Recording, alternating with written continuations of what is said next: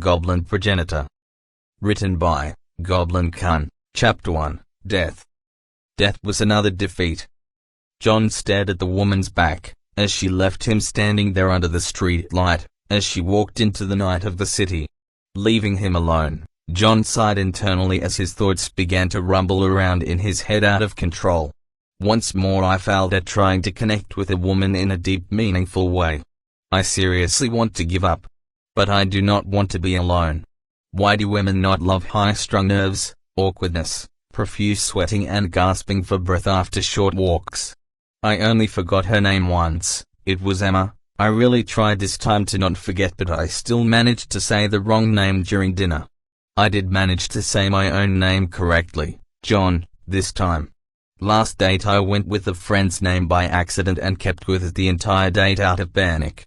I arranged this date to be at a wok restaurant that I really liked, this time hoping familiarity and friendly territory would give me a plus.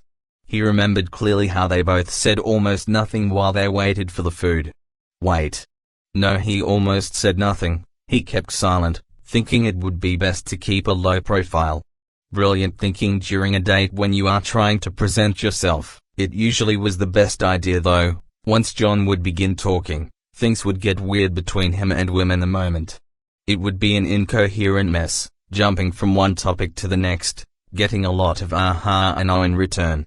While John became increasingly aware of him not saying anything particularly relevant to the situation. But if I got asked questions, I at least had time to think it over. I would then answer as best I could and talk more clearly. It was less nerve-wracking for some reason. Today this was not a day that had impressed this woman. Of course my looks are not impressive either. Not that she was the looker either, but clearly above my reach, I slowly realized, as the evening progressed with the both of us not really feeling anything. After they had dined and seen a movie, John could barely remember the movie now. He had frozen during the entire thing, unsure how to act. Like a small animal in front of the headlight of a truck. Hold her hand? In what world do I live in where that's possible? Do not be silly, John. Just freeze. Maybe it will work out if I do not move. Now here he was standing in the dark of night underneath a street light, his thoughts beginning to pound himself over his failings which would undoubtedly ring through his head on occasion on and off for the rest of his life.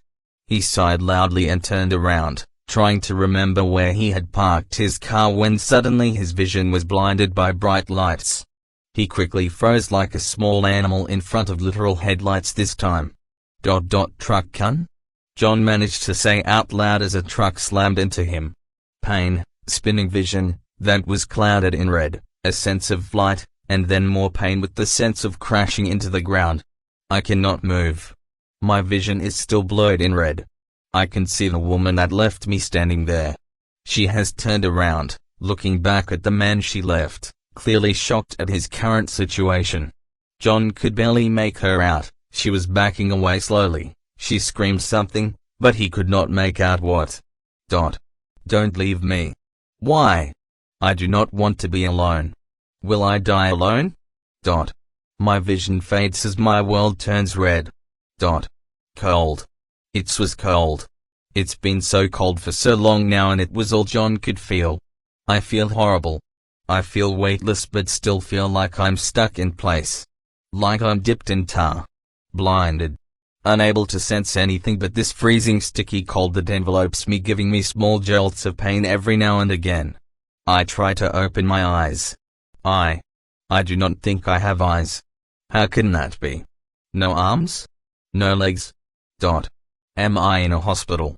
Unable to feel anything or sense anything?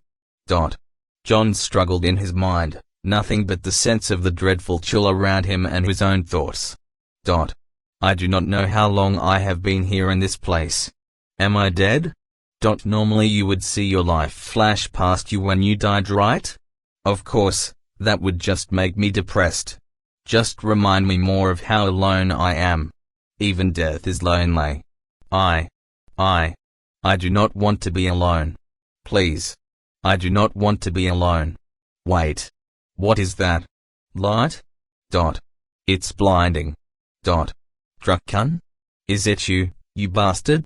Come to kill me one more time? Wait. It is not cold anymore. Suddenly John was no longer surrounded in cold, his thoughts were now wrapped in something pleasant and warm. It felt bright and glowing, but he could not see it. Only feel it wrap around him, pushing away the cold, dark and sticky substance he had been in. This feels so good, no more pain. How can light be physical? I can feel the light wrap around me. I can still see the sticky coldness I was in. But it is not near me. Pushed away by the light, I finally relax. Is this the feeling I always wanted, wrapped in this gentle light? This is nice. I am still alone though. But this is nice. Suddenly everything begins to move around John, spinning madly as if suddenly picking a direction, then speeding towards a point of light, other points of light hurling past him, blasting through the dark matter he had been trapped in for an unknown amount of time. As the sense of flying intensifies, and suddenly John felt like he had been dumped into warm water, all his normal senses once more forcing themselves back onto him. Pressure. Tightness. A sense of feeling heavy once more as gravity meant something. A heavy drumming sound was constantly hammering all around him. He could feel his body and move it again. But it was difficult. He was floating inside a viscous mass. He tried to cover up his ears from the hum sound as he realized. Wait, I have a head, arms, feet. I can feel them. And lungs. Lurk tried to say something, only to realize that he could not speak, or breathe. He was still submerged. I cannot talk. Wait. I can't breath. Wait. What is this? A hose? I'm stuck in liquid. Wait. Calm down. Is this hose? It's going into my stomach. And I inside. A womb? Am I reincarnating? Reincarnation is true. It's a real thing? A note from Goblin Kun, edit. The 19th of December 2018, I have finally begun to edit the first chapters to fit the narrative. So not so much jumping around first, third person. Thank you for reading. Chapter 2, Birth. John felt a sudden pressure around him. It had been intensifying every so often now with each attempt. Ow. Getting squished again. Yes, my mother is about to push out her new favorite son. Wait, am I even a son? Yes. I am. Wow, I really am. For a moment I thought I was holding onto the umbilical cord there. My son down there is a bit too big, is it not? I'm just a baby. It's hard to see though, I can only see some vague outlines and shapes. Wait, how can I even see this much? It should be completely dark inside a womb. At least I have gotten used to the constant loud sound I deduced was my mother's heartbeat. Another intense pressure surrounded him. Ugh.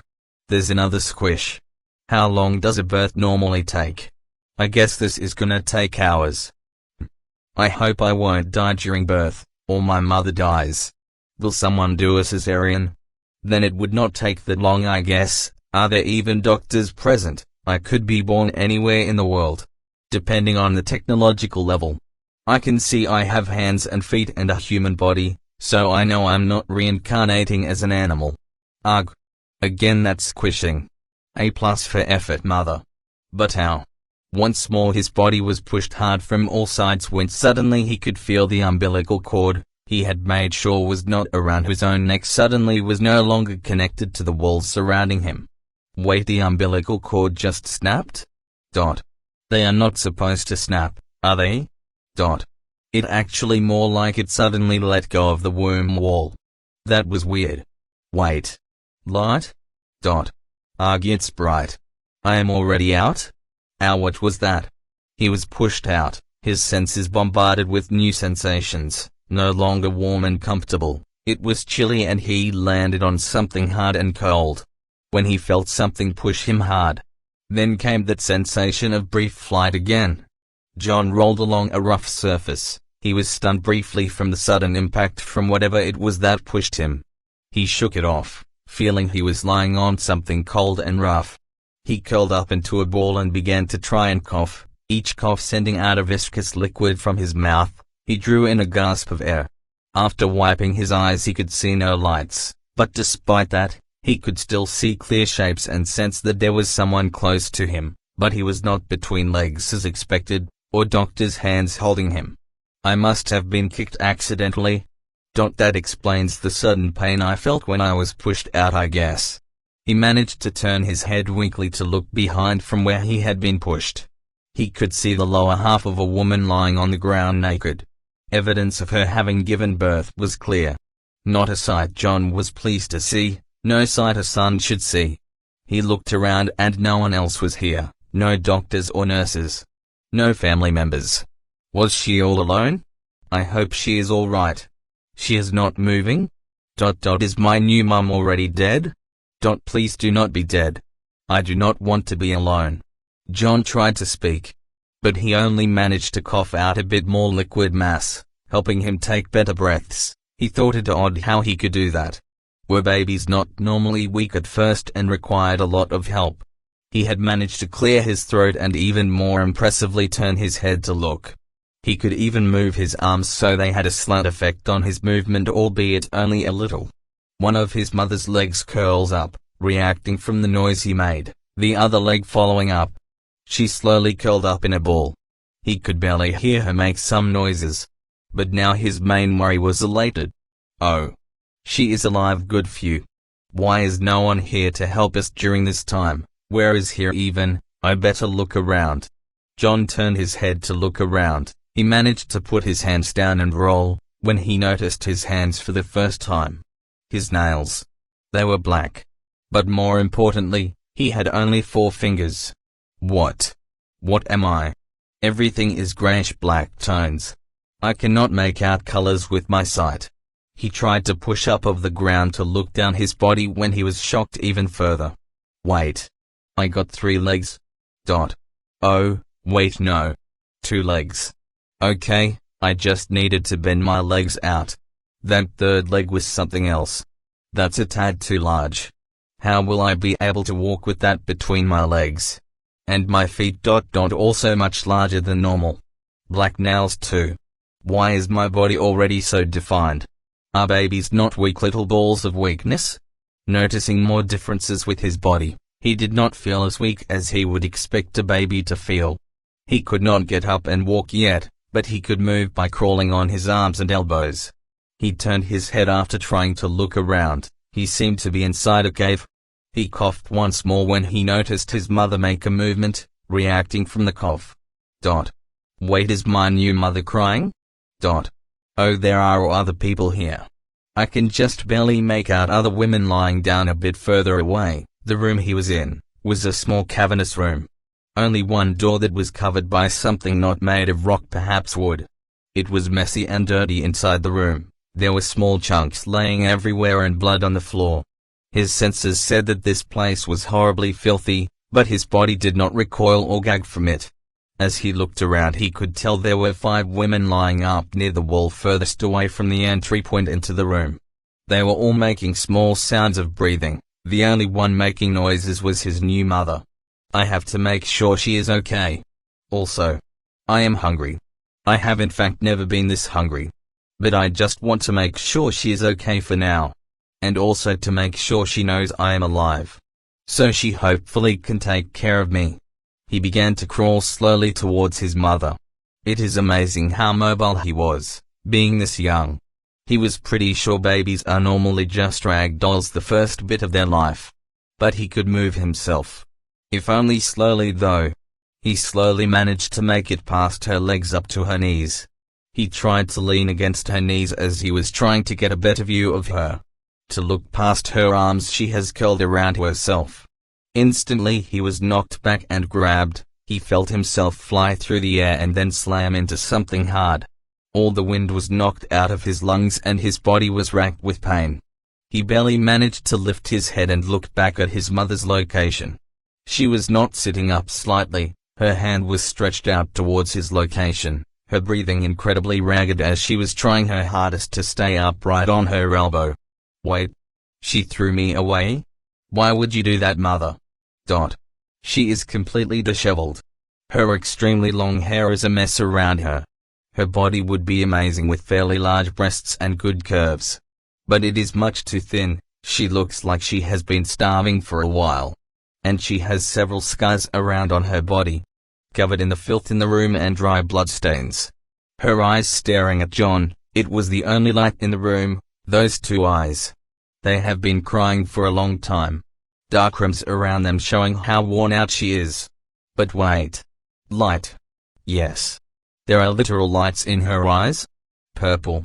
How can he tell her eyes are purple? Everything else is grayish dark tones. But her eyes are a clear purple color. John surmised he must be able to see in the dark, and so must she. She was looking straight at John, her face grimaced, staring hate and death at him. John was shocked, his eyes widened, the state of her and the rejection and pain she inflicted on him. The sudden realization he was still alone, even in a brand new life. I feel like crying. I cannot cry. Don't cry.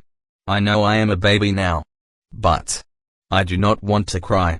John hung his head down, closing his eyes, giving a slight sob. But no tears fell from his eyes. Suddenly he heard a slight sudden change in her breath. It was raspy from her exertion of throwing me away and sitting up so she could focus her hate into me with her stare. But now she was silent, holding her breath. He looked back up, slowly opening his eyes. She is looking at me with a shocked look.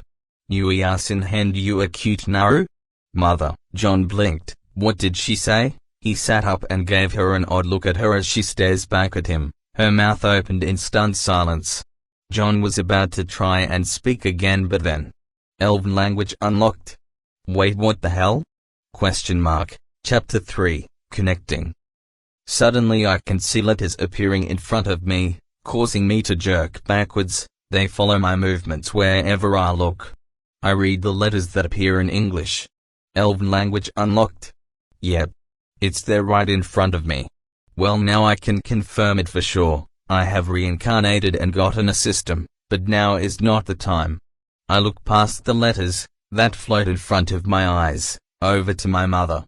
The letters fade away, because my focus shifts away from them, my view of my mother unrestricted again. She still looks at me shocked, as she slowly sinks her posture back down, trying to keep too upright and to look right into my eyes. The former look of hate and disgust, no longer present. Even the light in her eyes have faded, replaced by confusion. But she slumps back down and our line of sight is broken. She must have used a lot of her strength, both from giving birth and from throwing me. Now she cannot keep herself upright. I panic a little and try to crawl back over towards her, my head still hurting like hell from the impact against the wall. The process of crawling over is slow, but I manage to get back over to her. She is lying down on her side, her knees still huddled up close, but her arms are not covering her face anymore. Her eyes are closed and she is breathing shallowly. Looking at her closely now, her ragged breathing the only sound, I once more notice the poor shape she is in, her body covered in cuts and scars, dirt and filth on her here and there. Her hair clumped together some places, looks like dried blood, the rest unkempt and damaged. Then I notice her ears. Long thin points, instead of the normal ears I know, so the menu was not lying. She is an elf. So because she spoke to me I instantly learned her language. That is a very convenient ability. I will have to investigate the menu more later. I resume trying to get closer to her. Her eyes open slightly from hearing my shuffling, my form the first thing she sees. She instantly backs away, eyes filled with fear. I pause and back away slightly, trying to not appear hostile. I cannot scare her. Mainly because I do not want to make her even more scared, but also that I really do not want to get thrown once more. My tiny body lying next to hers, propped up on my elbows, I look at her eyes as she slowly calms down. I inch slowly forward, as I reach her hand that is lying on the ground with no strength, and gently put my own four-fingered hand on it. Each small move I do makes her twitch slightly, her eyes switching between panic and calm with each pause I give her. As my hand touches hers gently, she quickly looks at my hand, her eyes widening slightly from the weird situation. Confusion once more taken control of her mind, instead of pure panic. We sit like this for a while. I try not to stress her more, just allowing her to reclaim her calm. Her eyes move back up, looking into mine, That purple light returning again, her fingers twitch a little. But slowly she closes her fingers and holds onto my tiny hand. If she wanted, she could easily take back up her hobby of flinging newborn babies through the air at the nearest hard wall, but instead she closes her eyes and sobs quietly. Her crying must be because of not having had any gentle interaction in a while. This simple action of holding someone's hand has brought tears to her. I allow her to slowly cry and try to also tighten my hand in hers. We remain like this for a while. As she slowly calms down, she looks at me again with a quizzical stare at this apparently abnormal situation. Why? Why is this happening? Mother, I listen intently to her weak voice, perfect English. I try to shrug my shoulders and look like I do not know. I try to speak again, but only a weird noise comes out. My mother twitches as if that noise is something she has heard before. I quickly tighten my grip on her hand and stop trying to speak, returning my eyes to hers, wanting her to not return to her panicked state. Purple eyes. Mother, she manages to say something odd, before closing her eyes, seemingly falling asleep. Wait, why would she say purple eyes? Does she mean mine? It dims on me I must have the same eyes as her.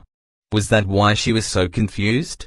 She seemed to relax or become very confused, whenever she looked into my eyes, so that must be a weird trait I have.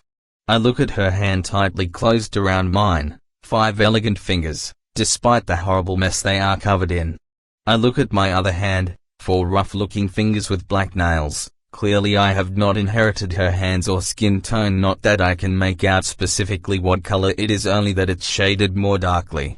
I move closer to her, my body also feeling weak from my exertions, and then lie my head down on her hand.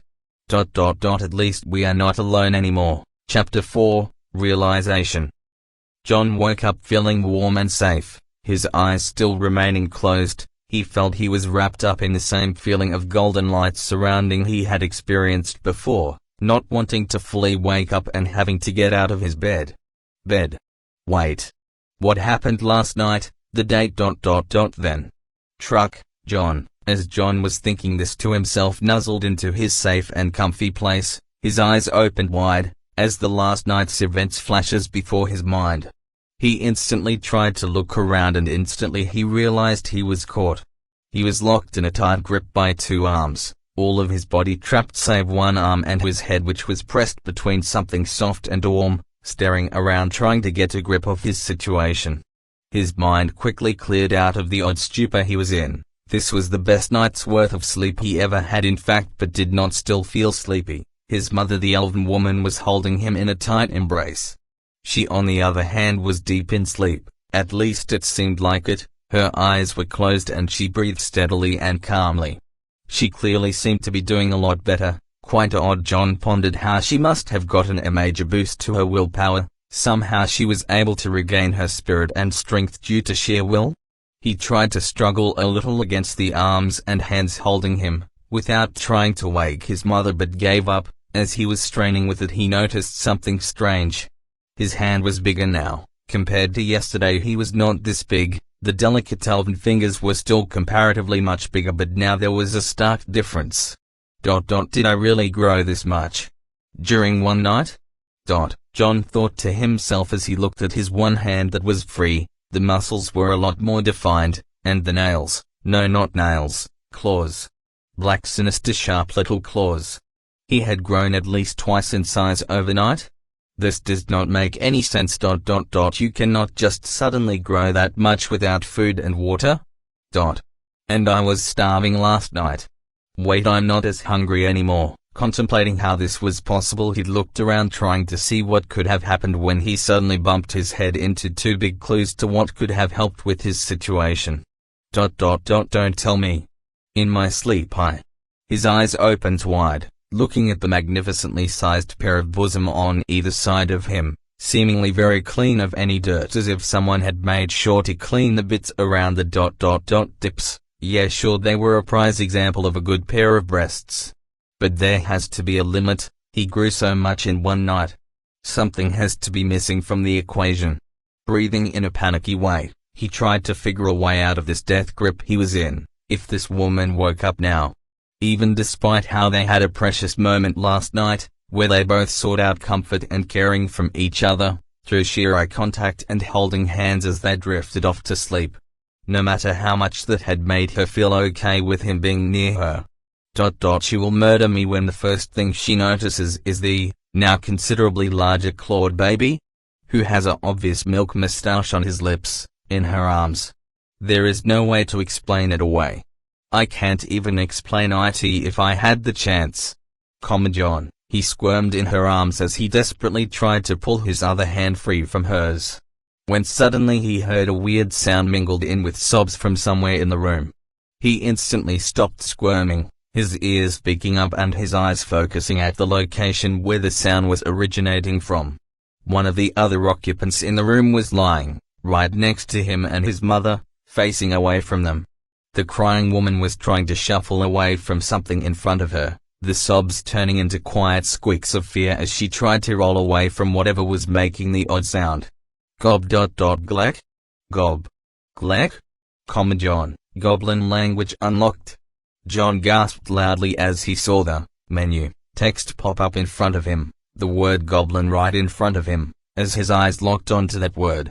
The woman trying to roll away finally managed to do so, rolling over to face him, and on her chest was a small humanoid baby-looking creature, holding on with tiny dark claws, leaving small claw marks on the woman's skin as it held onto her chest before biting, sucking down on her exposed breast, in a not-so-gentle way, causing the woman to squeak out again. Clearly the most she could muster with her diminished strength. Witnessing this tiny dark-skinned creature latched onto this poor woman, his thoughts instantly went to his own hands and the dark skin and nails. His mind struck by the horrid realization. I am a goblin. And my mother is an elf. No. Then. No wonder she was terrified of me last night.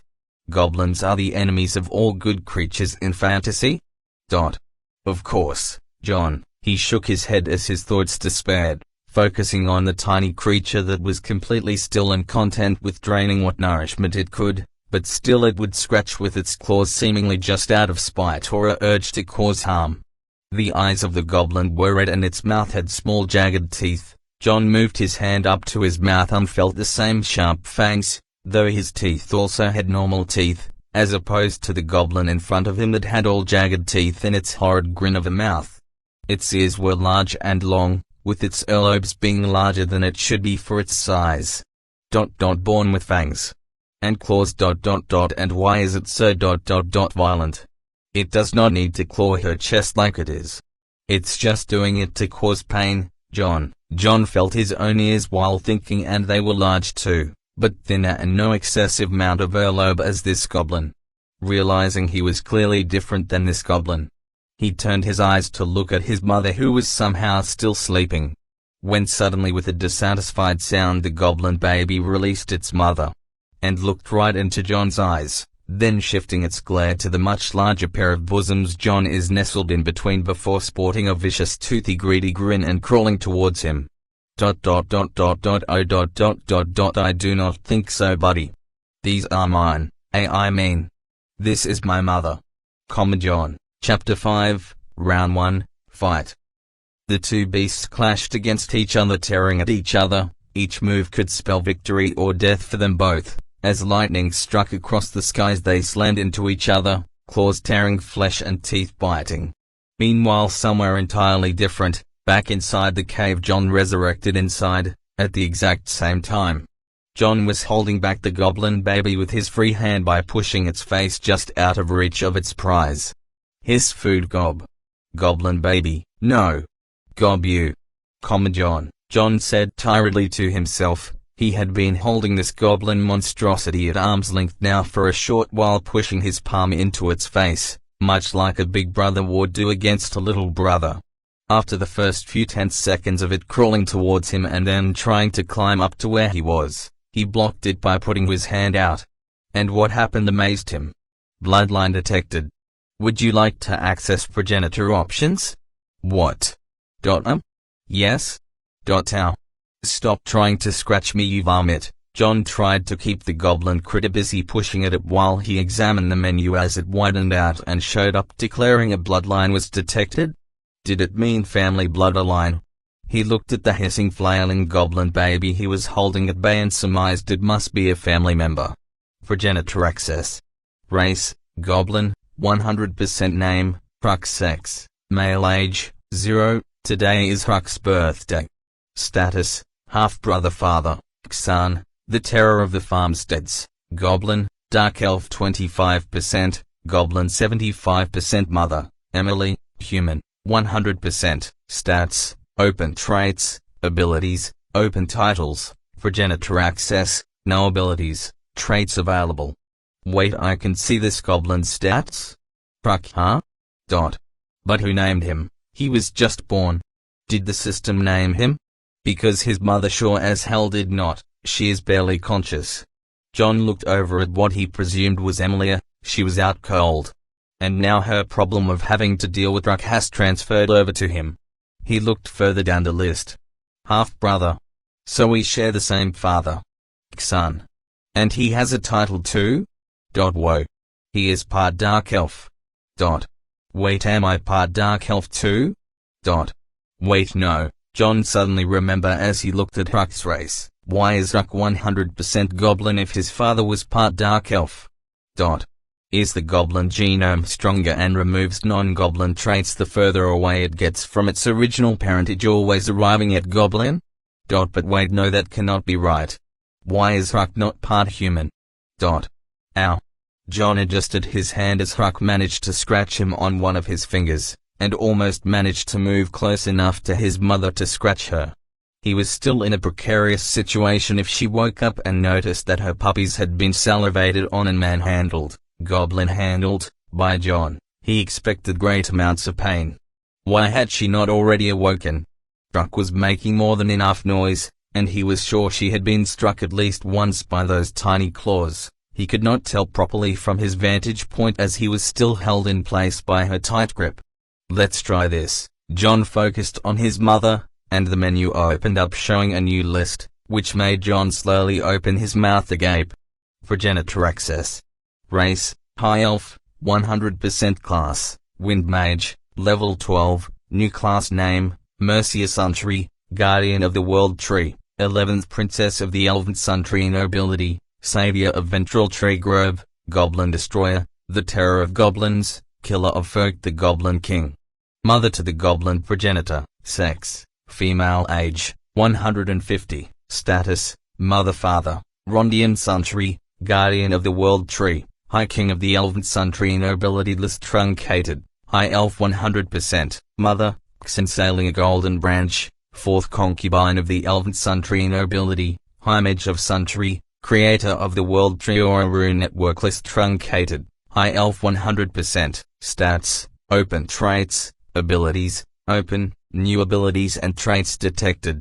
Titles, open, active spells detected, light regeneration, level 1, stasis, level 2, mana lock curse level 2, paralysis, level 2 active spell casting detected, magic beacon, level 5, magic runes in process 91% and building, progenitor access, abilities, traits available. Would you like to open options?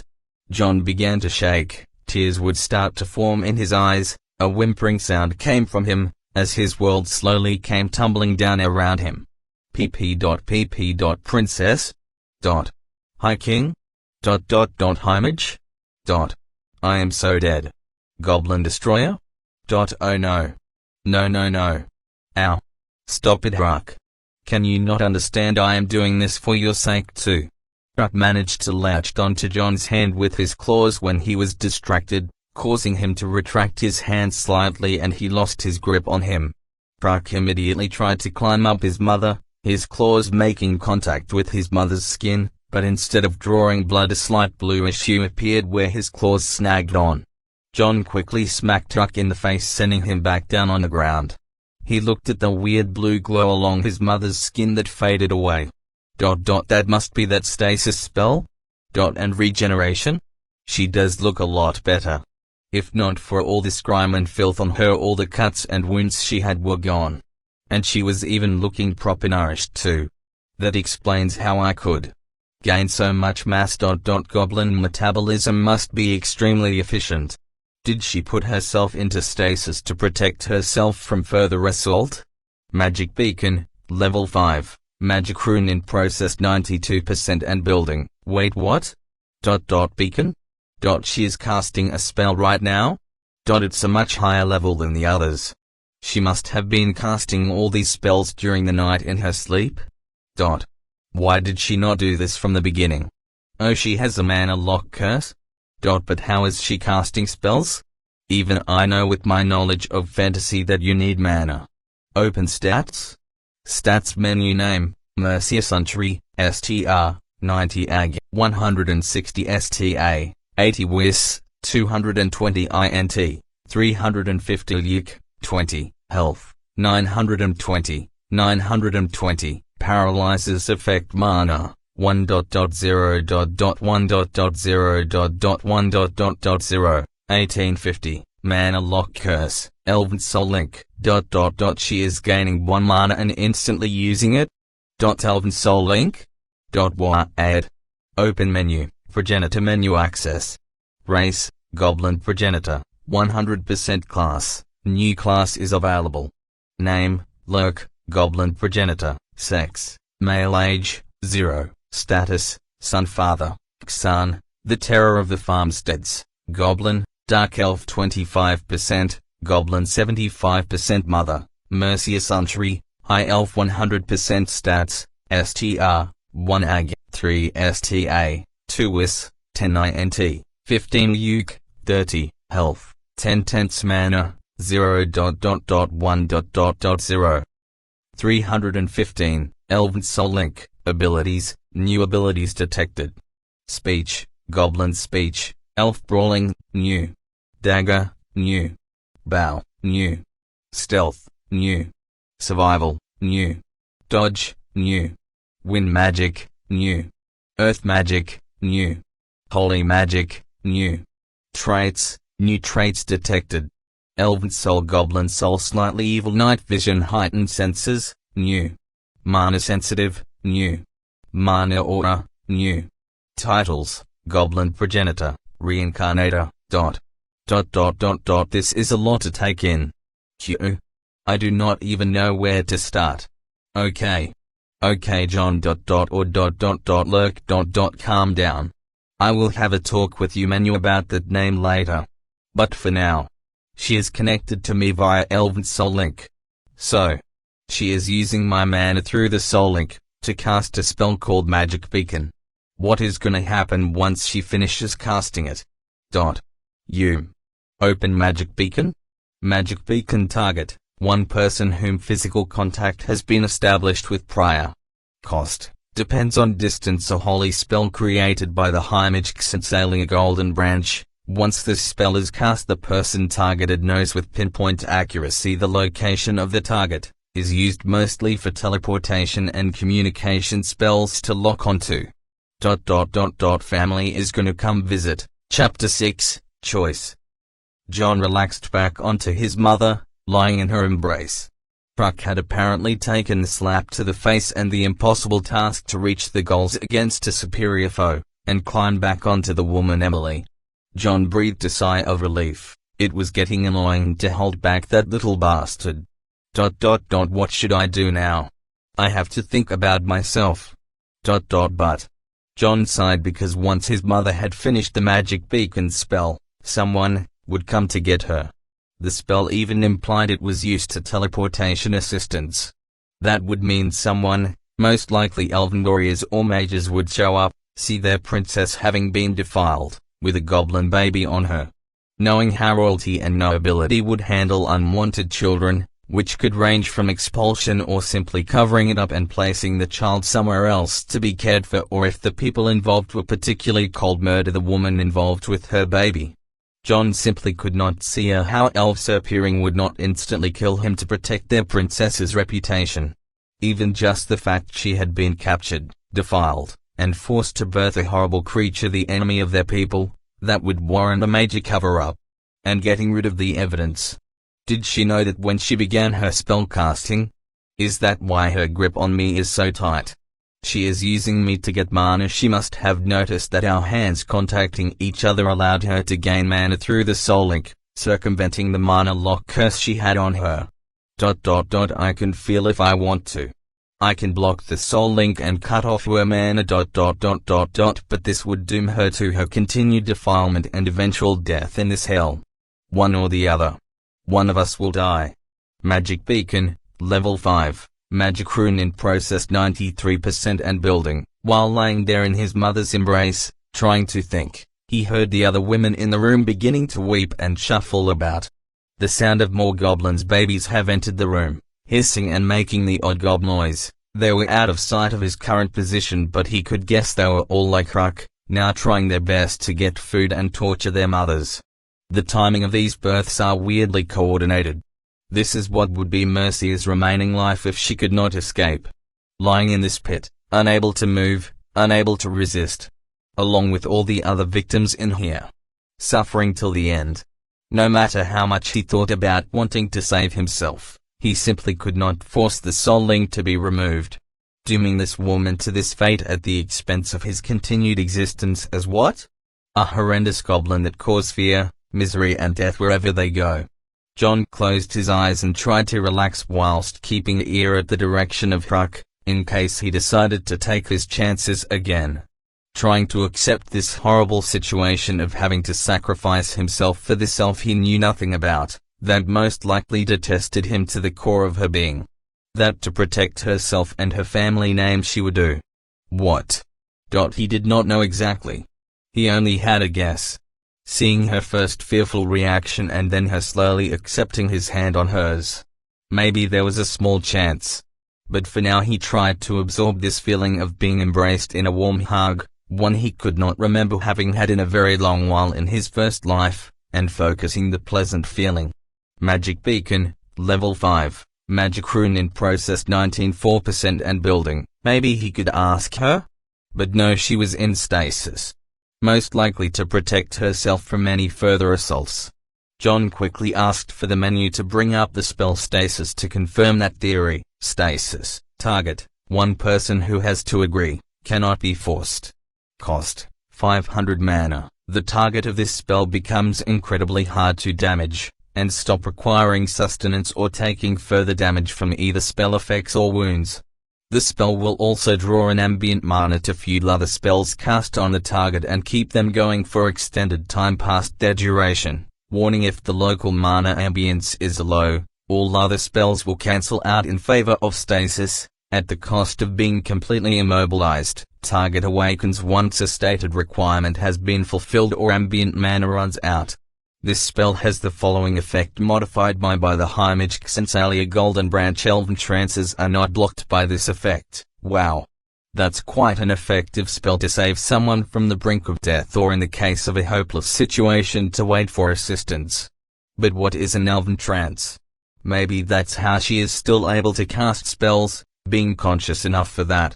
It reminded him of elves from some fantasy stories and games, that they did not truly sleep but simply focused their minds. Maybe she could only cast spells in this trance due to her state of paralysis. Magic Beacon, level 5, magic rune in process 95% and building. Wait. Maybe if I could get free but remain in contact with her until she finishes her spell, then hide somewhere or try to get outside this room. Maybe we could both remain alive. As John thought that, the entrance to the room suddenly opened up. In the doorway stood an imposing goblin, wearing wolf furs, bone amulets and metal chest armor. In his hand holding a murderous-looking club with all kinds of spikes and odd crystals embedded inside it. Behind him the sound of many goblins yapping and screeching at each other. The red eyes of the goblin staring at the women in the room from left to right. Ending his glare on John and Mercia. Family is here. Chapter 7, Separation.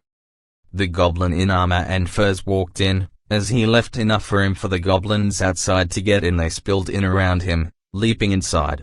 Some of them carrying baskets, buckets. Some carrying a charred dead animal.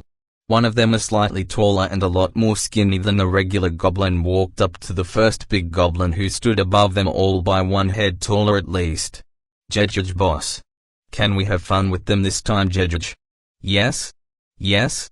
I want to breed them too. Skinny Goblin. The boss goblin stared at John and Mercia still, only breaking his stare on hearing the goblin beside him. He then swung his hand down onto the skinny goblin, sending it slamming into other goblins that were carrying baskets, knocking them all down sprawling on the ground. They all quickly got up on their feet and stepped away from the skinny goblin, who was sitting up against the wall, holding onto its face and jaw that seemed to have been dislocated. The goblins were all getting excited and cheering at the sudden activity, pointing and laughing at the skinny goblin. Goblin boss. The boss approached the goblin that was moaning in pain and promptly kicked with full force into the head of the goblin against the wall. A sickening crunch silenced all the yapping and screeching goblins that were scurrying away from the boss. Put this one into the wolf pit. Goblin boss. The goblins all screeched and laughed at the carnage, and one of the goblins closest to the now dead skinny goblin dragged the corpse outside of the room. The boss turned once more and walked over to the woman furthest away from John and Mercia kneeling down. Just like that he killed his ally. And all the other goblins just laughed. John, magic beacon, level 5, magic rune in process 96% and building. Come on. Hurry up, damn it. Now I really need this to finish, John. The boss motioned for some of the goblins carrying a basket to come over as he grabbed onto a goblin baby that was crawling around the woman. He looked at it closely, then put it inside the basket. Feed that one. Goblin boss. He then walked over to the next woman. The goblins with the basket following as the goblins carrying the charred animal corpse ran over, starting to cutting pieces off it and forcing it into the woman's mouth, making her swallow it, kicking her when she tried to shy away and curl up. He picked up 2 goblin babies from the next woman. One of the babies' mouths was covered in blood and it was flailing. Its teeth were abnormally big and it looked manic. HMMR. Jedge feisty. Put this in another basket. Get rid of this corpse. Goblin boss. He handed the feisty baby off to a goblin that screeched as it bit his hand. He struggled with it for a while before giving it a punch, which only seemed to agitate it. The other baby was put into the first basket along with the other one. That one seemed more normal. It killed its mother. I never noticed. These goblins all looked different too. That one especially. Why are they all so different from each other? John, magic beacon, level 5, magic rune in process 97% and building. John looked at all the goblins. Some were taller, had long arms or short legs, big pot bellies or hunched over, some without noses and just slits, or ones with big long noses. The ones waiting seemingly staring at the women, fighting an internal battle within themselves to not launch themselves forward to cause mayhem, suffering and death.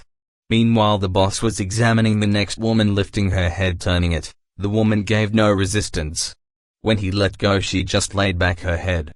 She was severely malnourished, her eyes and corn sockets, her body wasted away. HMPF no spawn TSK. Judge. Chop this one. Goblin boss. The boss moved to the next woman, Emmeline Huck.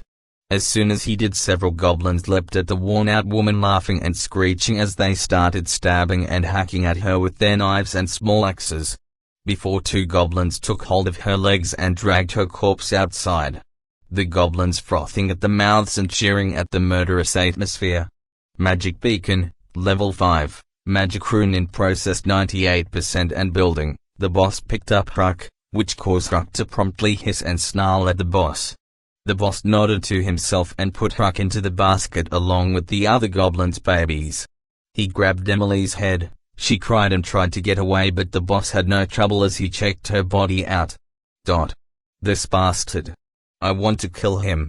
I want to gorge out his eyes and rip him into pieces. John did not seem to notice that the same bloodlust and intense feelings the goblins were all cheering about, now having spilled blood, was affecting him a lot. His vision turned red from rage, his heart pounding in his chest as he tensed his body, wanting to jump at the boss and rip him up.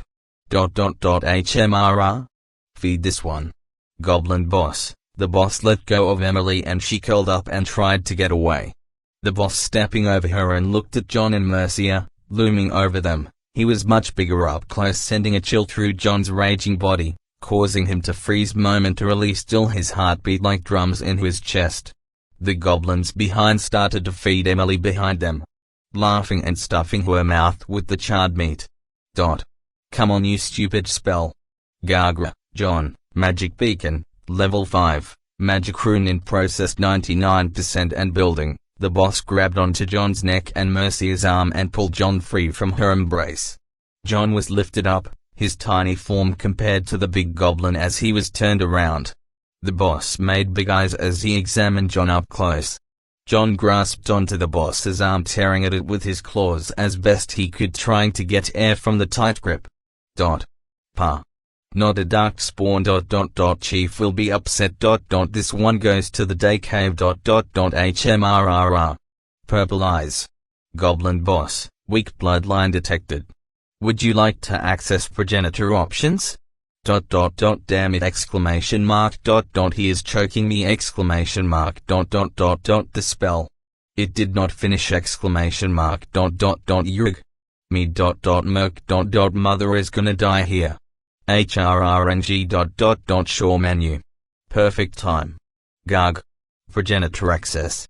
Race, Goblin, 100%. Name, Vrekbezlayer. Sex, male. Age, 5 years. Status, different family, to distant bloodline connection. Father, unknown. Mother, unknown. Stats, unable to open. Traits, abilities, unable to open. Titles, progenitor access, no access to abilities or traits. Agra. I was kidding menu. Gara. John, a goblin came over with a basket and set it down next to Mercia. The goblin boss put John inside it and then looked at Mercia with wide eyes. What is this? This elf bitch is fine? Not drained? Goblin boss, the goblin grabbed her neck and lifted her. A slight blue shimmer appearing where his tight grip appeared, and his eyes widened out in anger. He slammed her against the floor, a blue shimmer once more covering her head where she impacted against the floor. Magic. Judge. Gob. How? This bitch. Chop her. The goblin boss grabbed a knife on his belt and raised it up high. Other goblins also leapt forward with their weapons and stabbed them down onto Mercia's body. Her body got covered in blue shimmering fields, none of the weapons piercing through enough. As they kept on stabbing, slashing and kicking, the blue shimmer slightly changed color. Yes. Judge. Keep slashing. Biting. Murder. Kill this elf whore. Goblin boss. The goblin boss changed his hand to the club, lifting it up high as it just about to slam it down onto the weakening stasis spell and crack Mercia's skull in. The basket with the weird goblin baby this self bitch had birthed, had a small goblin arm sticking out from a tear in the basket, stretched out to just barely allow a finger to touch her foot. Magic beacon, level 5, magic rune in process 100% complete. World Tree or Rune Network link active. A white flash instantly covered the room and the goblins and the goblin boss all shrieked and backed away from the glowing figure that appeared in a flash now standing over Mercia. Chapter 8, Alone. The white light vanished and was replaced by a gentle green glow from the girl now standing over Mercia's. She looked to be a young girl not much taller than the boss goblin, green flowing hair down to her waist. Her body was covered in wooden bark on her shins, knees, crotch, stomach and chest, and her arms had jagged bark. The bark had green glowing vines pulsing on them, connecting all the various pieces of bark between each other. Her eyes glowed green as she quickly looked around, identifying all the goblins near her and Mercia's beneath her. In her hands instantly 2 one-hand scythes appeared with vines springing out from her wrist pieces onto the bottom of the scythes as she spun around into a kneeling position. The goblins, all still reeling from the sudden blinding light in this completely dark cave, got slashed up, several of them all falling back onto the ground dead with completely sliced off limbs or deep gashes that none of their primitive rags or skin could protect again. The goblin boss managed to block the initial attack, despite blinded, but he was forced back as the scythe connecting with his club, blue sparks springing forth from their impact against each other. He quickly slammed his club out to hit the intruder, roaring out a command that caused the cave outside to become active with goblin shrieks and yells. Interloper. Come chop and fight, you useless gobs. Goblin boss. The girl crossed her scythes and blocked the club, directing the attack away, and used the momentum to slash across the chest of the goblin boss. His chest armor getting torn to shreds as black-greenish blood sprayed out over the girl. The goblin boss screamed out with 2 deep gashes across his chest. The armor did nothing to guard against the scythes at all. The girl was silent through all of this, simply methodically and effectively slashing and cutting down the goblins. Her eyes cold and calm from the impeding threat, she did not move away from Mercia, and having pushed the goblin boss back, she promptly attacked the nearest goblin that was still somehow alive, having survived the first assault. It tried to slash at her leg, but before it could, the scythes lopped its head off.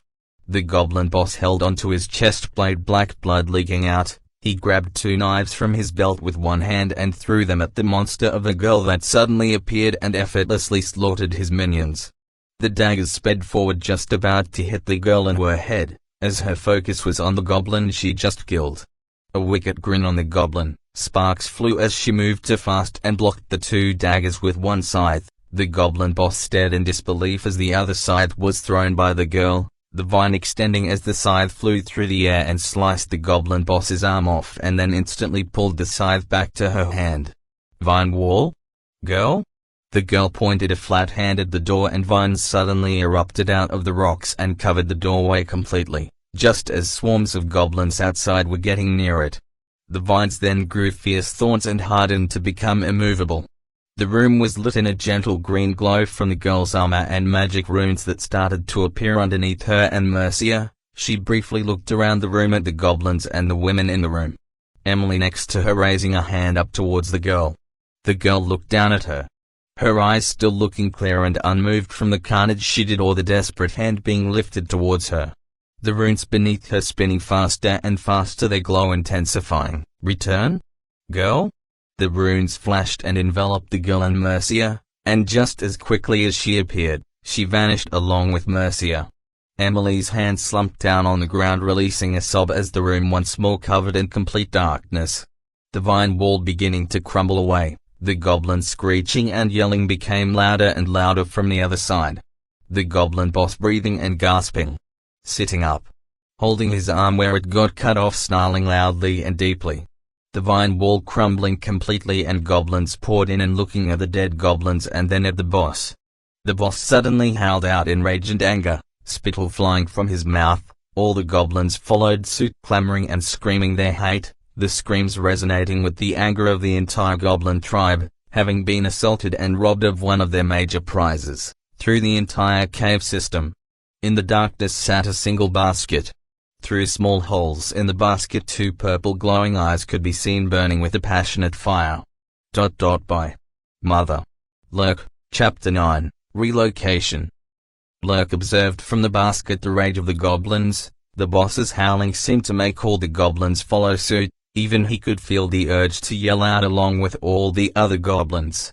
It must be some kind of instinctual group mentality. They are all following suit of the strongest. I guess it makes sense. Oh, shut up already. It would be a good way for a violent race like this to function without constantly murdering each other. Lurk tightened his lips as he did not want to take part of it, instead just humming a little to take his mind off the loud yelling. The goblins all were riled up, screaming, and then quieted down right away, as the boss stopped. Just then another goblin walked inside, pushing past all the goblins outside as they made way for it. The goblin was covered in various pieces of human clothing, all sewed together in patches.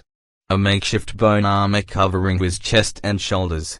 His face was also covered completely in wrapped rags, cut-up clothing, even fine clothing worn by humans.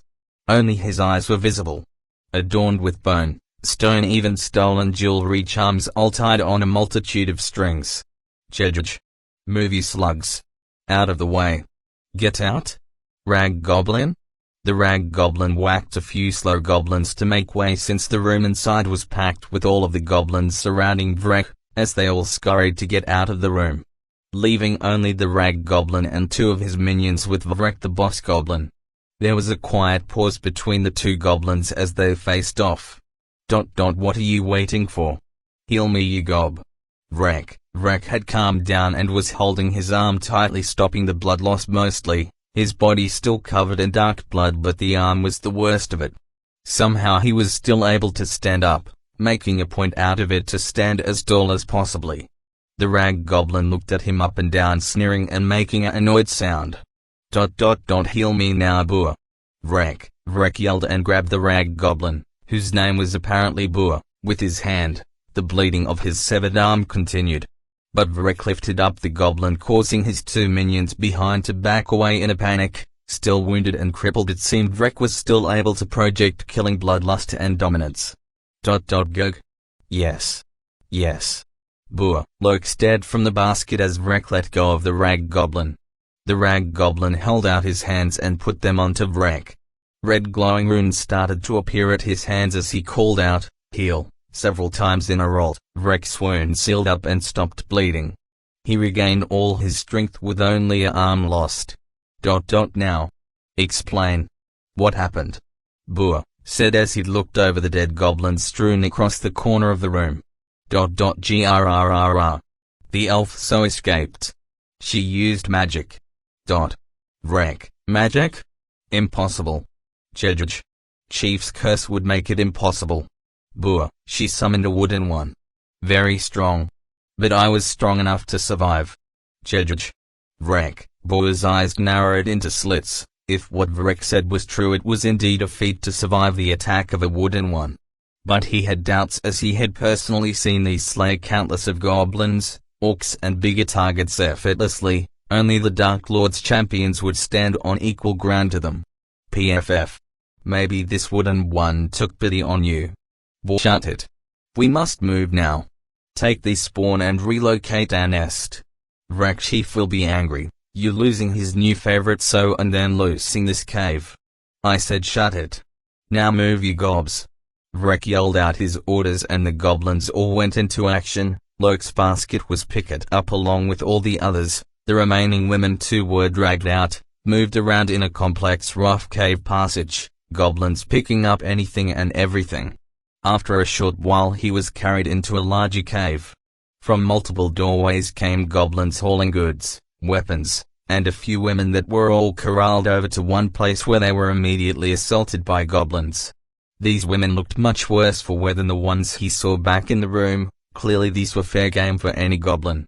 The baskets with the babies and himself in it were put over in the corner along with the two remaining women from the room, and then fiercely guarded by a few goblins that looked tougher than usual goblins. No one came over here to assault these women. Vrek gave orders along with 3 other goblins, Boer included, piling up goods in different parts of the room and then assigned goblins to each pile. As these groups were formed up, they all left out through the largest passageway. Vrek's group took care of all the goods and numerous goblins that had been moved over to Lurk's corner, picking up everything. They then hurried out of the large room. After a while of traveling through the passageway, open night sky became visible to Lurk. Chapter 10, Training. The journey was rather uneventful, and the sights along the trip were not as interesting as Lurk had seen in the travel brochure. Granted, the basket was the main cause of this, as it only had so many holes to look out of. Of course he would never speak ill of the holes, since they were the main reason he could save Mercia. From what he could gather, they were in a forest, hill area with the occasional large rock formations jutting out of the ground, creating a lot of small nooks and tiny valleys every so often. The goblin group moving swiftly through without much pause. And compared to how noisy the goblins were inside their safe nest, now they were silent, only the shuffling of feet and the goods, and the occasional sound of metal armor from the bigger goblins. The hierarchy was easy to spot. The goblins wearing the most items, weapons and decorations they had on them spelled it out clearly. They were strong, cunning or powerful enough to keep the items to themselves. When he had the time in the main cave, before they left, he spotted 4 goblins that all were the most decked out. Vrek, Boer and 2 other goblins. Clearly they were the leaders of this group.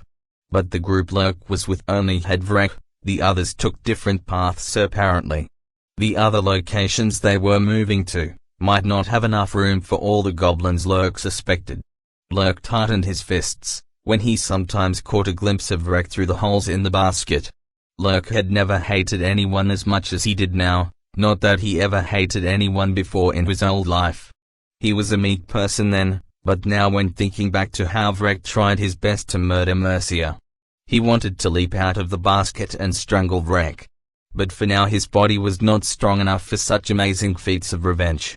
Which reminded him that he might as well use the time to get more acquainted with this progenitor menu. With the thought, the menu opened up before his eyes as usual, his vision going straight to the flashing new. In the menu. Progenitor menu access. Race, Goblin Progenitor, 100% class, new class is available. Name, Lurk, Goblin Progenitor, sex, male age, 0, stats, STR, 2, +1, new. Body growth AG, 6, +3, new. Body growth SDA, 4, +2, new.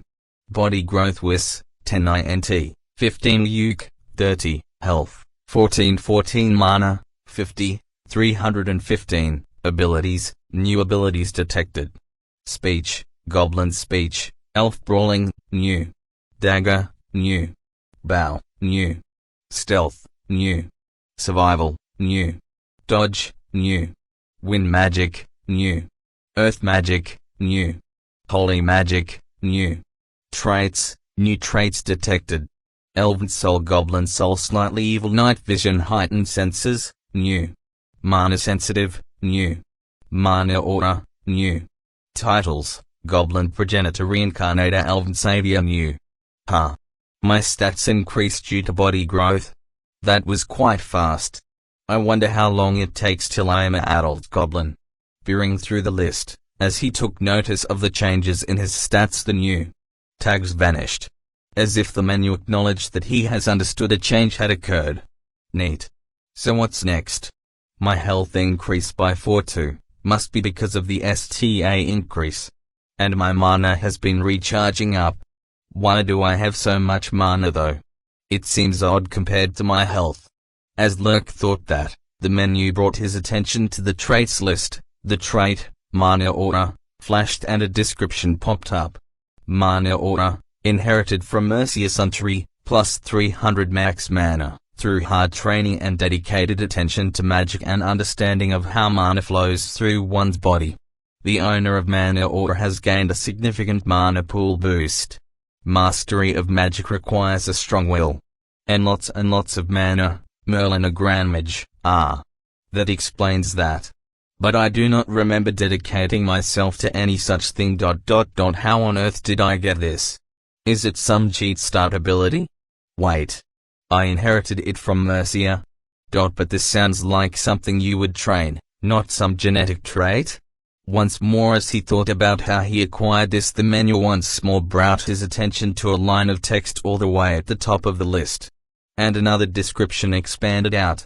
Race, Goblin Progenitor, 100%. The progenitor is the head of a new species, a great leader of a culture, the head of a grand family, the great ancestor. The progenitor is the master of his bloodline and has a great deal of control and knowledge of his bloodline. A progenitor will bring great change and power to his bloodline.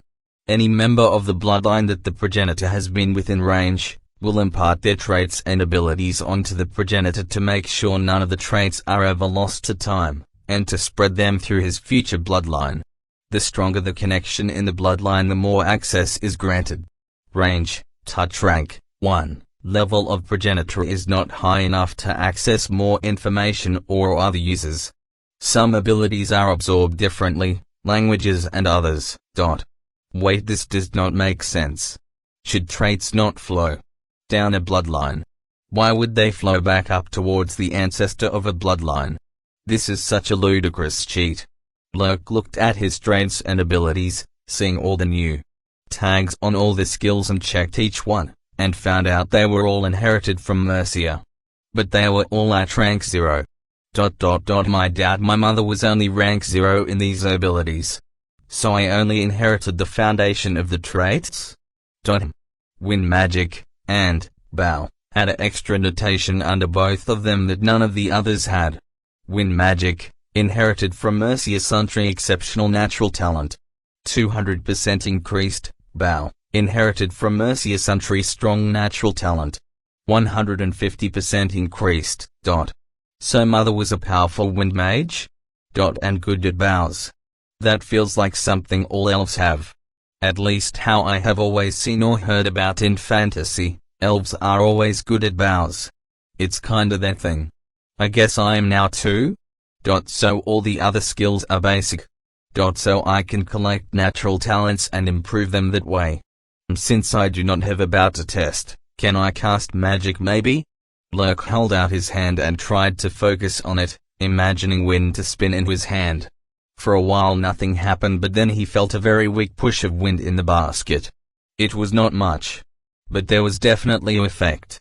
Lurk grinned like mad at this. How awesome was this? He thanked his mother in his heart for this great gift. Level 0.1 gained in wind magic. Gain mage class. I guess I am gonna be busy training for a while. Chapter 11, Sun Soakers. Lurk continued to test his magic ability with nothing else to do, though he felt he should stick to wine magic. It was at least somewhat hidden. During the journey the goblins paused and started to eat. He was starving, but he was also concerned. What do goblins eat? Well, if what he would guess at, anything, everything and everyone. The other baskets began to be noisy once food was in sight. Smell range. Food. Gob. Food. Goblin spawnlings. Food. Food. Lurk sighed inwardly and decided to join the noisemakers, as it would be the only way to make sure that the goblins might know when someone was fed or not. He doubted their child-caring abilities to the max. Eventually a good-sized piece of meat was thrown into the basket. Lurk looked at the meat and sighed. I really hoped for something non-meat. For all I know this could be a former person. Lurk touched the meat gingerly. Meanwhile in the other baskets the sounds of gnawing and chewing was heard. Just as he touched it, menu interjected with a message. No bloodline connection, no access. Race, Earthborn dead stats, locked skills, traits, locked. Thank you dear menu. I retract almost all the bad thoughts I had about you. So the progenitor ability can check other species too. Now feeling a bit better about what he was gonna put in his mouth, he began eating it. It's sad to eat uncooked meat. I will never eat proper cooked food again. Goodbye my favorite pizzeria. I will miss you. Lasagna and chicken. I think I will miss you most of all. The meat vanished quickly, and Lurk's stomach made all kinds of sounds as he was finished. He could literally feel his body absorbing what he ate at record speed. Goblins definitely had a fast metabolism. He was sure he was skipping months of growth a normal human baby had to do in hours. He continued to train in wind magic, as the goblins took off again, and after several hours the night sky vanished from the basket's view, being replaced by rocky caves with roots on the walls and floors. The cave passage expanded slowly until it opened up into a large room. The sound of water and also the sound of goblins shrieking heard. When Lurk managed to look out, it seemed Rick was in the middle of proving that this cave was now under his leadership, using an impressive political campaign of stabbing the goblins that were already in here, till the rest agreed. He managed to do it by 2 goblins. A deep crack about 5 feet wide in the room had running water about 10 feet down in the gash. Several pieces of wood and sometimes planks were placed over the crack. The walls were covered in roots and had many horizontal cracks of varying sizes down the walls. At the back of the room was a particularly large root that had made a sort of miniature room beneath it. An ordinary dinner chair was placed inside with many bones and pieces of broken weapons placed around it. Near it were the 2 dead goblins that failed to see Vrek's great leadership abilities, and Vrek promptly sat down on his throne and began giving out orders. Once he got to sorting out the goods and organizing where everyone was to go and stay, Vrek came to Lurk's basket. He looked down into it and picked Lurk up by his neck. Frel. Jedge. Got one for the Sun Soakers here. Vrek then threw Lurk over to a goblin that managed to catch him by his arm. This goblin was fairly human looking as opposed to other goblins. He was wearing a wolf belt on his body along with rags and leather, with the head of the wolf acting as a helmet. His yellow eyes that examined Lurk briefly before nodding at Vrek and returning his look to Lurk. You are now part of my son's circus, Jedge. I am Frel. What is your name, Spawnling? Frel, ... I am Lurk. Lurk was rather shocked at being thrown through the air, and as he was hanging from Frel's grip, having been lifted up so he could look straight into Lurk's eyes. Frel nodded at Lurk's straightforward answer, putting Lurk under his arm while dragging a bag of goods along. He headed towards a horizontal crack in the wall that went in rather deep and then exited into the middle of a passageway, room that was about 30 feet deep, 10 feet wide on either end of the crack, each that ended off at both ends with many roots covering the walls. Frel walked to one end, putting Lurk down on the ground. 3 other goblins were putting down their sacks and items and turned to look at Frel and the newcomer. Lurk noticed that all of these goblins like Frel looked a lot more like he did in his body shape, like tiny humans without the excessive body differences from the other goblins. No out of proportion traits in these, except for one of the goblins, who seemed to be sporting 2 mounts hidden behind rags on its chest. Ha, a goblin female. It's the first one I have seen so far. If it was not for the slightly bigger ears, hands and those bigger canines, she would pass off a miniature human girl, along with all the other goblins in here. This is a weird bunch. They have the same looks as me, though I have not seen my face yet. Frel opened his bag and threw some cloth rags at Lurk. Gather the rest of your own items like a proper goblin. This is Lurk Gobs. No chopping, he is a sun soaker like us. Sala handle Lurk till he is grown. Frel, after stating that calmly, he dropped off a smaller bag to one of the other goblins. He went down into the other end of the cave and began unpacking his things. Holding on to the rags in his hands, Lurk looked at the 3 goblins. Sala, the female goblin, stared at him with a frown on her face. They were all taller than normal goblins due to most goblins actually being slightly hunched over. She had black hair that was tied up in a ponytail and had loincloth rag and wrapped rags around her chest, with 2 actually leather braces on her arms. The biggest goblin had his right arm covered in what appeared a tiny piece of wolf fur, and also sporting a loincloth with a belt that had many pouches. His left eye was missing with scars running down that side of his face, and short black hair. The last goblin was tiny. This was the smallest adult goblin he has seen.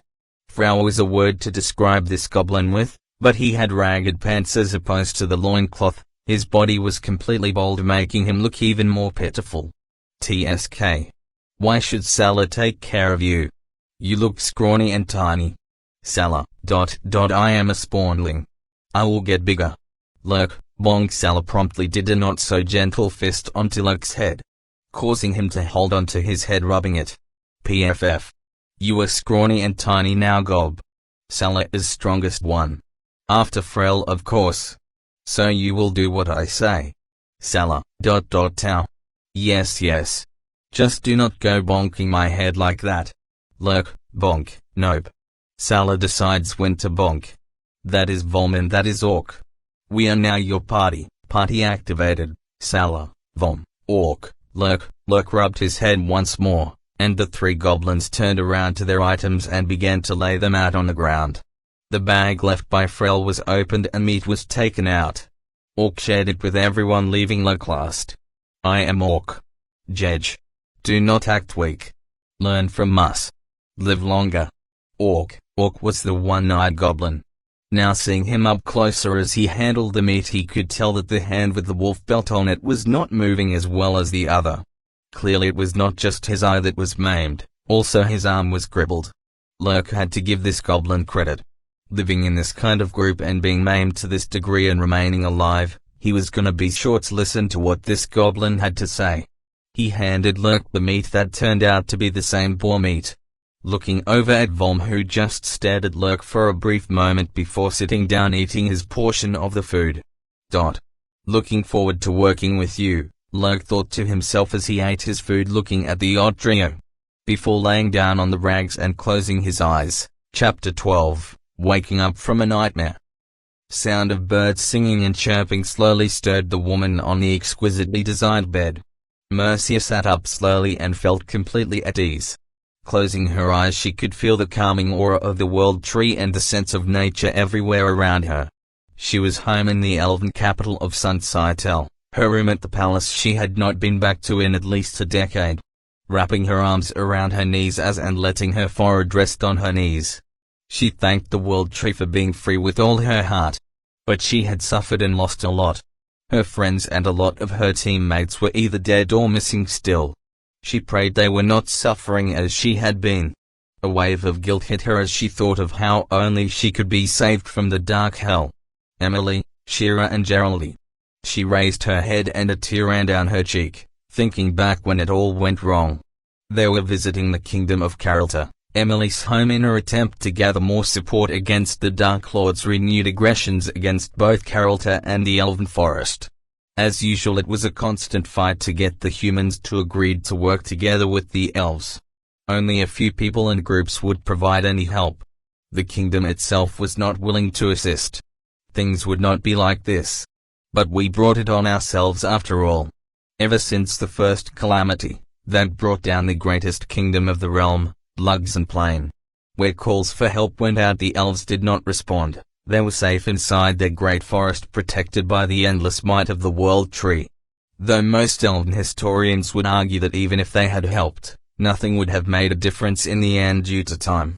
The kingdom of Lugs and Plain was a vast area of readily available farmland, sealed on all its borders by impassable mountains. With just enough sea routes and just the right land entry points into the country, this allowed them to be the central trade hub between all other civilizations. Their defenses were unassailable.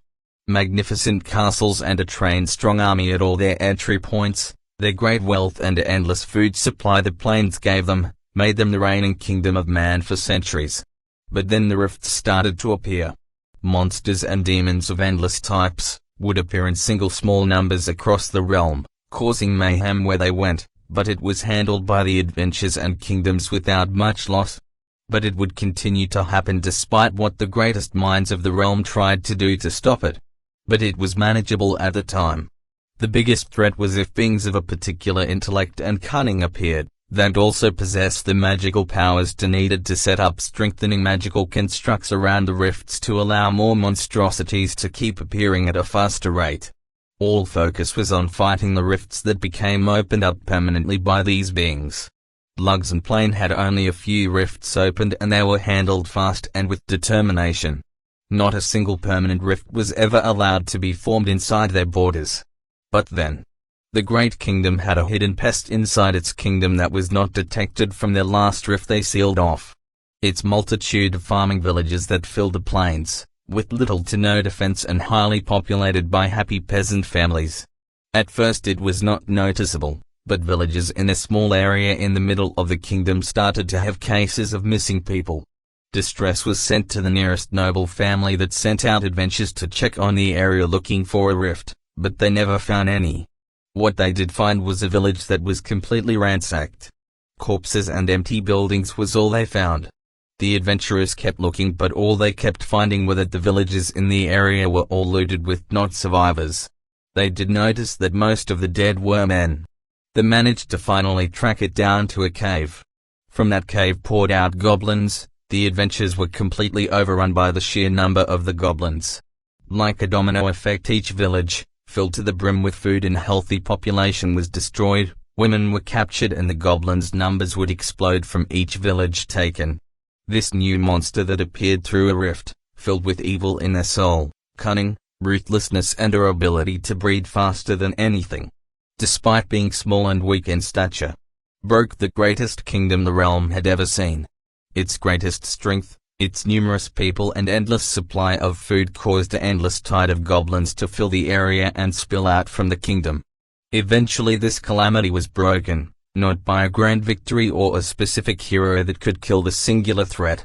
No, when the goblins had looted everything and finally began losing more bodies than they made, they then tried to escape out from the now destroyed kingdom that was collapsing in on itself from its mortal wound the green plague had caused. Goblins would appear in other kingdoms despite having been brought down to low numbers, as they were sneaky enough and knew when to lay low. But now it was known what to look for and safeguard the villages better. Adventure guilds grew stronger and more numerous. The great kingdom was now desolate, and rifts began appearing inside and were not stopped or reported in time. The second calamity, The Dark Lord appeared within this dead kingdom. He brought organization to the monsters that appeared. The Dark Kingdom was born inside the corpse of lugs and plains. The central trade hub of the realm was shut off. All the kingdoms now suffered greatly, and starvation and wars occurred in great numbers. The rifts would keep appearing on occasion to steal the other kingdoms' attention, but after the Dark Kingdom was formed, the rifts became rarer and rarer. The elves did begin to strike out, but it was only because they discovered that the permanent rifts caused the world tree to weaken. The elves now felt the threat along all the other races of the realm. If only we had done something sooner. Mercia thought to herself, not caring if it would have changed anything at all. She felt in her heart that it would have helped even a little. It would have been worth the risk. Which was why her and several of her countrymen and siblings decided to go out from the protective area of the World Tree to help the humans despite what the Elven Council said. Her last battle was to defend a human city, alongside her friends and other adventurers and soldiers. But the enemy was too strong. An army of monstrosities and demons would slam against the defenses of the city, but what changed and broke the city was the appearance of a royal demon that destroyed the city's magical defenses and its wall. Mercia herself was caught by the demon after trying to stop him alongside her friends. Shira was torn apart trying to give cover, Geraldine was vaporized by the noble demon, and then her and Emily were overrun. The demon took special notice of her elven heritage and decided that she should suffer at the hands of their weakest forces. Battered and drained, she and her friend Emily was then thrown out to the side, to goblins that were part of the army. Now mere cannon fodder and worthless compared to all the other monstrosities. Mercia closed her eyes, not wanting to think about it anymore. Instead she thought of the goblin she had birthed, and the message she saw before her eyes at the time. You have gained the title, Mother of the Goblin Progenitor. Chapter 13, Mother. Mercia's thoughts wavered, thinking back to the dark room, after her defeat, being thrown out towards a swarm of goblins. They all grabbed at her and then fought over who got to keep her and Emily. A dark-skinned goblin was the one that captured her. She was brought back to their nest and into the dark room filled with filth. She was raped by the dark goblin. If not for the comforting sense the World Tree gave her and boosted her spirit, she would be crying a lot worse. But she steeled herself. The worst feeling was that Emily was left behind, and she thought back to when she was saved and brought home. After waking up from stasis that she did not think she would wake up from, she saw Penelope kneeling down over her, casting a few spells on her. Clean, mana transfer, Penelope.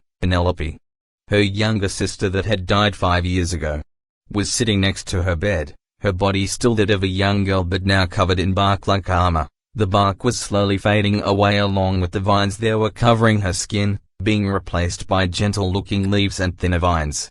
How she ended up like this began those 5 years ago. She was living out on the edge of the forest, being trained in the elven city of Duranzitu as a priestess. It was then that the World Tree's protection suddenly shrank back several thousands of meters.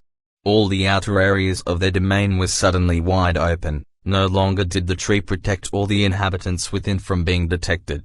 Any unwelcome being that entered into the denser aura of the World Tree would find itself hopelessly lost, and inside the range of the magicians of the capital that could utilize all their powers within its entire domain. The forest of the elves covered a vast area. And suddenly they lost huge areas of land, with villages and cities on the outer edge exposed to the world. Someone was waiting for the protection to shrink back like it had. Just outside of the forest in hiding were several demonic wizards. They instantly sensed where the cities and villages were located and rushed into the vicinity and placed down portals leading back to their main camps. The elven forest was assaulted on many locations all at once. It was a hopeless cause, of course, to assault the forest and win. The elves were extremely powerful and had both strong warriors and even stronger magic users. But the surprise assault gave enough time for the invaders to kill and destroy, before enough elven reinforcements could appear through their own portals from the central cities around the World Tree to drive the invaders back. The invaders threw themselves in suicide attacks to kill as many elves as possible. The academy was assaulted and almost all the students were killed, including Penelope. But she was part of the royal family. She was brought home to the world tree and entombed within the tree itself, performing a ritual to create a leaf of the tree. This was custom that when a royal would fall, their body would be turned to the tree and become a new living being and servant and guardian of the tree. She knew it was no longer Penelope. Her innocent personality and kindness was not there. Instead, her small body was a powerful tool of the world tree, used to carry out the will of the elven nation and join the ranks of all the other leaves. "I will get a cancellation sphere to treat your status," Penelope stated out, and left Mercia lying on the bed still paralyzed and mana locked. But she had given her some mana and her mind felt a lot clearer now. The goblin child was not in her grasp.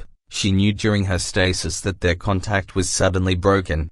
Thinking back to her time in the cave, after having given birth to the goblin which took all her strength away. After she had thrown the goblin away, the strange goblin had come closer with gentle-looking eyes, as if trying to calm her.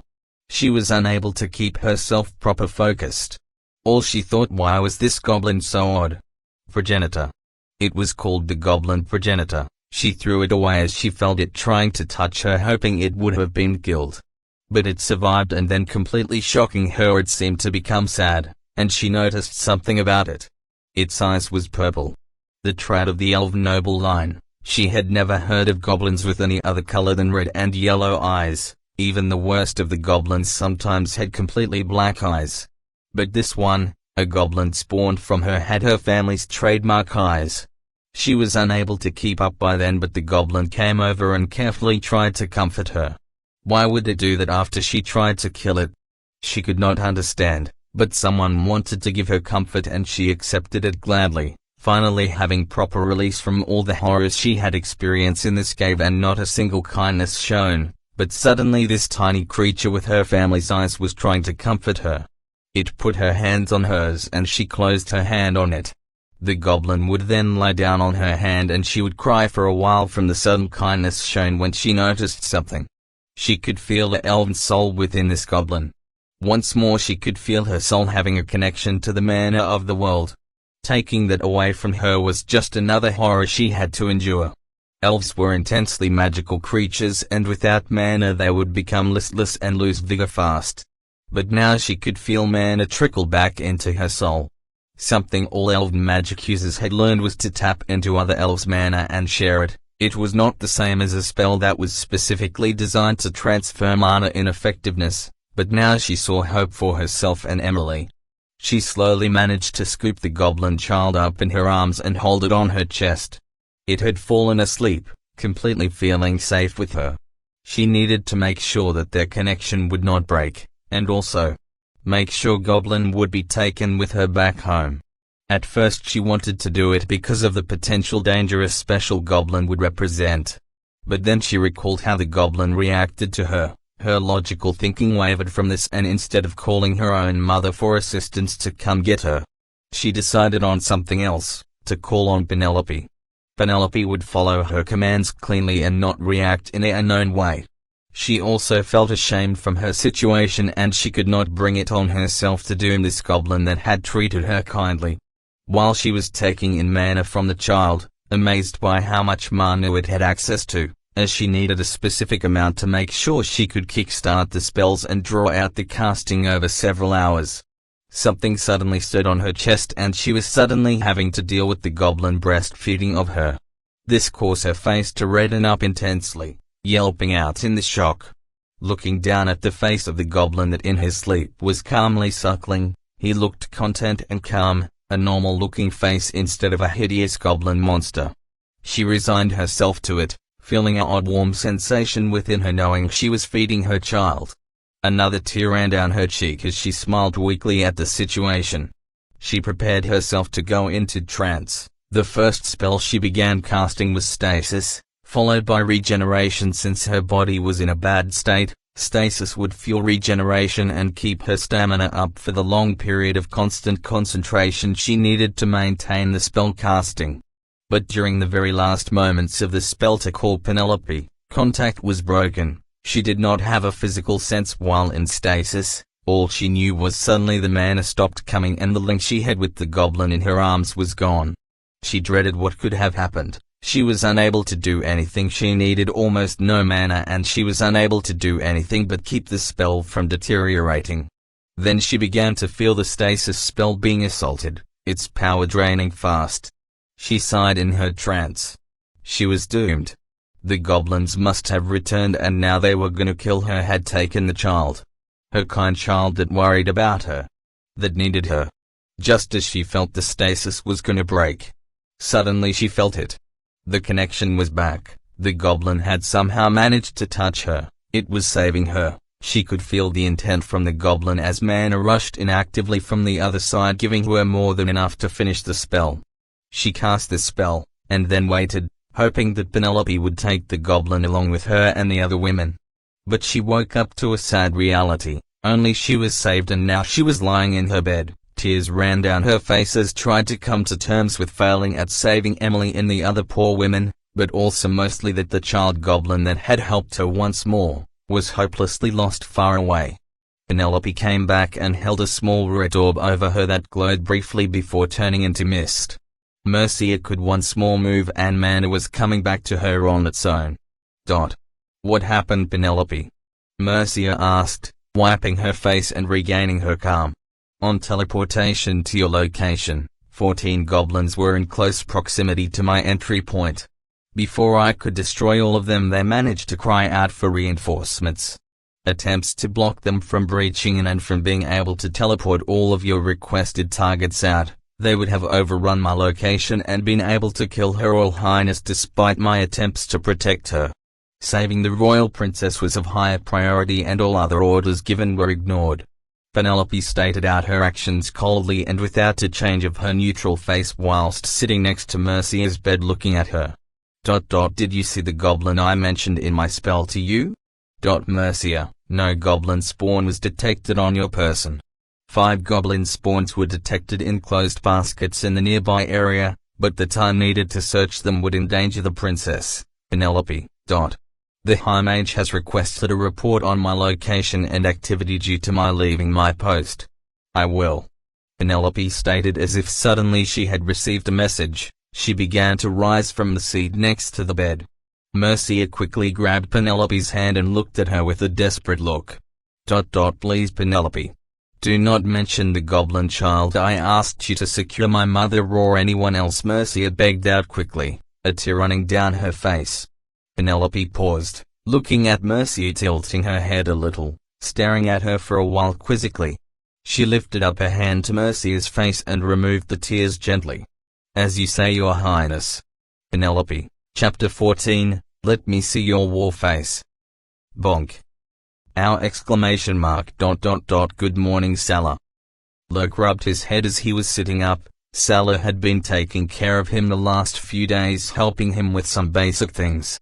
One of which was waking him up, when he failed to wake up earlier than her. What is good about it? You were saying strange things again. Salah had her arms crossed, looking at Lurk as if he was weird. During the time he had been here the last week, he had kept to himself and not made ruckus. Completely different from any normal goblin spawn, which would be constantly trying to test its boundary of supremacy. Since all goblins had an innate sense of being superior to other beings, goblins included, they would only submit through either or dominance or physical violence. Neither had been needed with Lurk. He had calmly accepted his place in the new hierarchy, as the new guy, or he was tricking her. Lurk had also gotten help from Salah to turn the rags into useful leg coverings, Lurk himself even thinking up threads before she could tell him to rip some of the cloth pieces into threads. Which annoyed her even further. How could she appear to be the stronger and the older goblin, if this annoying goblin kept one-upping her? Any normal goblin would be hissing and spitting at being bonked, and she would then proceed to ramp up the use of physical violence. She had done it before with other goblins, Vom being the last one. Vom has also become passive and accepted his place, but he was a lot more normal, with the first bit of his upbringing being violent and even attempts at her life with a rock he had found. He gave up quickly though, since Vom was a particularly small goblin and did not have great strength. He was extremely cunning though and very good at sneaking. Well, get up, you are gonna train today, since you are big enough now. Salah exclaimed after checking out Lurk's height once he got up from his makeshift bedding, he made of the remaining rags. He had not left the cave during the last 7 days, and mostly he spent time cleaning up the cave, which further annoyed her to no end, saying it was unhealthy to leave food scraps around or not cleaning blood of weapons or rags. He did get a bonk or two in the head when she thought he just wanted to take her weapon or her clothing, even wasting water to such pointless tasks, but he calmly stated that since the main room had a small river running through it, water was not that rare a commodity.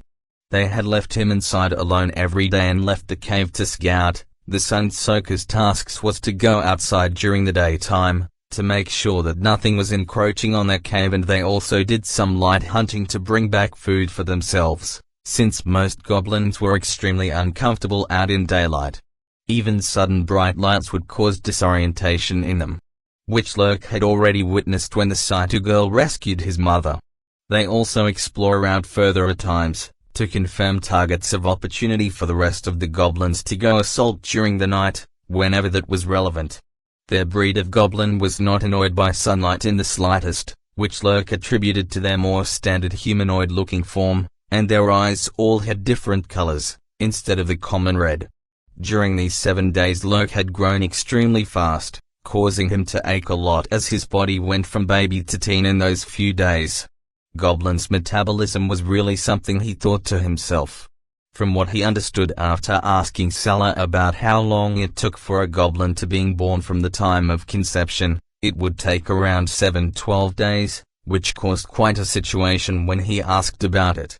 Salah thought he was trying to ask her to breed with him, which earned him the most consecutive bonks in a row yet.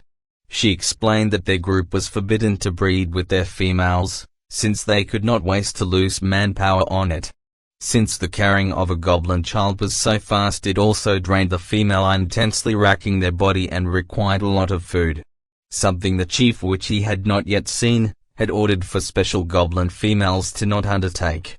He also found out that goblin females were very rare, and their main population came from forcing themselves on other humanoid species, which was the only way the Sunsoakers would be allowed to breed, but even that was not done regularly at all, since the other goblins seemed to loathe the Sunsoakers, and fighting them if they tried to get in on the action. This also gave them the rare honor of having a separate piece of the cave to themselves. "So what are you gonna train me in?" asked Lurk, picking up his small club. "Fighting. Of course. Salah will make sure you can chop as well as the next goblin," Salah exclaimed proudly, picking up her own small club. Orc and Volm were looking at them now, seemingly waiting for the entertainment to begin. "Right, when do we begin, th?" Lurk asked when suddenly Salah lunged at him, swinging her club at him. He immediately raised up his club to block her strike, and deflected out to the side. Holy hell. At least give a warning first, Lurk thought, and backed off after deflecting the hit. Mace, increased to 0.6, Salah stared at him and swung out at him again mercilessly. "You should have struck at me there. Not backed off," she yelled as the club hit Lurk on his chest, sending him sprawling backwards as he rolled off the ground trying to get up. Dodge, increased to 0.1, toughness, increased to 0.8, Lurk grimaced from the hit. He had noticed that all the bonks Salah had been giving him had been raising his toughness, but he had not dodged before. His mace skill he had been training while they were outside on scouting duty, but most of the time he had been training his magic spells since he was alone, which he managed in raising them up quite a lot, he felt. Wind magic, 0.9, earth magic, 0.3, holy magic, 0.6. Wind magic was the easiest to train, but once he hit 0.9, regardless of how much he trained, it would not go further. He could create a small wind blast that could now annoy someone at best. Earth magic was also tricky since he did not know how to proper train it. He tried to focus on small rocks, causing them to jostle around a bit on the ground. The smallest of pebbles he could fling off by focusing on it. Holy magic, he first tried giving himself a small scratch, then trying to see if he could heal it, but nothing happened. He then tried to make light, which worked as he could create a tiny speck of light at the end of his finger. spending the last couple of days making the light move around and trying to make it go farther away from him or to make it more intense. Running out of mana was the main reason why he could not keep training it. Compared to the room he was born in, the mana did not replenish as fast as back there. Lurk focused on Salah, getting ready for her next strike, which came swiftly at him, managing to block it and swing back at her this time. But unfortunately Salah was faster and stronger than him, causing him to get another strike hitting his arm as he overextended his attack. Toughness increased to 0.9. Ugh. Okay. I yield. He dropped his club from the pain and grabbed his arm, which hurt like hell. Yield? What's that? Salah asked whilst she sent a fist flying towards his face. Huh? Lurk exclaimed as his head got punched, sending him flying. Toughness increased to 1. Unlocked talent, Iron Head. Thanks menu. Really nice letting me know. Lurk's vision was blurred out seeing Salah standing over him. Well, good for a first try! Hey, it's not time to sleep yet. Bonk. Chapter 15, Grinding. Lurk woke up, his head hurt, looking at his menu checking his health. He saw he had half damage, but some of it was marked as stun damage. Holding his head as he sat up, Salah at least had put him back on his rags to rest up.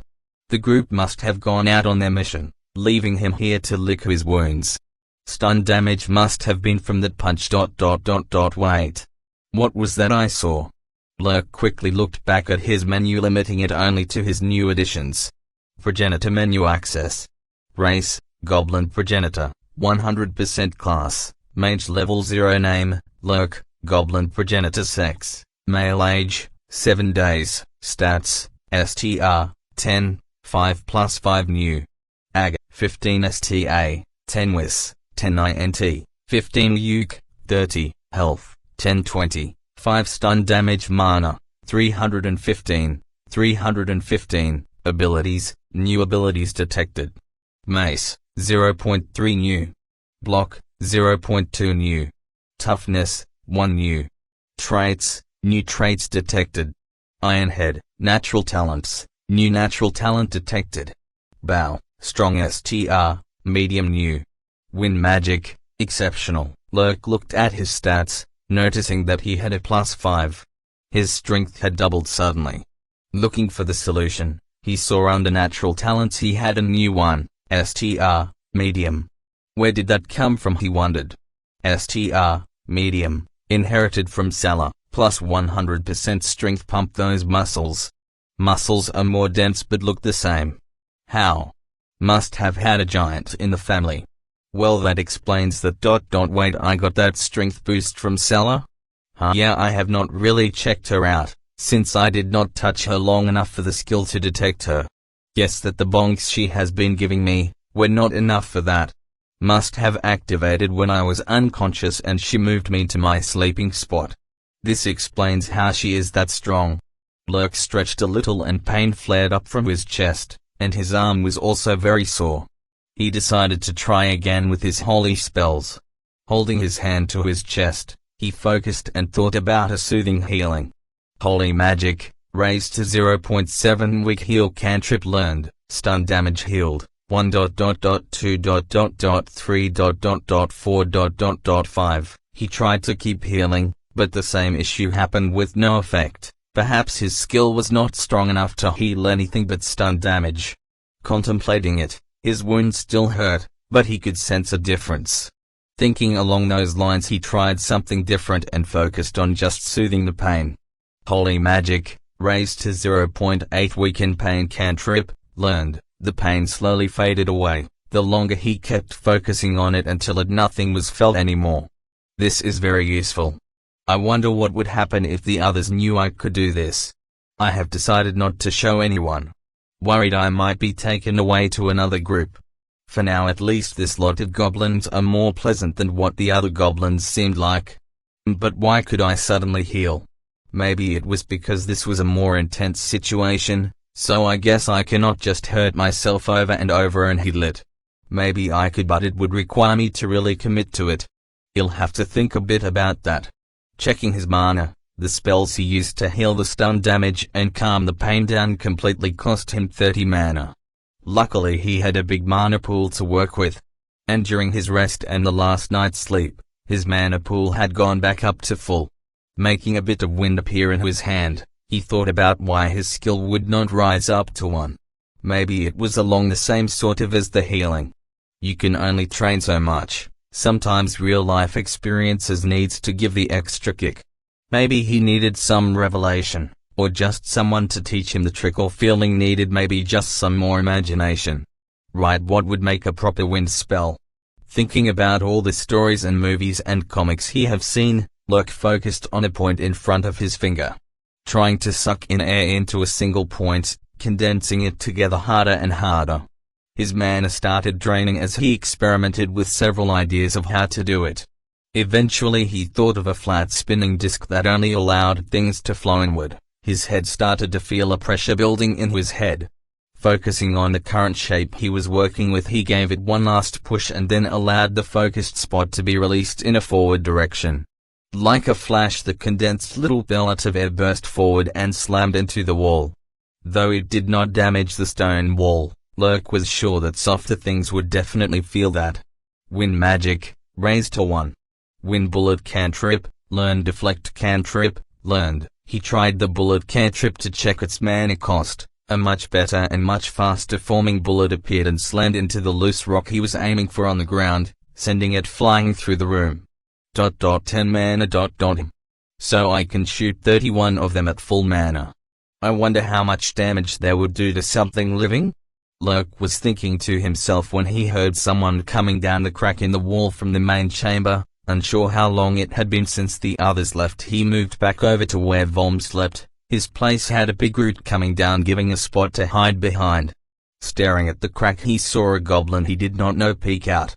Its red eyes scanning the room before pushing inside. In its hand was a rusty-looking kitchen knife. What on earth is it doing in here? I have never seen any goblins come here before now. Stealth increased to 0.1. After the goblin entered, it moved up towards where the boss slept. 2 more goblins came in. One of them looked back into the crack, holding a club in its hand as it did so. The other one moving over to Lurk's rags and turned them over, looking through them. They all only had loincloths and the trusty dagger and 1 club. Jedge. Hurry. Find food. Saw them bring in deal last night. The goblin at the crack said while drooling slightly. Gob. Ooh, this is shiny Jedge. The goblin, fooling with the boss's gear and travel bags, pulled out a dagger from the bag. Stealth increased to 0.2. Jedge. If you are taking that, make sure that Sun Boss does not find you with it. Jedge. He is mighty cruel when angry. Jedge. The goblin that was done looking through Lurk's rags, finding nothing, as it turned around to stare at the other goblin down the other end of the room. Right. Now. Lurk readied himself and aimed his finger at the goblin that was close to him. Its back turned towards him. The wind bullet formed and burst forward into the back of the goblin, its skin bursting where it was hit, a small hole the size of the bullet. Aeeee. The screaming goblin fell forward, grabbing at its back where it was hit, turning around in a panic to see Lurk pointing at it, another bullet forming at his finger before blasting forward, hitting it right in the throat. The goblin gasped and clawed at its throat, blood spurting forward.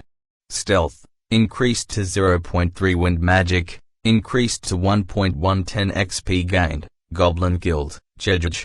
Chop time. Eeeeee. The goblin at the crack rushed forward with its club raised. Lurk jumped to meet it with his own club ready, with not enough time to form another bullet before it would reach him.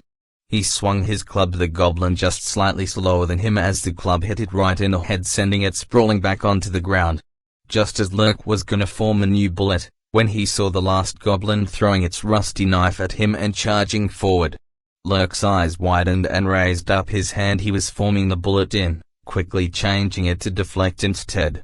The knife hit a small air disturbance before hitting Lurk and was barely diverted away from hitting him, instead hitting the root next to him, sticking out from it. Wind magic increased to 1.2. The goblin charged at him, slashing with its newfound dagger. Lurk tried to block it, but the goblin had a good run up and the extra power in its blow, caused Lurk to not be able to deflect it enough, and he got a cut on his already wounded arm. Lurk stumbled a bit backwards, his arm not being able to hold his club. Lurk held up his fresh hand and said out loud in a panic the first thing he thought could help. Flashlight. Lurk flashlight cantrip, learned. His palm suddenly sent a brief light beam into the goblin's face. It shrieked out loudly and tried to cover its eyes. Lurk grabbed the rusty knife, stabbing it forward into the throat of the blinded goblin. The goblin grabbed Lurk's arm as it gurgled and fell down kneeling, black blood spitting out of its mouth and from its throat. Lurk noticed that saying out the name of the spell seemed to help forming it. 10 XP gained, Goblin killed. Lurk breathed heavy, the goblin letting go of his arm as it fell completely down flat. Lurk held the rusty knife. He realized that the second goblin was still alive, but unconscious since it must have been stunned from getting hit in the head. So he charged air bullet aiming it at the goblin, but then suddenly he stopped. His heart was pounding and he was feeling exhilarated. He walked forward over to the goblin that was out cold. Looking down at it, he felt powerful and stronger than the heap of a loser lying here in front of him. He knelt down sitting on the back of the goblin grabbing its head. Progenitor access. Race, Goblin, 100% name, Goog, sex, male, age, 7 days, status, half-brother, father, Xan, the terror of the farmsteads, Goblin, dark elf 25%, Goblin 75%, mother, Denise, 100% human, stats, health, 6/16, 8 stun damage, STR, 7 AG, 8 STA, 6 WIS, 3 INT, 4 UC, 5 traits, abilities, XP gain, small, locked, only humans can use this trait, learned. Lurk stared at the goblin's stats, as he put his hand onto the unconscious goblin's head. Weak heal cantrip, Lurk holy magic, raised to 0.9, gob. The goblin slowly stirred as Lurk healed its stun damage, but before it could do much, Lurk punched it hard into its head, Weak heal cantrip, Lurk holy magic, raised to 1 light heal, learned. Time to move on to normal wounds I guess. Lurk said, as the evil grin spreading on his face in the darkness. Light heal, Lurk slam. Light heal, Lurk slam. Later. Holy magic, raised to 1.9 out of mana, slam. 15 XP gained, Goblin killed. Laughter was heard from the Sunsoaker's cave. Chapter 16, Hunting. The Sunsoaker team returned to the cave. Salah carried several rabbits whilst Vork and Orc carried a large lizard between them on a stick. They stepped into the main cave and immediately, a big goblin that was wearing proper furs and a closed metal helmet, came over and took the lizard away from them, and half their rabbits. Salah made an annoyed face giving a TSK with her tongue. The goblin in the helmet turned to stare at her, but Orc patted Salah on her back and made her continue walking, following behind as they were ignored, though some goblins threw some rocks that did not hit any one of them while laughing loudly. Meanwhile Frel their leader had walked in deeper to the cave presumable to talk to the boss. Salah mumbled and grumbled all the way over to the crack in the wall that led to their area, seeing a goblin with extremely wide mouth filled with pointy teeth, that was standing just at the entry point. Turning to look at the three of them approaching. The goblin hissed and spit at them, Salah giving it a backhand causing it to be pushed back away, then walking inside the crack in the wall following by Vork. Taking out her frustration on this goblin having first dibs on the food they hunted. Orc remained to stare the wide-mouthed goblin down, that snarled at him, whilst looking at the crack with a nervous look. It scampered away but kept looking back now and again. Orc gave it a final look, and stepped inside the crack and made his way to their room. Lurk. Orc heard Salah yell ahead down the passageway, and he sped up traversing the uneven crack, stepping into the room. What happened? Orc looked at the state of the room. Salah was holding Lurk, shaking him a bit, as he seemed to be out cold or maybe dead. 3 goblins were dead inside the room, 2 of the corpses left on the ground to themselves, but Lurk was lying right next to the last one. The dead goblin's head was messed up, having been slammed into the ground over and over, black blood spread out beneath it. Orc turned to look down the passageway that lead into the main room. That explains that goblin at the entry. Vom was checking the dead goblins. Picking up a dagger, looking it over a few times. How did he handle all of these guys? Salah stated, looking at the carnage after checking Lurk out. That seemed fine and only had a cut on his arm. I do not know. This does not make sense. Orc was kneeling down on the ground near one of the dead goblins, taking his rags away. He put a hand at the weird wound on the goblin's back and its throat. Oi! Is that boss's extra dagger?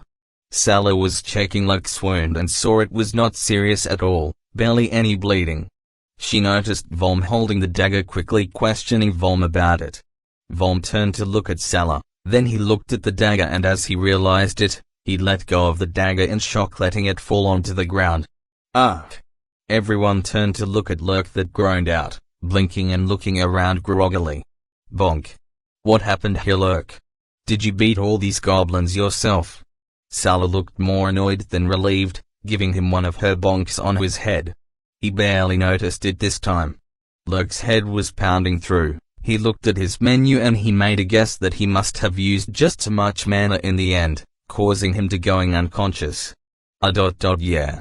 I hid when I heard them coming in. They wanted the deer you got last time. Those legs, did they not think we already ate those? Lurk sat up, looking at all the dead goblins. Focusing especially at the last one, he spent time healing and hurting till he ran out of mana, unable to stop himself. Rather, he was not thinking about stopping, which was more scary. Clearly his mind is affected by being a goblin. Once the bloodlust got going, it was not gonna calm down till it was sated. Just his brief thought he had, that maybe he could grind his healing on another goblin than himself.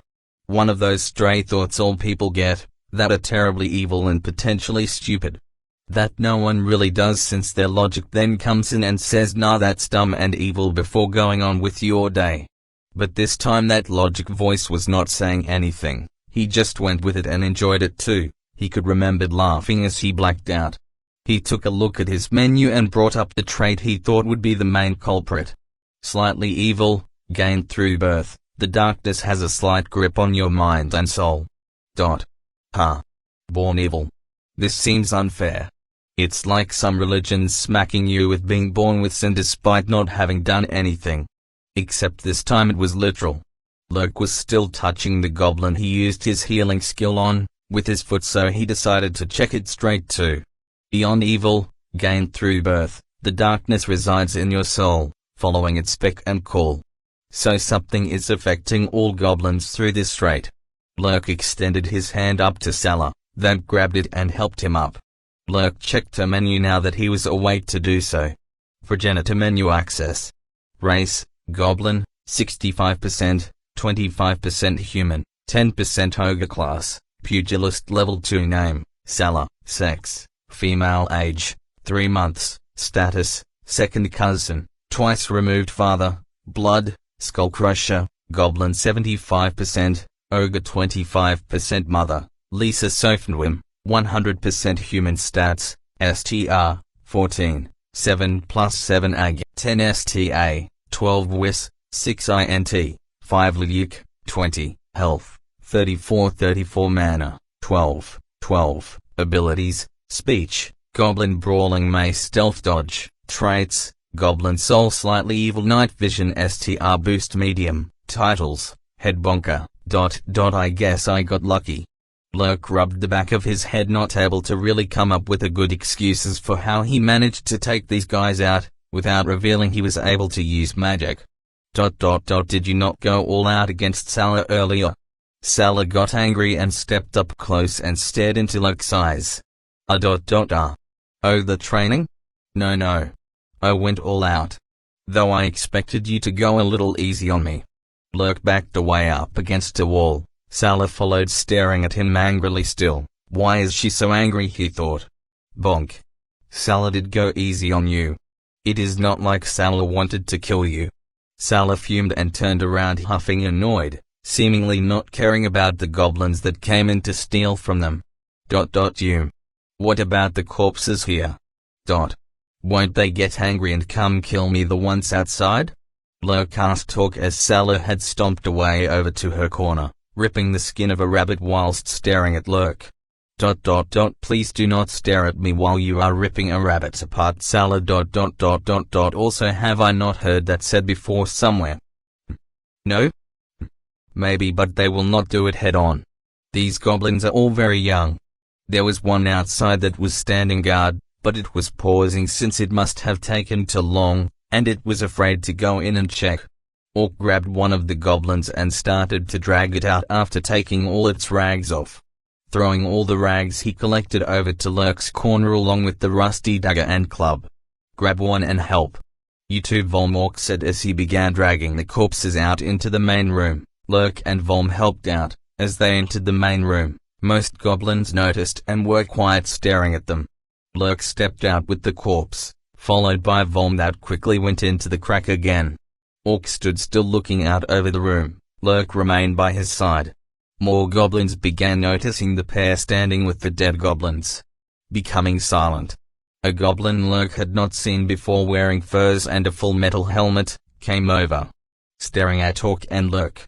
He pulled out an axe from his belt. Lurk readied himself slightly while Orc stood still. The helmet goblin hacked the axe down onto the first dead goblin's neck, then the other ones. Grab these worthless gobs. The helmeted goblin said to some nearby goblins that grabbed the headless corpses and dragged them away, following the goblin with the helmet, leaving behind the heads. He left the heads for you, the rest of the meat is for the nest. Orc stated calmly as he turned around and stepped back into the crack in the wall. Lurk looked at the skulls, the goblins in the room staring at him. Clearly some thought mistakenly that Orc had killed the 3 goblins, since Lurk looks a lot less impressive. Lurk thought about this and looked to the heads. Picking them up, he placed one at each side of the crack, taking the last one using the neck wound. He marked a crude drawing of a sun on either side of the entryway, before putting the head next to the crack along with the others. He turned to look at the goblins. They were transfixed by the symbols and then staring at Lurk. He turned around and stepped into the darkness back into the room. Drawing, learned. Raised to 0 intimidation, learned.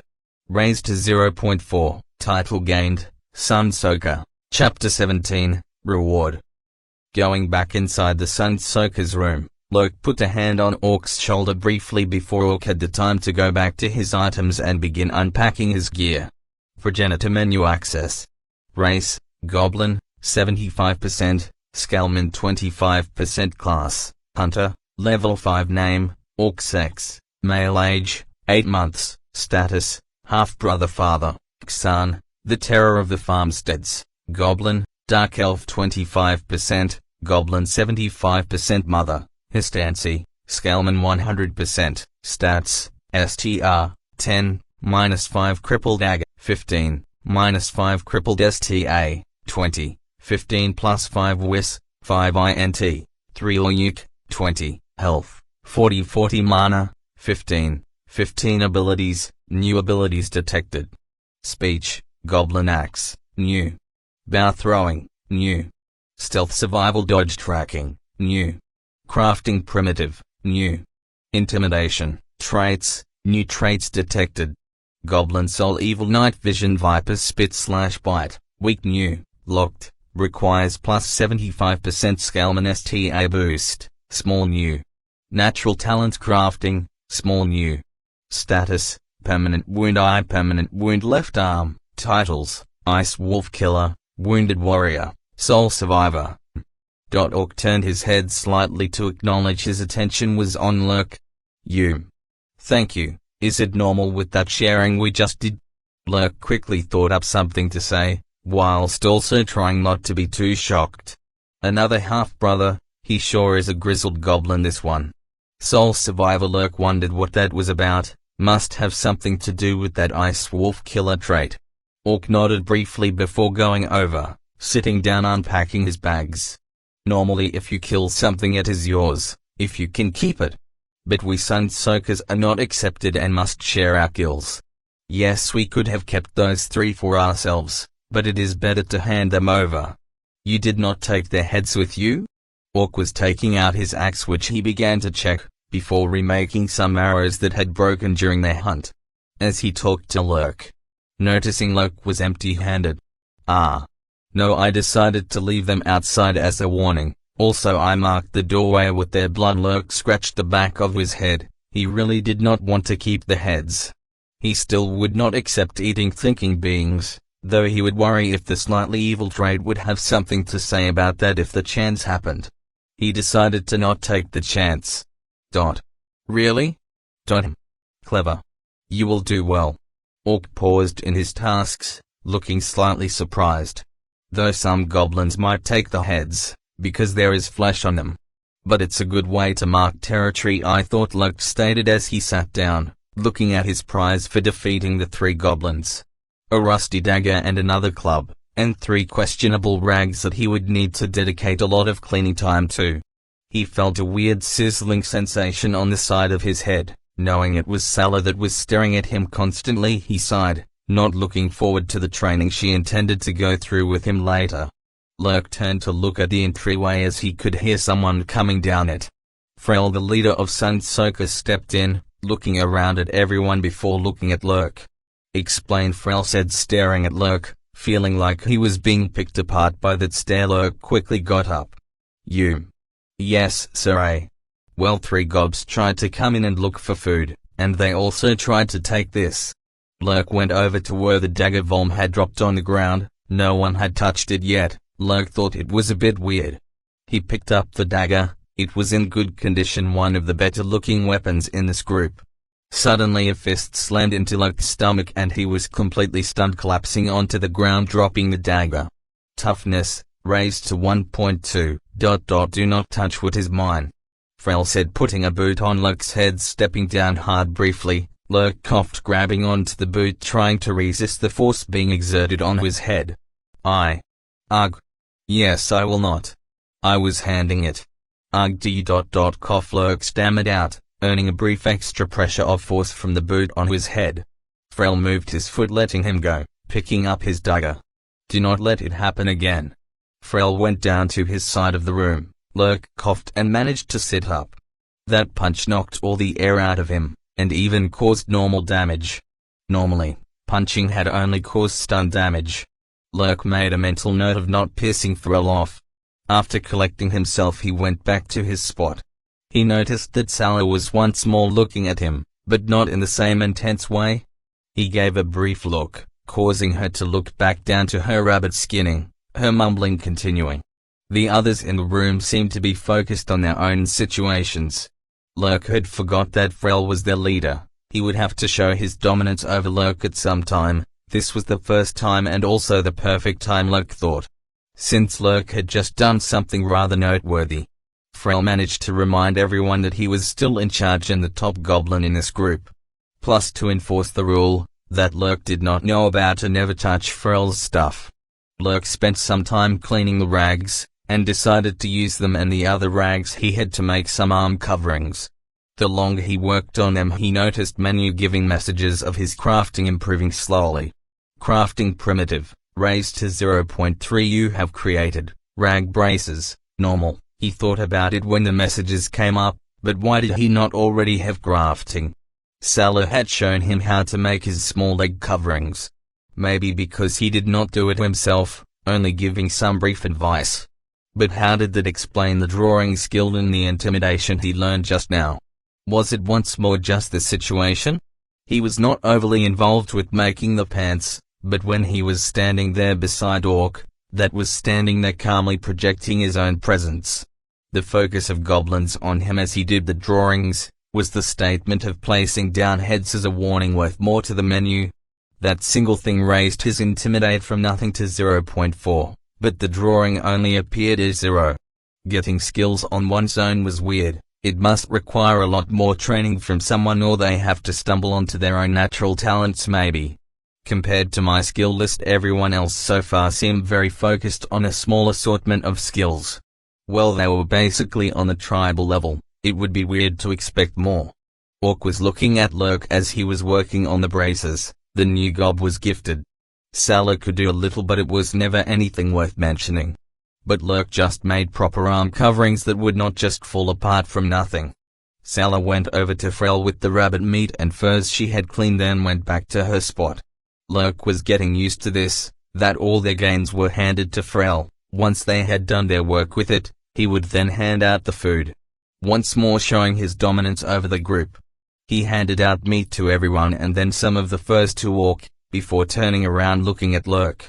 Handing a rabbit skin to Lurk, who up till now had only gotten meat. Good work. You are coming out with us tomorrow, Frel said as he left Lurk alone with his reward. Thanks. Lurk said as he looked the rabbit skin over, wondering what to make out of it when he suddenly felt Sala sitting right next to him. So shall we eat first or train? Sala said, a black intimidating fog rising up around her, as Lurk swallowed briefly. You. Hey. Let's eat first. Lurk said weakly, backing away from the pure determination Sala was exuding. He would need the extra strength, he thought, for the coming trials. Chapter 18, Round 2. Fight. Lurk began making something out of the rabbit skin, sitting in his own world, seeing the occasional menu text informing him of a gain in his skill. He had several dark marks on his face, more than one would expect really, bruises and such also covered his arms. Sala was mumbling still, annoyed at how things had gone during the fight. Even she had a few bruises on her arm, one in particularly mighty big bruise on her forehead. Lurk really wanted to heal it as an apology, but he was still not sure if it was safe to do so. Sure, he could become a welcomed big shot in the nest and his power would be acknowledged, or he could become a unwelcomed big shot that instantly would get stabbed in the back, because Lurk did not understand the goblin hierarchy. Even if it was just the biggest, the baddest that ruled, he would not be able to be the biggest or the baddest at the moment. Maybe if he could convince someone to be on his side. Well, he would need to wait until Sala calmed down first, before even considering her. That second fight had gone differently from what everyone expected after all. Now she was mad and embarrassed. Lurk thought back to how it started. He had slowly begun eating his food, while Sala munched hers down, staring at him.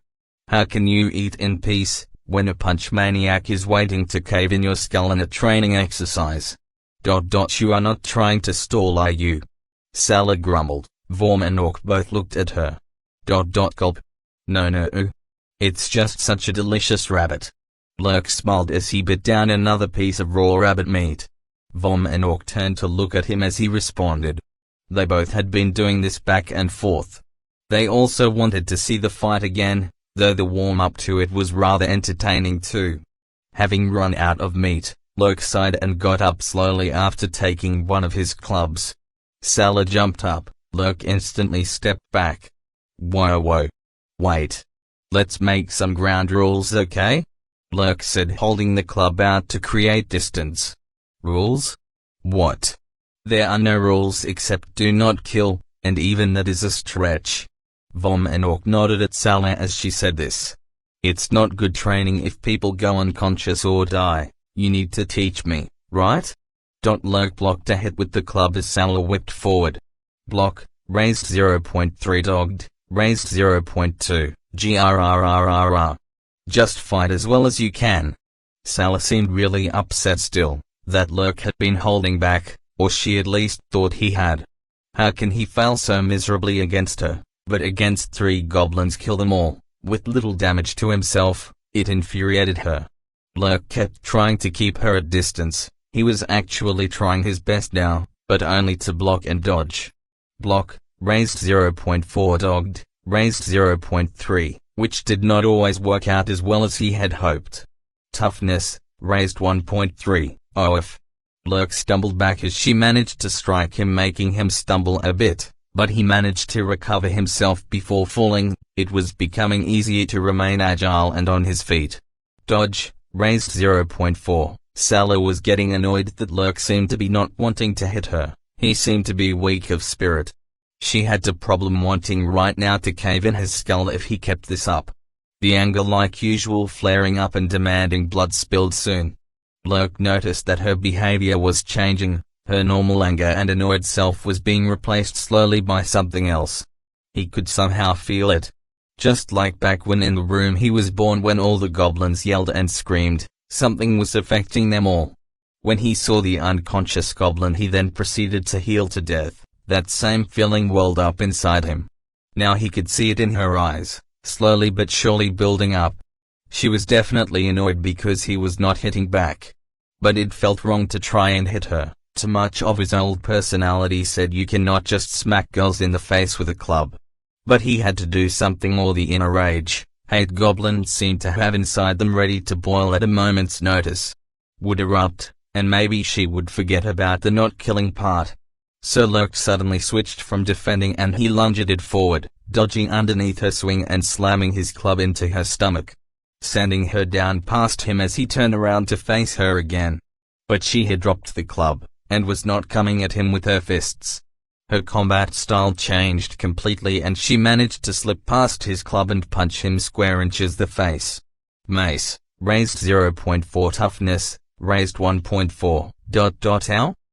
Lurk stepped back from the hit, and ducked from the other fist, that tried to repeat the face punching. She grabbed his arm, that he held the club in, before twisting it and causing pain to shoot up it, forcing him to drop his club. He punched back at her with his free arm, getting a body blow in onto her, making him slip free from her grasp. Brawling, raised 0.2, that was odd.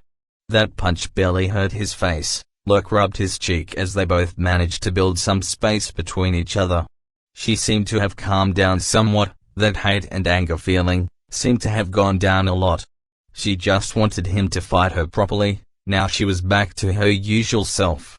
Salah jumped forward with a punch. Lurk dodged it and blocked the second hit. But she managed to make him unsteady, and after a up-close scuffle she managed to suddenly slip her arm around his neck and get around behind him. Lurk tried to get free, but she had a good grab.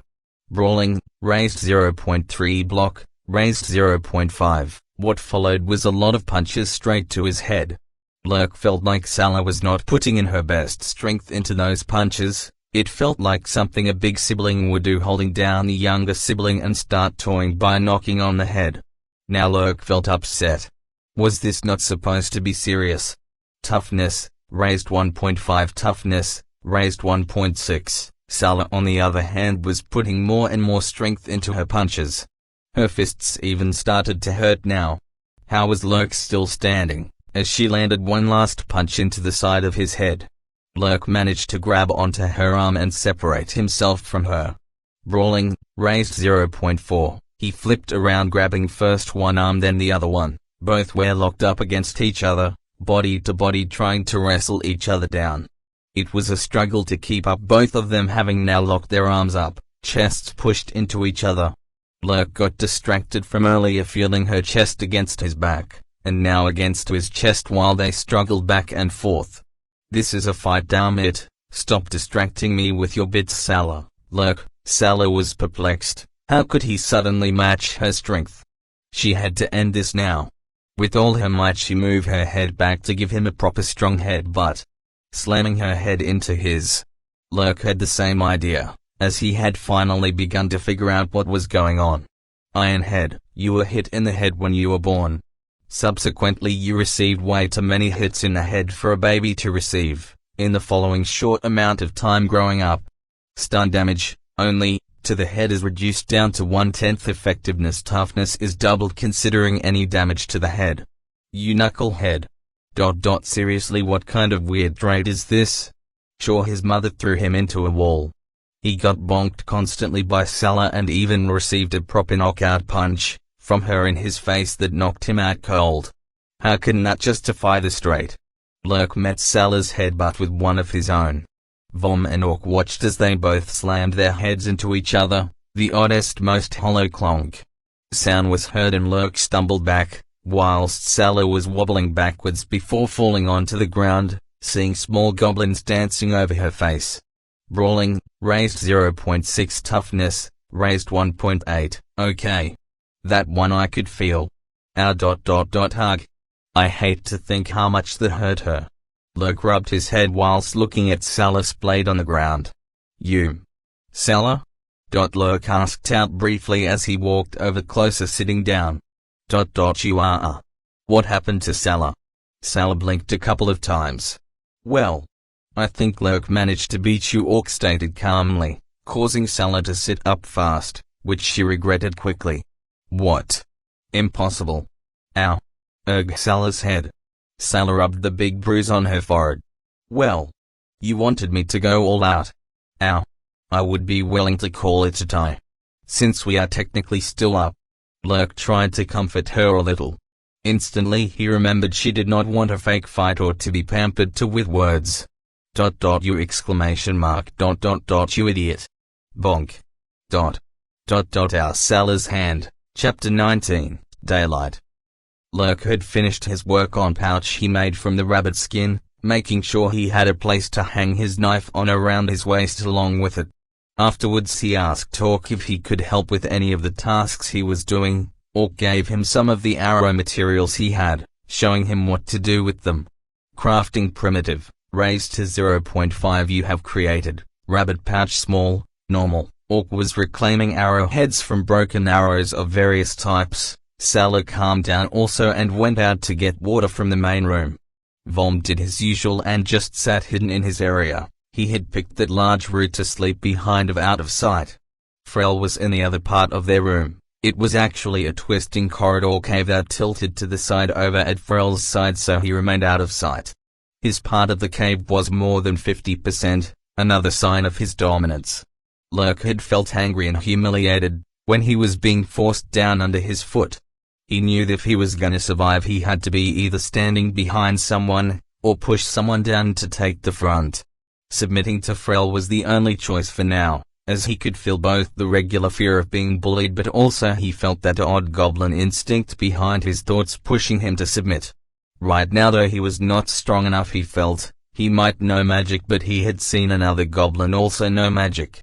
Frel might have a lot of tricks and strengths. Lurk did not feel confident that his spells would be able to force Frel down or to kill him even.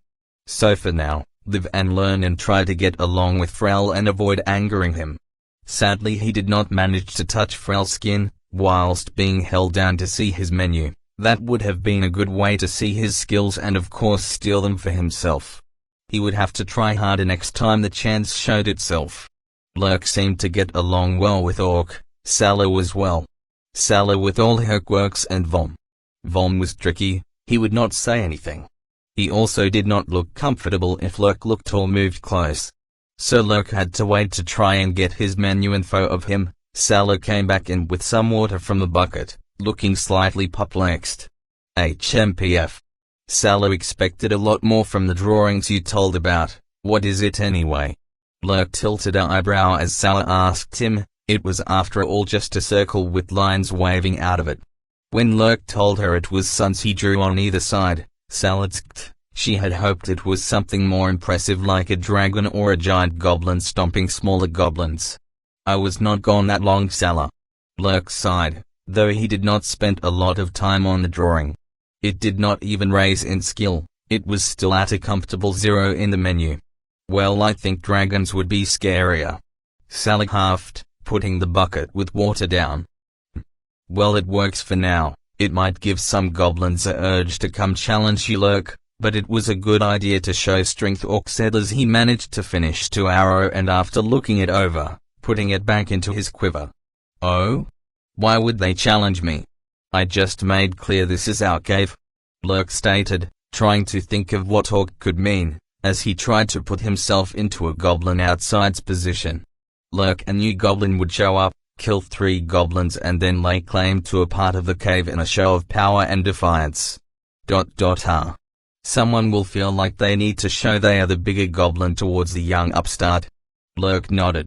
HM, you put down a line and tell no one to cross it. The urge to cross it will build. Until they are shown again. It was not a fluke and accept the strength, Orc nodded as he said. After finishing helping Orc, they rested and slept. Lurk was slightly nervous as tomorrow he was gonna go outside. What kind of world would it be? All he had seen was caves and a brief glimpse of a star-filled sky through his limited view from the basket he was carried in. Drifting off to sleep as he thought about Mercia, hoping she was safe. Crafting primitive, raised to 0.6. You have crafted 3 primitive arrow shafts. The next day they crawled out of their part of the cave. Lurk stepped into the main room. Most goblins were all sleeping. though some were awake giving evil stares to the group as they left. Lurk sighed as he saw a woman lying over near the area with the thrown goblins lying around the area. It was not Emily, but Lurk had seen she was brought along with this group.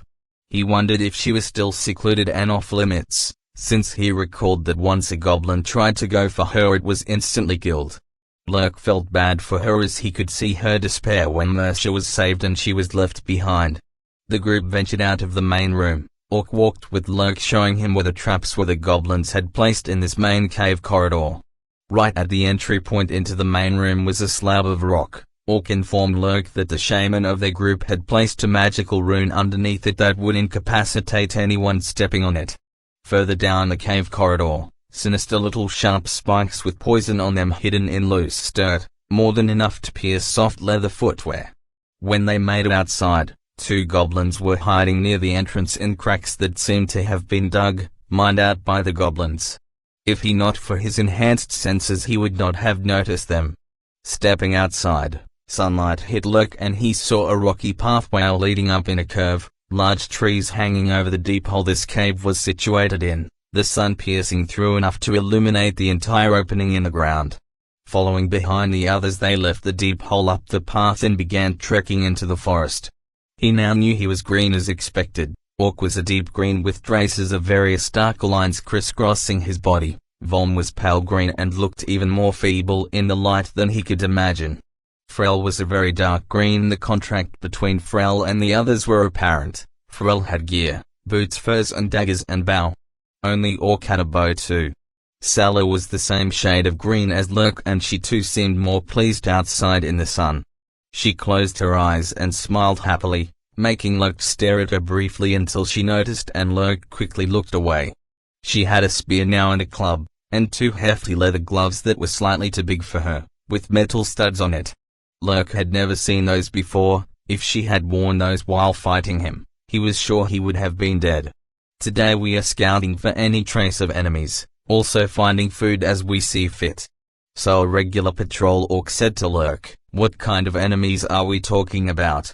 Lurk quizzed as he was looking around at all the trees and nature around him. This was endlessly more interesting than being inside the caves. The trees were massive.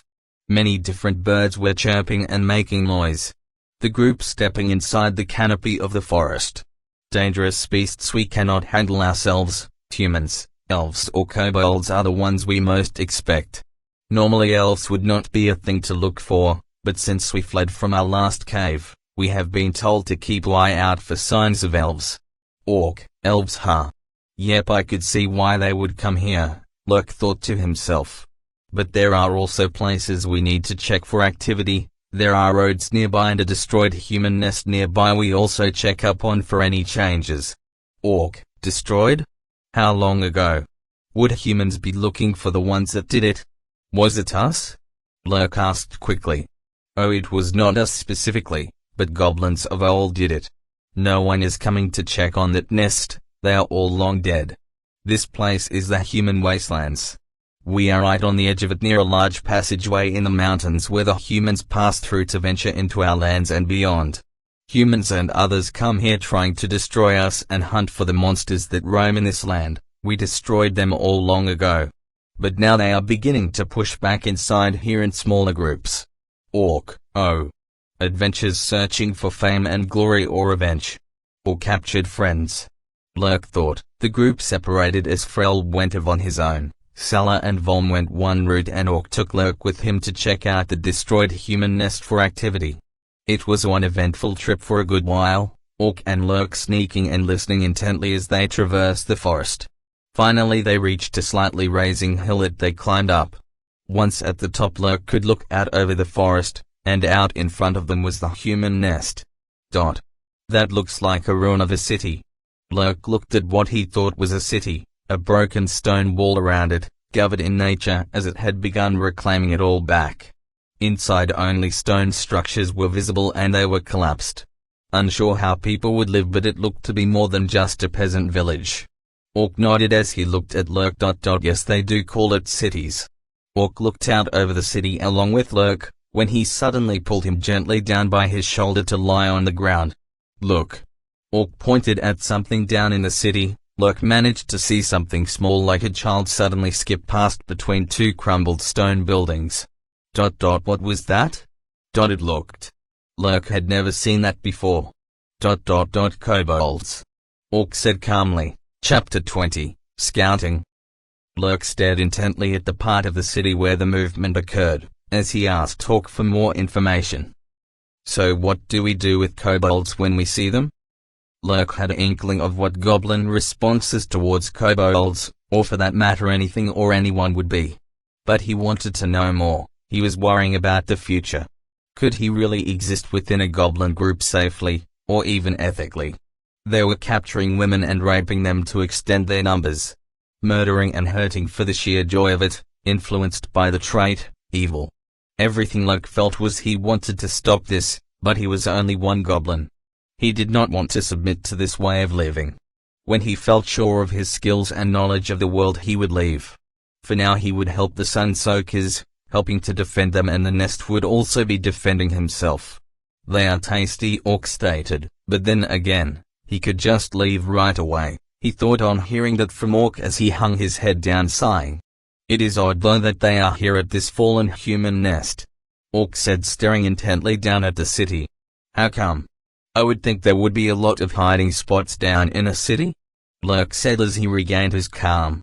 This place is a hot spot for things to traffic through to get to the outside of the wasted lands. Orc said as he pointed over towards one side of the city and panned his hand. The city lies right up against the outer mountain here. The other side of the city has that rising rock formation that stretches out for a long distance. Orc, so it's a shortcut. Okay. Lurk nodded. It is very risky to stay long-term in such a location, so they must be here for something. Orc said just as Lurk noticed a movement. Looking down at a collapsed building he saw a tiny humanoid form peek out from a hole in a building and quickly dart out and across to hide in another building. It had digitigrade legs ending in small claws instead of feet. Its torso was like a normal human's, up till it reached the neck. A long thin neck that ended into the shape of a lizard's head with tiny horns. The kobold was holding in its tiny four-clawed hands a sack over its shoulders that seemed full. They seemed to be looting or moving things. Lurk stated on seeing the kobold with its cargo. That was the one I saw running in behind that building it left. It was empty-handed. Look, more of them. Lurk said just as another kobold came out with another bag over its shoulder. Orc nodded. They must have found a chamber hidden beneath the buildings that no one has seen yet. Orc rubbed his chin. I guess that is a rare find, looking at how old this ruin is. Yes, they are lucky. Lurk, we will wait here and observe their numbers for a while. Then either we attack them or we go back to bring reinforcements from the nest. Orc, wait, really? Lurk asked that, knowing that of course they would attack. Even he was curious what they had. Was it dangerous? Was it useful? Would the kobolds become stronger and become a bigger threat? Though he was not sure if this what was Orc thought, or simply he wanted kobold casserole for dinner. Yes. If we could find their nest it would be even better. Orc said without hinting at a particular reason. Goblins might not need reasons, Lurk surmised. After keeping an eye out on the city, watching the kobolds appear and disappear on occasion, they guessed the numbers to be around 7 or 8. They were moving bags and a crate from one building to another. Slowly and quietly. Instead of moving a single bag all the way out of the city, they would run back and forth, meaning there was quite a lot of stuff being hauled. I wonder what it is they found? Lurk asked quizzically. Whatever it is, they will be at the edge of the city before nightfall. We will reunite with the others. Frel will decide on this. Come, Orc said as he began crawling back down the hill for a bit, making sure to be out of sight and then moving normally down into the forest again. Lurk quietly followed. During the time spent his skills updated a few times so he knew someone was watching out for enemies down in the city. Stealth has raised to 0.7, perception has raised to 0.5. This system is weird. This literally confirms when someone is actively looking for you too. I guess this means no one else has this system but me. So it's not that kind of world. Making their way back, along their normal patrol route they came to a large rock that speared out of the ground high up into the air. They met with Salah and Avorm that were hiding near it. Salah and Vom saw nothing special, but got these rabbits. Salah showed a few rabbits in her hands proudly. Vom stayed hidden, keeping his eyes open towards the forest. Well, we found something, kobolds dragging loot from the fallen human nest. Orc said just as Frel appeared out of the forest. Orc then explained in greater detail to Frel while I sat with Salah and Vom keeping a lookout. Salah will for sure kill more kobolds than Lurk. Salah smirked and stared at me. I merely smiled at her. Fighting for resources and territory, I sigh inwardly.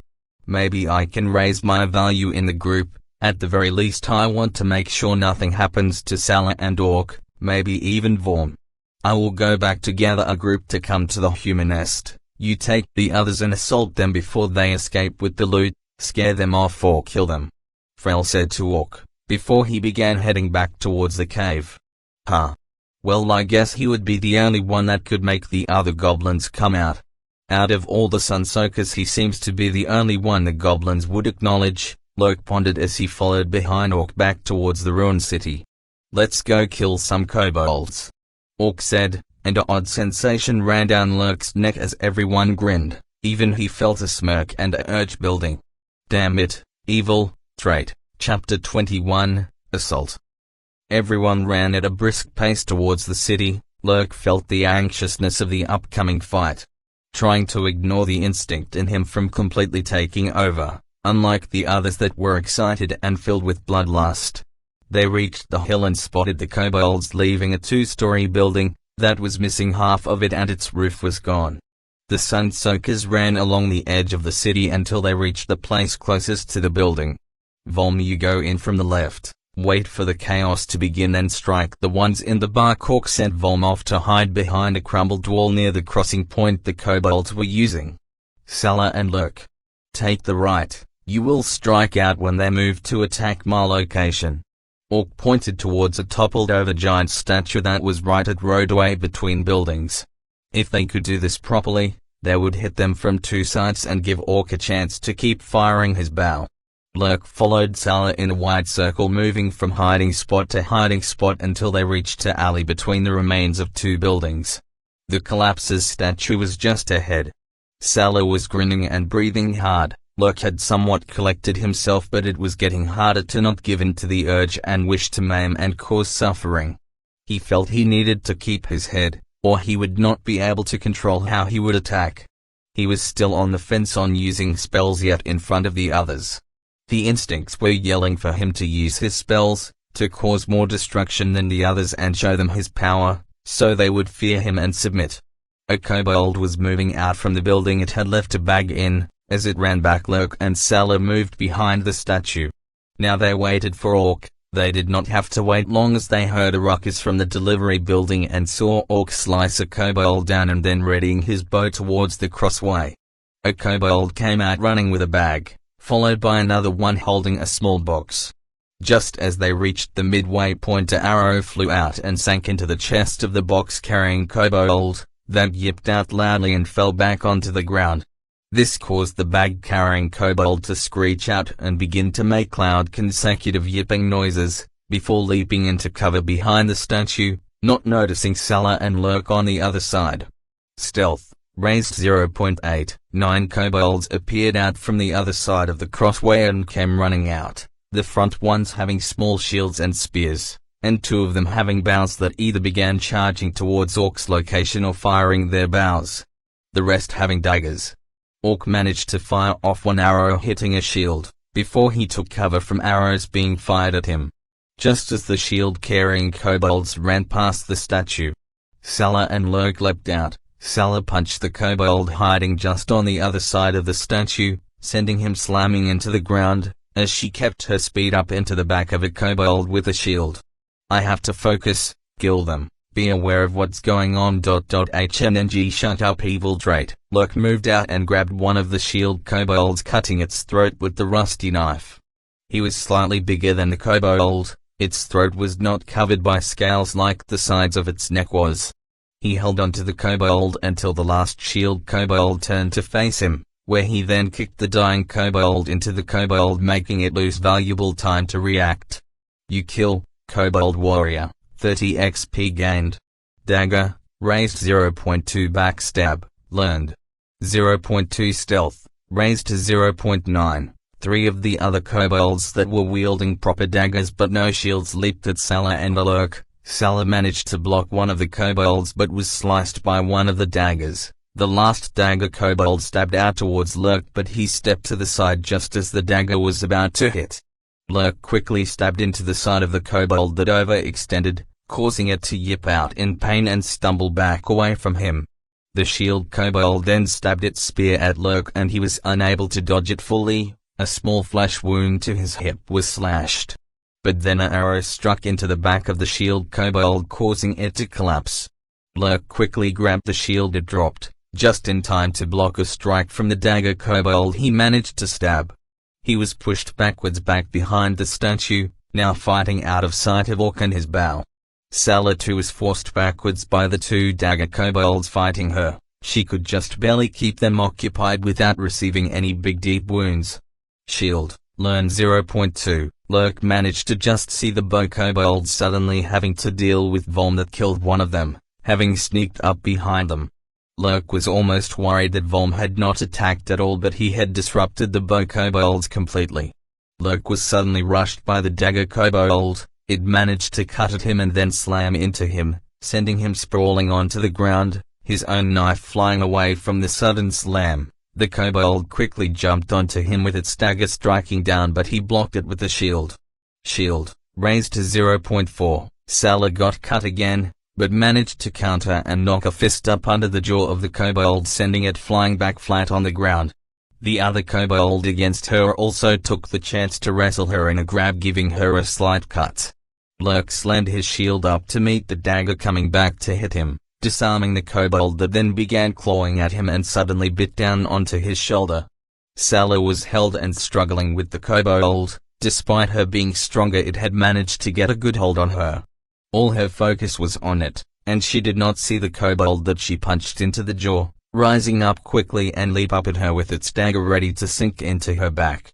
Salah, watch out. Lurk quickly pointed his finger at the kobold about to stab her and yelled out, air bullet. The kobold's chest burst a blood spray from a tiny deep hole and fell back onto the ground. Salah stared wide-eyed along with the kobold she was grappling with, that also had shock written all over its face. You killed, Kobold Warrior, 30 XP gained. Win magic, raised 1.3. She lifted up the kobold and slammed it into the ground on its back, stunning it completely. Lurk yelled out in pain from the kobold on him that was biting him, before he put a finger against its head and called out again, air bullet. The kobold's head suddenly had a clear hole going through it and stopped moving completely. You killed, Kobold Warrior, 30 XP gained. Win magic, raised 1.4. Lurk held onto his shoulder in pain. Salah stomped her foot down onto the stunned kobold, ending its life as its throat gave a sickening crunch. She seemed to have snapped out of her bloodlust and ran over to Lurk. Lurk. Are you okay? She held onto his hand he had placed on his shoulder wound where blood was leaking out from the bite. The kobold's sharp lizard teeth had torn quite a mess out of his flesh. Light heal. Ugh. Lurk said as a brief light appeared underneath his hand. The blood stopped flowing as easily. Salah's eyes were even more wide than before. Holy magic, raised to 2.0. Lesser status clear, learned. You are a shaman, Lurk. Salah lifted her hand off Lurk's. He sat up slowly looking at her. Please do not tell anyone yet, okay? Lurk put a hand on her arm where she had been cut the worst. Light heal. The wound closed somewhat and was not bleeding anymore.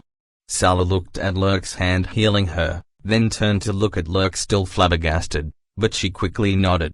Holy magic, raised to 2.1. Orc came out onto the road back in view of Salah and Lurk. He aimed his bow back and forth but lowered in as all the kobolds were down. Salah helped Lurk up and Orc looked over to where Vom was sitting over the last kobold, stabbing it repeatedly with his dagger, again and again, screeching in glee. Good work, Jedge. Weak little cretins. Orc was thrilled and his pupils were small dots as he kicked one of the corpses of the kobolds. Vom still cutting and stabbing his dead kobold. Yep. Good work. Lurk smiled at Salah. who had returned to normal as he held onto the flesh wound he got from the spear. Sala looked at Lurk, her cheeks were shaded darkly. Lurk just smiled at her. Meanwhile, the last kobold had gotten away. Volm had not been able to keep it occupied and he got caught up in stabbing and slicing up the bow kobolds. It was running away back towards where it and its group found all the loot. It burst into the collapsed house and into a ripped-up floor that led into a dark basement. Yip! Gasp. Boss. Yip. We were assaulted by goblins. Kobold language, the kobold said into the darkness of the basement. What? A deep gruff voice came from a large form that was trying to open up a big chest with an iron pipe. Two red eyes turned to face the kobold and it stood up. It was much larger than any of the kobolds, giving off a deep growling snarl as the eyes flared up. Foolish goblins. The large form threw away the pipe and pulled out a large sinister-looking axe. Chapter 22, Progenitor Activate. Orc and Volm seemed riled up still on their bloodlust. Having found one kobold that was still alive, Orc began to torture it for the sheer fun of it. Volm was slowly coming down from it though and had begun to loot a little, but still occasionally stabbed a corpse. Sala was calm and constantly looking at Lurk. She still seemed shocked from the realization of Lurk being able to cast magic. Lurk decided to check the bags out, after picking up 2 daggers, fresh shield and a spear. Checking through the first bag out on the road, it contained a lot of clothes, mostly pants and shirts for a human-sized male. Moving on to the small box one of the kobolds was carrying, it had a small latch to unlock which was simple enough. Checking inside it, there were a lot of small cogs, springs, tiny thin metal plates and a roll of wire. Where did they loot this from, I wonder? Lurk rubbed his chin. Sala does not know. What is this? Sala came over to look. She picked out something that looked like a pen, but it was completely solid with the tip made of some dark crystal. The pen itself covered in tiny etched runes. It looks valuable. Let's keep it in this box. Lurk put it back into the box, closing it up. Orc had calmed down. His arms were drenched in blood and his breathing had calmed down. Good work. Huff. Orc nodded to Lurk and Sala. Let's gather the bags and see what there is we can take. Orc went over to the building he shot arrows from. Volm beginning to earnestly gathering loot from the kobolds into one location. Checking the bags, there were some wood carving tools, weights and scales, hammers and other odd tools that Lurk could not make sense of. They looked awfully delicate and some of them had broken already. Some bags had small ingots of various types. One of these ingots was gold. The rest he could not all identify.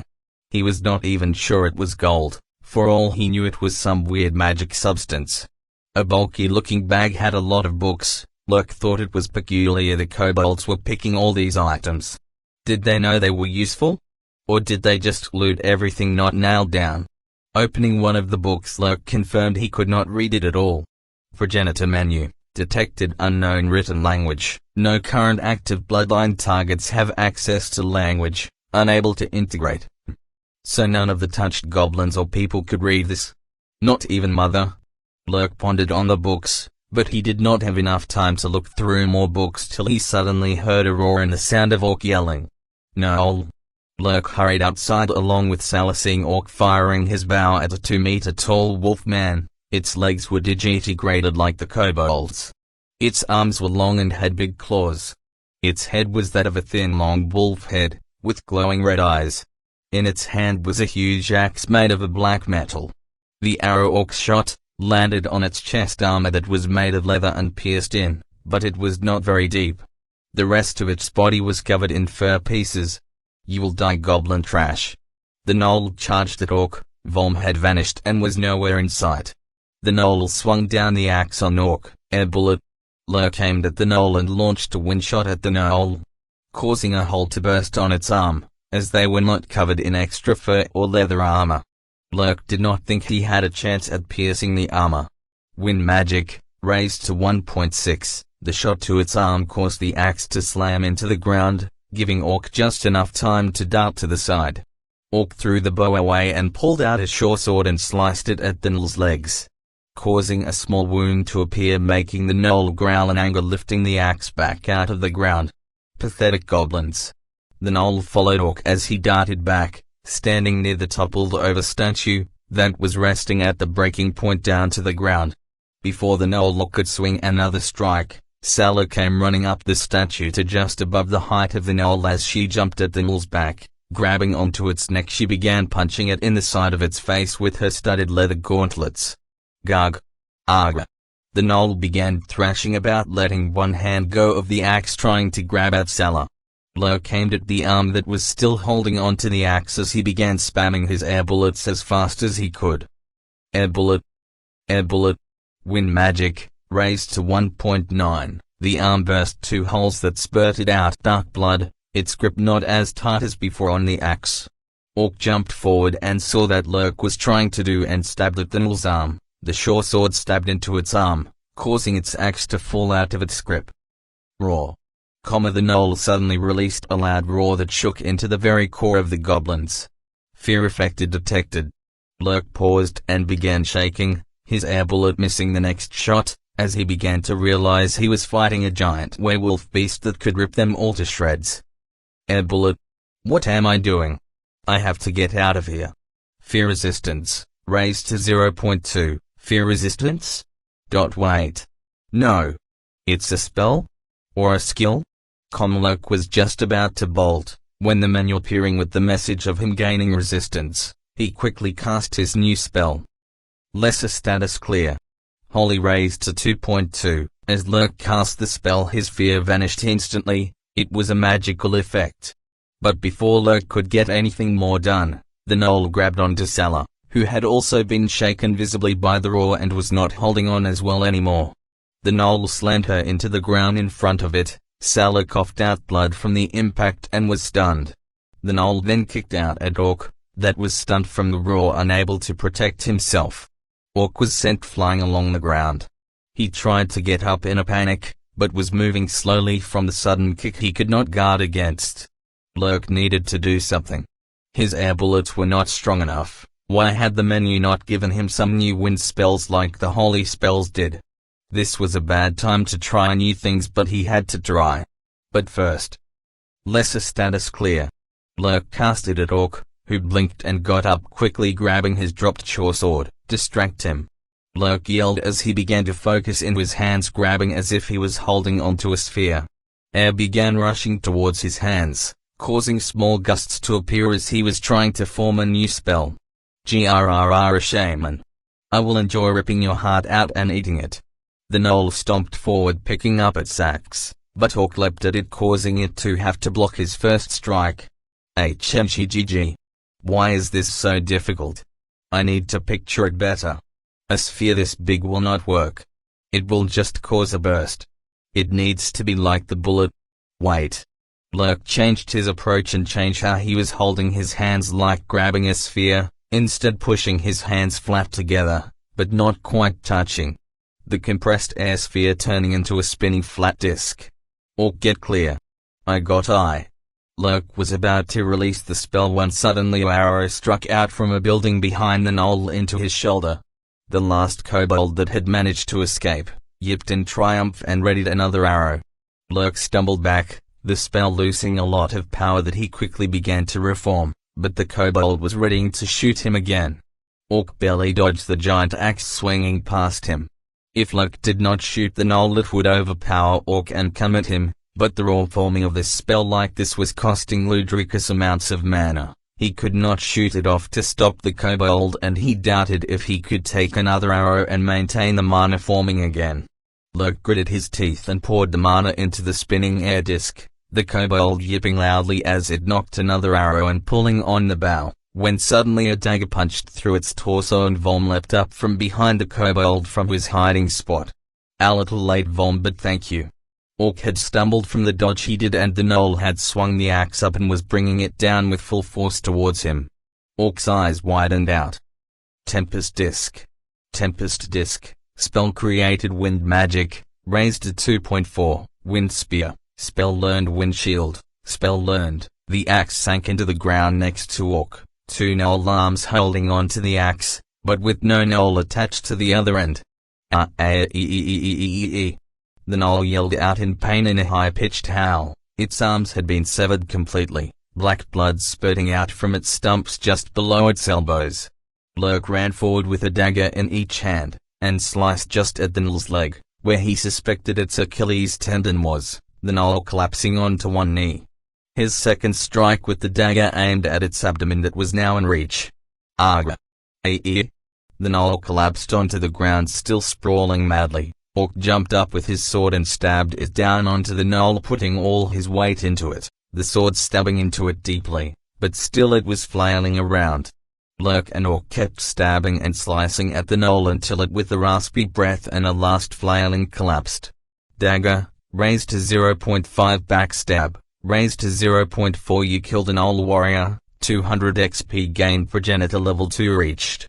Progenitor access upgraded. Orc and Lurk were standing over the collapsed knoll, covered in dark blood, both of them breathing hard. When an unknown voice was uttered. Lurk is a shaman?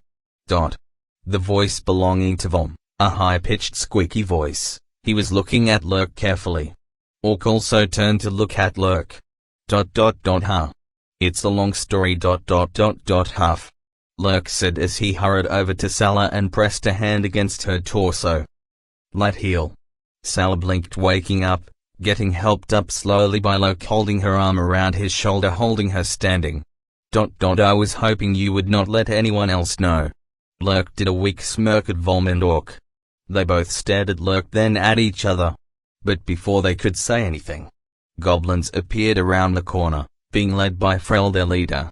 The goblins jumping and screeching at the blood carnage in front of them, waiting behind Frel. Seems you handled it well, Frel said, his eyes locking onto the dead knoll, then looking at the group. His eyes narrowing. Crap, Lurk, Chapter 23. The strong rule the weak. Viewpoint, Frel. Frel had been having it tough for a while, being the lowest ranked boss, but ever since they had been forced to relocate from their main cave, that Chief Xan had said was important to the great mission that the Dark Lord himself had bestowed on Xan. Things had begun looking up for Frel. First he got a new gob to work on his team. He had been waiting for this moment for a long time, ever since Salah joined. He was forced by the chief to not mate with her, due to their important task and low number of special sun gobs to do said task. But now with the new gob here to lessen the load, he could finally see the days of being able to mate with Salah, under the excuse of that the new member is more than capable to fill her spot. From what Lurk had shown so far, it was very likely. When he had suddenly killed 3 goblins effortlessly, that were foolish enough to come in and try to steal from Frel. He saw both the possibility he could take Salah off scout duty, to focus on nothing but being his breeding so. But there was also the other possibility of it, this young gob could potentially become extremely strong. If he did not make sure to force his dominance on this gob, he would have to kill Lurk before he got any ideas. Then Frel would be back to the same problem of not enough scouting power. Lurk had seemed meek and would follow all orders from anyone without issue. Frel had not been worried after seeing this. Clearly he was a goblin with a weak mentality, just like Vorm. Vorm broke easily when he did his first rebellion, after beating him horribly and then leaving it to Salah to handle. It was more than enough to get him to follow in behind Frel's dominance. Salah herself was a tad more tricky. She required a lot of beatdowns and threats before she stepped in line. How frustrating was it back then when she was struggling against him and he could never just beat her and then breed her. No, she was to not be bred, only trained and used as scout. He dared not go against the Dark Goblin Xan's orders. Just being in the same area as him made Frel bow down in fear from his sheer presence, fearful of being killed instantly if Xan so wished it. But he made sure Salah knew that she was gonna become nothing but his breeding, so when he had beaten her down and whispered it to her, grabbing her breasts and pushing her down, he broke her spirit to resist after that. Then there was Orc. Orc had caused him a lot of problems way back when Frel took over the leadership role from the last leader that got killed by the Silver Wolf that killed the entire scouting team at their meetup point. Frel was not with the gobs that got attacked at the time, but Orc was there alongside the old boss. During that fight they managed to barely kill the silver beast, a feat unheard of for gobs to do in such low numbers. It did cost them all their lives, except Orc. He was the last gob just barely alive. He had managed to get a spear backed into the ground, holding the tip up towards the leaping wolf, making it spear itself, critically wounding itself, and just as it did that it ripped Orc's left eye out, giving him that scar he has now. Then Orc managed to give the killing blow just as he himself was knocked out cold from the battle. When Frel arrived he saw the carnage, the resentment and hate over Orc's achievement. Orc would surely become the next Sunsoaker's boss. But Frel saw the chance and took it, just before the last of the old Sunsoaker's team came to meet up at the location. Frel gave himself some small wounds, covered himself in a lot of the blood from the wolf, and sank his own sword into the side of the wolf's dead body. To make sure Orc would not hinder him, he was gonna kill him. But then he felt like he wanted to make Orc suffer the same way he did, whenever he thought Orc was gonna be the next boss. A sick grin on his face as he slammed a club down onto the unconscious Orc's left arm to cripple him to make him easier to handle and keep him submissive. Frel stole the honor of killing the wolf away from Orc, the pelt he now wore as a cloak and headgear, a constant reminder to Orc that Frel was stronger than him. He always grins, seeing the defeated look in Orc's eyes when he looks at him. It took barely any beatings to force Orc in line. He was broken to serve now. He even gave Orc a tiny scrap of the silver wolf fur that Orc wore on his crippled limb. Oh, it would make Frel laugh cruelly when he saw that. The last two of the old team died during his time as the boss, making it only him and Orc for a while alone in the group. But then came Salah, Vorm, and now this gob. Lurk. Frel was looking at the situation in front of him. He saw clear signs of magic used on that knoll. There was no way its arms could both be sliced off by these goblins. No, it was clear that the newcomer was a shaman. If Frel was not careful right now, Lurk could usurp his position if he was unlucky, or if Frel was lucky, Lurk would just be known as a shaman that could take a high place in the hierarchy and form his own group. But an evil grin was on Frel's face as he looked at Lurk. Lurk was exhausted and his eyes were giving the telltale sign of mana exhaustion. He had seen this before in the eyes of the shaman Boer, after having fought during the raids and then healing the chief and bosses. The same look and fatigue would be obvious on him, his eyes a weak glimmer of what they used to be. If Frel did this correctly, he could crush Lurk's spirit right away before he regains his mana. Then Lurk would follow behind in line due to his meek spirit, and Frel would become an even greater boss, being able to dominate a shaman. He smirked harder at this thought. He did notice how Salah was unable to stand only after being helped standing up by Lurk. Vorm was the only unharmed one in their group, and Orc had the same look in his eyes as normal, dejected and broken. This would be easy. Ah. Seems you handled it well, Frel said to them. They all froze and looked at him. Lurk looked shocked by his sudden arrival. Standing there holding on to Salah, Lurk had definitely been keeping it a secret that he knew magic, the knoll forcing his hand now. He was clearly planning to take Frel's place. Frel just knew it. Good. You collected all my loot and killed these weaklings. Judge. Frel grinned, stepping forward slowly. The goblins he had gone back to recruit in the cave were cackling and laughing. They could sense there was something brewing in the air and could feel Frel ooze out superiority. Lurk also stumbled forward a bit, moving Salah with him over to Vorm, putting his hand on Vorm's shoulder and gave a nod at him to take over holding Salah. Vorm was suddenly stunned, looking at Lurk then Salah before relenting and holding up Salah.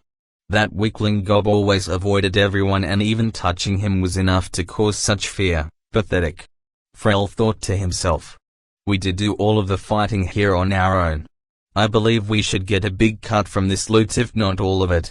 Lurk suddenly said, causing the goblins cackling and laughing to pause as they stopped. Frel sneered at Lurk. What did this pathetic spawnling just say? Could he not see his position right now? Battled and wounded, no mana, and Frel was standing there with a squad of goblins that would leap at Lurk and tear him apart at his word. What did you say, you worthless gob? Frel froze in place, seething with anger, staring daggers at Lurk, but nothing he did or said seemed to affect Lurk. Even Salah and Vorm were unaffected by his projected anger. Vorm would already have hid and cowered by now. What was going on? Lurk slowly stepped over to check on Orc, not moving too fast to set off Frel, who was at the boiling point. He calmly placed a hand at Orc's shoulder and looked him over. Orc perked up, before he was hanging his head when Frel had appeared, but now his eyes widened out and he was stunned from the sudden touch by Lurk and he turned to look at Frel. What was that in Orc's eyes? Those eyes were devoid of fear. What did Lurk just do? He did not cast any spells. He is still empty on mana. Wait. No. Frel had not noticed it before now, but he was no longer mana exhausted.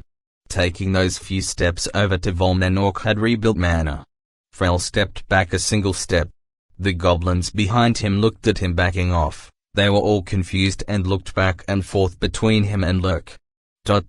This progenitor system is seriously ludicrous. Lurk said softly to himself as he looked at Frel with a hardened look, his eyes glowing slightly purple. Time to show who the boss is. Lurk grinned at Frel, causing Frel to take another step back. Chapter 24 Who is the boss? Viewpoint, Lurk. Progenitor level 2 reached. Progenitor access upgraded. Lurk had ignored the messages, as he wanted to be sure everyone was okay at first. But when Frel suddenly stepped out in front of them, with the evil superior gleam in his eye, Lurk decided he better check his choices. Racial restrictions unlocked. Unlock hidden bloodline traits FBP, family blood points, equals 2 bloodline manipulation, unlocked. Metamorphosis, unlocked. Okay.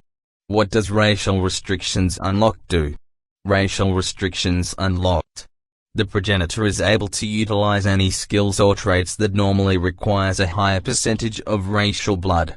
Elite, Master, Venerable, Ancient and Godlike bloodline skills not included. Breathe fire like a dragon, without the huge body requirement.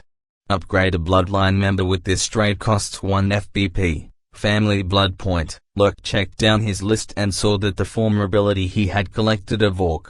Viper Spit/Bite, weak, unlocked. Requires plus 75% Scalman. It was now unlocked.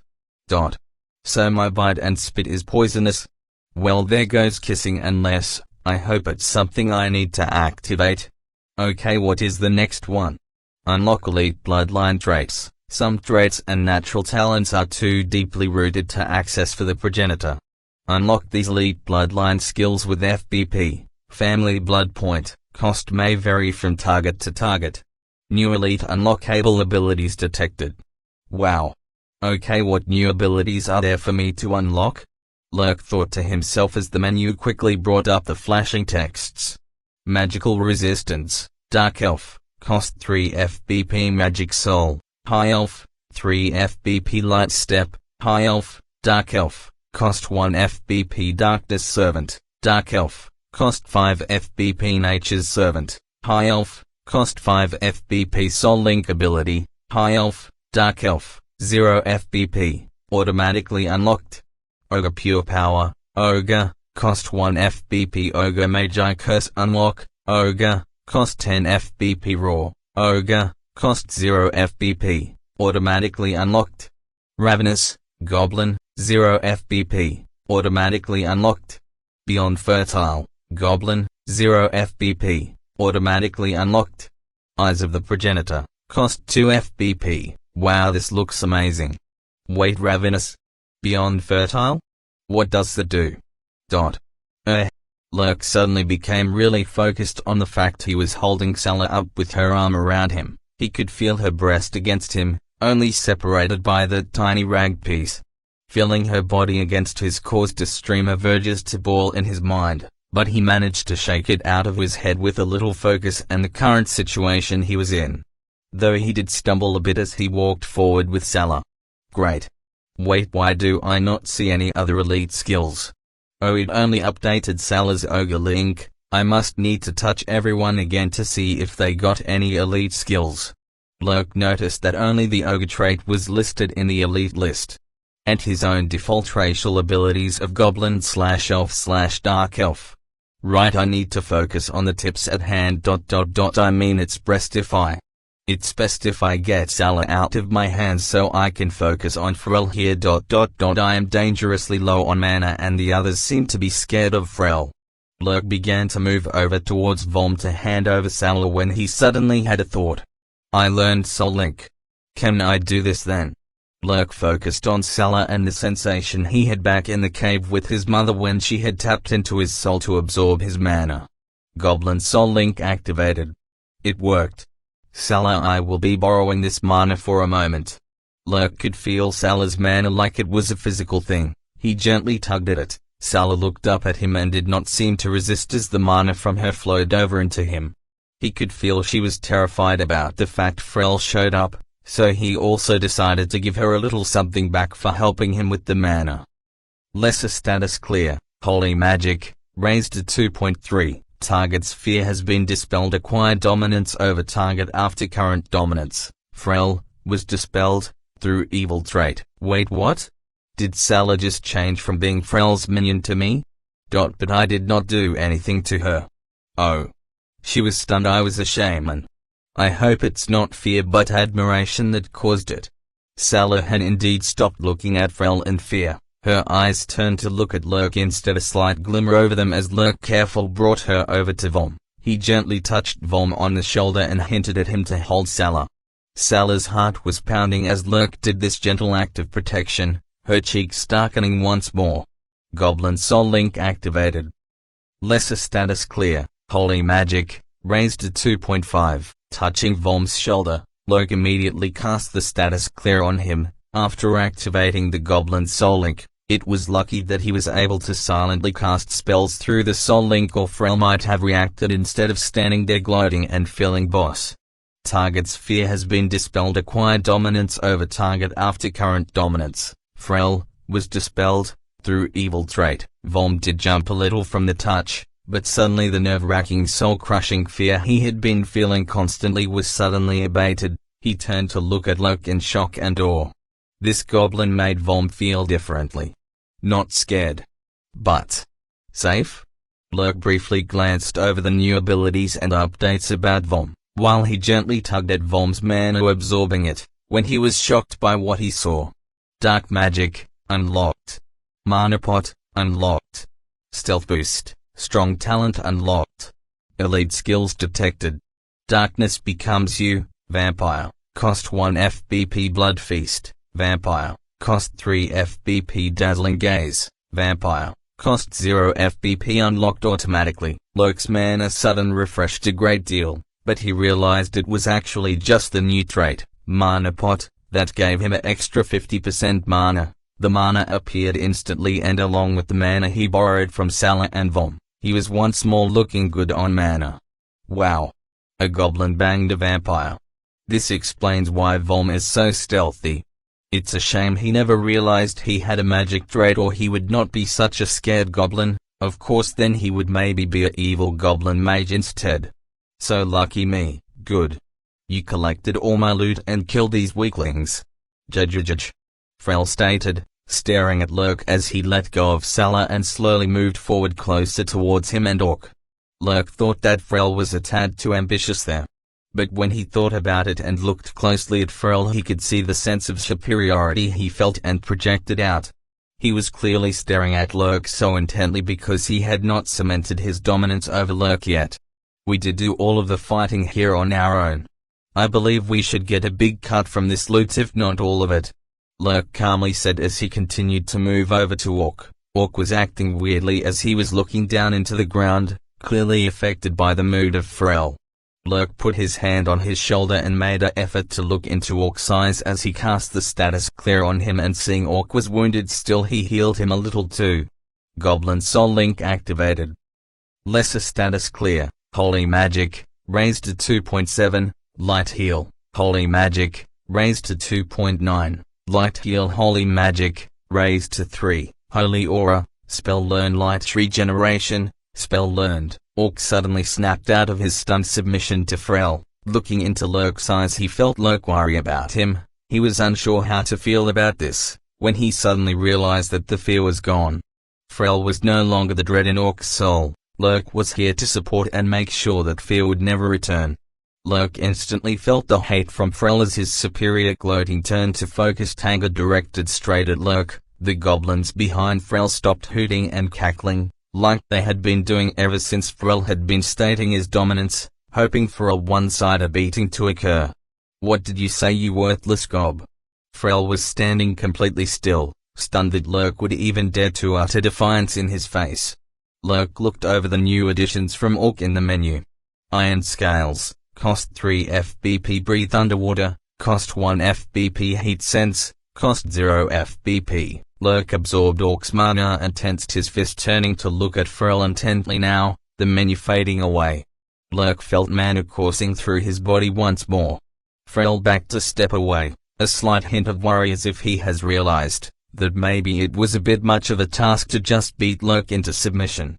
This progenitor system is seriously ludicrous," Lurk said softly to himself as he looked at Frel with a hardened look, his eyes glowing slightly purple. Locking eyes with Frel, feeling Salah, Vorm and Orc behind him ready to assist, Lurk calmly said, "Time to show who the boss is." Lurk grinned at Frel, causing Frel to take another step back. Chapter 25 Battle. Frel sneered at Lurk. The sneer quickly turned into a loud yell. "Chop this gob." Frel leapt behind the many goblins that rushed past him, their eyes mad with bloodlust as they threw themselves at Lurk and company. Lurk guessed there to be around 20 goblins, as he at the same time quickly checked through some of the new options in the menu. He was thankful the menu worked fast in his mind as he readied himself. Most of the goblins launched themselves at Lurk. The first one slammed a club down onto Lurk, who parried it just barely with his shield, as he used his shield hand to point at a goblin coming up behind the first one. Wind Bullet. Wind Magic, raised to 2.5 shield, raised to 0.6. The goblin's chest was punctured by the small air bubble and then it burst open from the sudden release of the air inside its body. It left Lurk open to her assault though, as a goblin threw itself at him, claws first, and grabbed onto his body, throwing its full weight into him.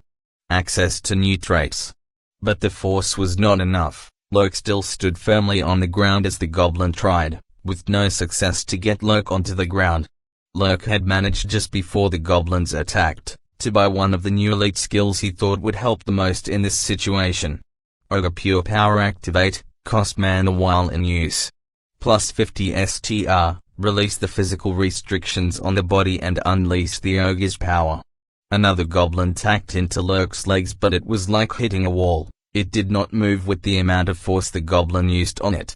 His strength was beefed up from 15 to 72 due to his strength boost he got from Salah. Goblins surrounded Lurk and one of the club-wielding ones slammed a club down onto Lurk's shoulder, causing his body to cry out in pain down its left side.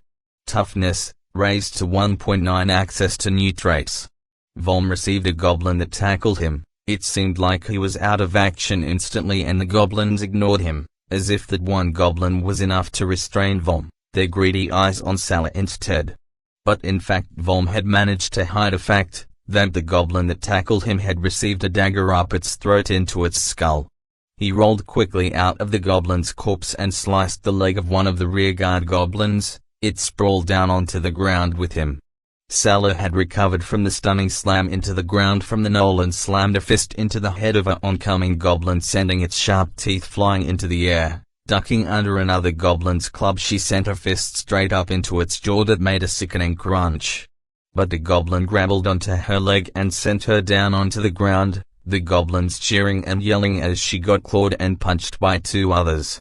Orc handled himself a bit better. He stabbed the goblin straight into its chest, sending it slumping down onto the ground dead past him. He dodged a goblin's club strike, grabbing onto its arm and twisting it around till a crunch and screech came from it. Stealing its club, he blocked another goblin's hit, but not the last goblin that stabbed him in his crippled arm he used to block it with.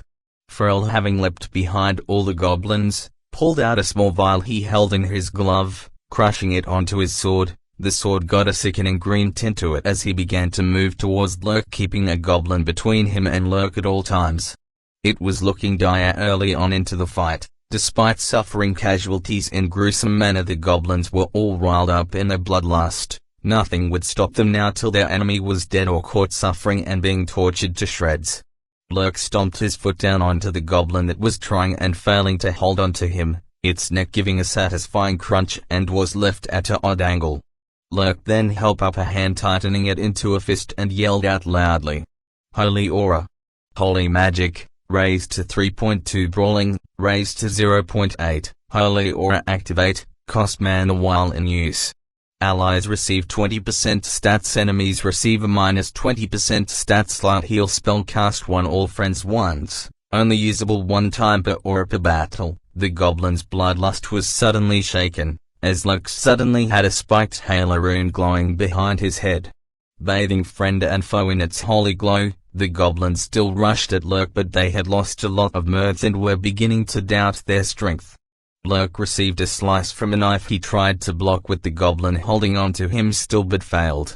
Lurk gritting his teeth as he slammed the shield onto the neck of the goblin holding him. It sprawled off him like a rag doll from the sudden force applied to it. Toughness, raised to 2.0, shield, raised to 0.8. He was still swarmed by goblins, with plenty of targets to pick from. He made a throwing motion and yelled out, "Wind Spear," impaling 2 goblins that spun from the force of the spear going through them. Wind Magic, raised to 2.7. Vom managed to slice another goblin in the back of its foot, sending it down on the ground with him. The last thing it saw was Vom's dagger going into its throat. Salah was struggling as the goblin that grabbed her leg was struck between her legs, its grin and red eyes spelling out its intent clearly. Unfortunately, she grabbed onto the goblin, tightening her legs, causing the goblin to deeply regret its position, making it gasp for air as a few of its ribs cracked. She sent a fist flying into its face and shook her arm free from another goblin that had managed to grab onto her. Luckily, most of the goblins at her were resigning to only using fists since they thought she was incapacitated. Orc had seen Frel was moving straight for Lurk, his eyes also noticing the green tint on the blade. Orc knew that tint. The last time it was used, it caused a human soldier to claw at his own face in pain and anguish, unable to do anything but suffer for an hour till death took him, the goblins waiting and laughing at him as he suffered. Orc slammed his club into the skull of a goblin trying to push through to get at Frel, but he was stuck fighting 2 more goblins.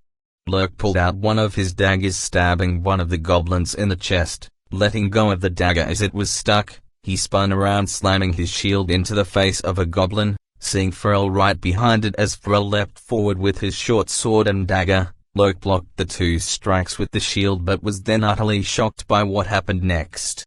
Dagger, raised to 0.7, shield, raised to 1.0, slice. Frel called out a skill and suddenly his speed increased and his hands moved fast, cutting at Lurk several times. The wounds caused by the short sword struck onto his right arm, felt like fire was poured into the wounds. Lurk rolled back just in time before Frel managed to drive his sword into Lurk's chest. Toughness, raised to 2.2, poison resist, learned. Pain assaulted Lurk's brain as he rolled back, instantly casting spells. He readied himself to face Frel again. He was being poisoned. Lesser status clear. Heal. Holy Magic, raised to 3.4. Lurk still could feel the pain, though not as horrible as before, but it was still there in his arm, building up again. His spell was not strong enough to completely remove it. Poison resist, raised to 0.4. A sick grin was on Frel as he saw Lurk begin to sweat and breathe hard and drop the dagger he had drawn as his fingers twitched. Judge. You should beg for me to kill you now. You will never survive that poison. It will cause your body to spasm from the pain for hours until it finally kills you. Frel taunted Lurk, knowing he was dead from that assault. He moved in to stab Lurk again, but just then a dead goblin came flying past Frel, followed closely by Orc, who hacked down onto Frel's sword, disarming him. Orc swung out his club at Frel, but he dodged it. Judge. How quickly you turn, Orc. Is this gob so much stronger you think?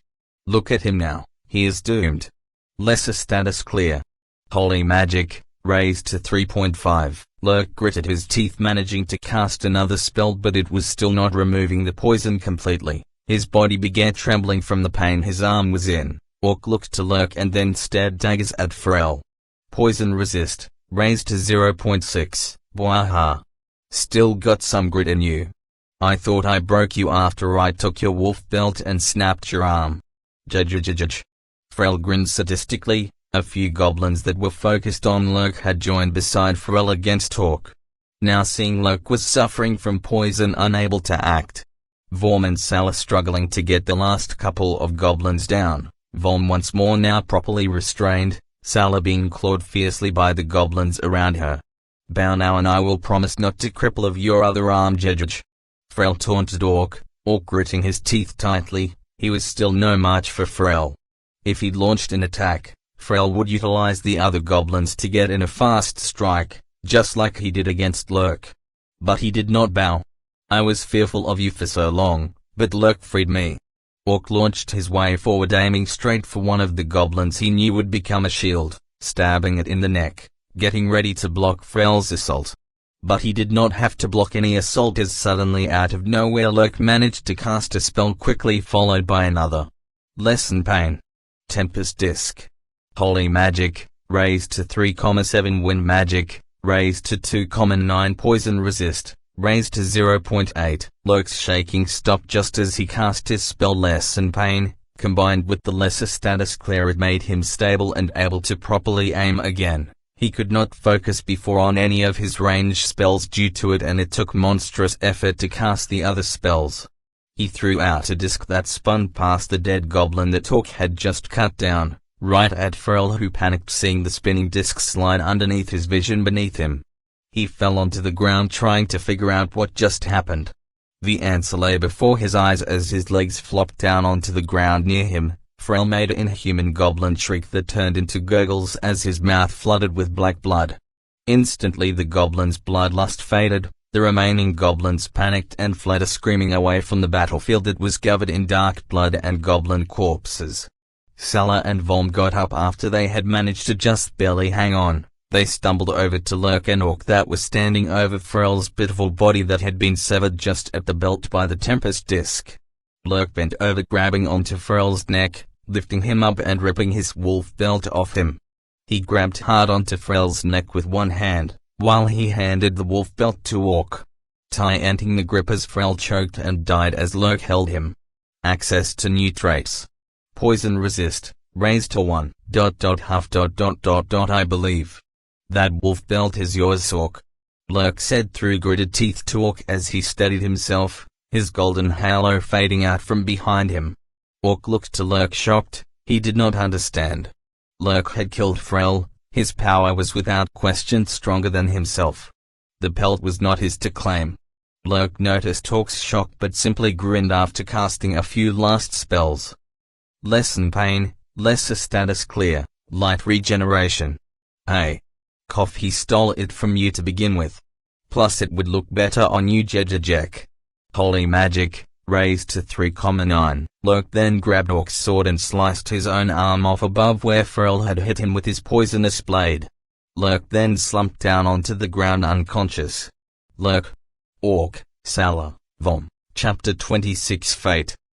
Lurk was dreaming. He was once more floating in the gentle warm sensation that he ended up in when he first died and began his resurrection. He opened his eyes. This time, instead of being formless, he had his goblin form, but he was aware of it as if seeing it in a third-person view. He had not looked proper at himself through a clean reflection. He had to admit he looked rather normal if not for the size difference, which he could somehow understand. He was around half the height of a human. His hair was black, short and arranged in a normal messy way. His eyes was a deep purple hue, with clear black pupils. His form was extremely defined muscular-wise. He wondered why that was. This seemed extreme for such a lean form to be this chiseled. When he began examining his body, looking or rather observing it all at once from all angles, he stopped briefly looking at his left arm, where it looked like there was a clean line running across his arm, the arm after that looking transparent. He looked at his muscles, wondering why he looked like this. But before he could examine more, an old friend appeared. Menu popped up with lines drawn from certain parts of his body as suddenly his skin vanished. His musculature became fully visible, with many small descriptions of each little muscle group if he looked closer at it. But what also was shown were 2 runes floating beside his body. He could sense a clear connection between the runes and his muscles. Examining the runes, he realized that he could read the runes, At least the main part of it. It was surrounded by magic spinny circles that were moving like a clockwork, exchanging tiny runes between each other. Some runes changing shape, or vanishing only be replaced by another, all moving elegantly without discord or chaos. But the main rune spelled out STR boost, moderate ogre pure power, ogre. They both were vastly different. The STR boost one was simple and rudimentary compared to the ogre pure power one, with endlessly more complexity, and when observed seemed to have magic circles that appeared out of nowhere and vanished into nowhere, making no sense in a purely observable way. But it was all beautiful to watch slowly move and tick in front of him. He decided to examine what was a common reference between them, and he found something at the very core that seemed to be the base structure. Here they were the same, but it would expand out and become infinitely complex after just a few circles. He understood one of the common runes. He thought about it and the rune flicked out of existence. His body at the same time changed slightly as his muscles became less defined. He flicked out the same rune on the other one. His body becoming an average-looking body type. On, off view rune for them. The runes became too complex after much further away from the rune he'd looked, interweaving with too many things to easily identify what one rune would do or could even be manipulated. He flicked the two runes again and his body once more turned normal. He thought of his body as a whole. Several runes began appearing all around him, spread out in an orderly fashion into a big complicated magical circle network, with his body floating in the center of it. Watching every rune with its own little system of magic circles and runes ticking along, seeing them interact with each other. Energy could be felt flowing around in this magic network. Pulsing like a heartbeat, the runes acted together. Observing each rune one by one, he realized it was all the things his menu had shown him. His skills, traits, natural talents and magical cores. When he saw the magical runes for each magic type he had, it was easy to identify them. They were each glowing a specific color, some of them more potent than others.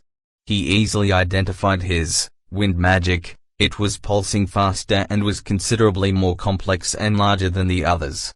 The newest one, the dark magic, was barely ticking with almost no extra connections to other runes. It was like looking at a game talent tree, but it was infinitely more complex except if you stepped back and viewed it all at once. He noticed a special grouping of runes that seemed more separate from the others, a clear distinction that these were not a direct part of the overall system, but were latched onto it. One of them in particular read in its name as Horn-Crown Viper Poison. It seemed aggressive and was sending out connection points into many different runes in the core of the system, blood, nerves, and many other smaller ones. He remembered he had been poisoned, and he realized he only had one's chance to survive it. To cut off the injection point in his left arm.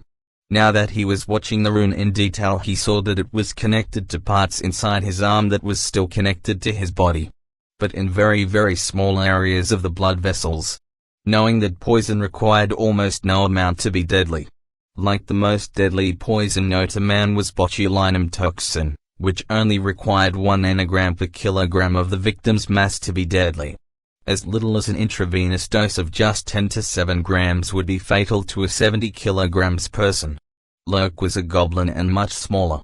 Granted, the viper poison here would most likely not be this poisonous. What he also noticed alongside of the poison rune was some other runes.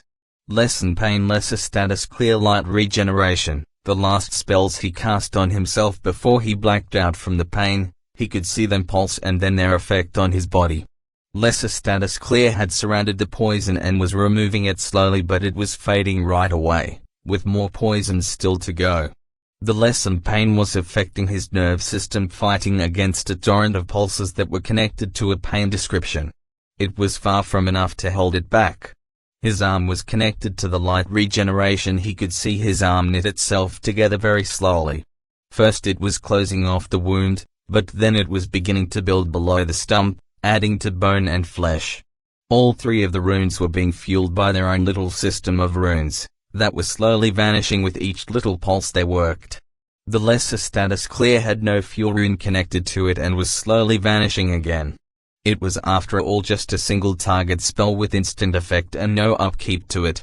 But this would not do. If he was just a little bit unlucky, Then that tiny amount of poison would be more than enough to kill him several times over or make it last way past his lessened pain's duration, but it was not enough even at its current strength. His body would not handle this much, he instinctively knew. He remembered when he was touching the runes and they interacted with each other. But he needed more time for what he now had planned to try out. With that thought, the pulses of the system slowed down substantially. He quickly began to examine the lesson pain and lesser status clear for similarities and compared it versus the now very slowly fading light regeneration. It took a while, though time seemed like a very loose term in his current state. He began to tinker with the runes on the 2 runes with a duration, until he figured out what made them have a duration and how those specific runes connected to the other systems of the spell. During this he figured out he could manipulate the runes and the small pathways that would all amass into the magical circles that the runes ran along like as if on power lines or a train system.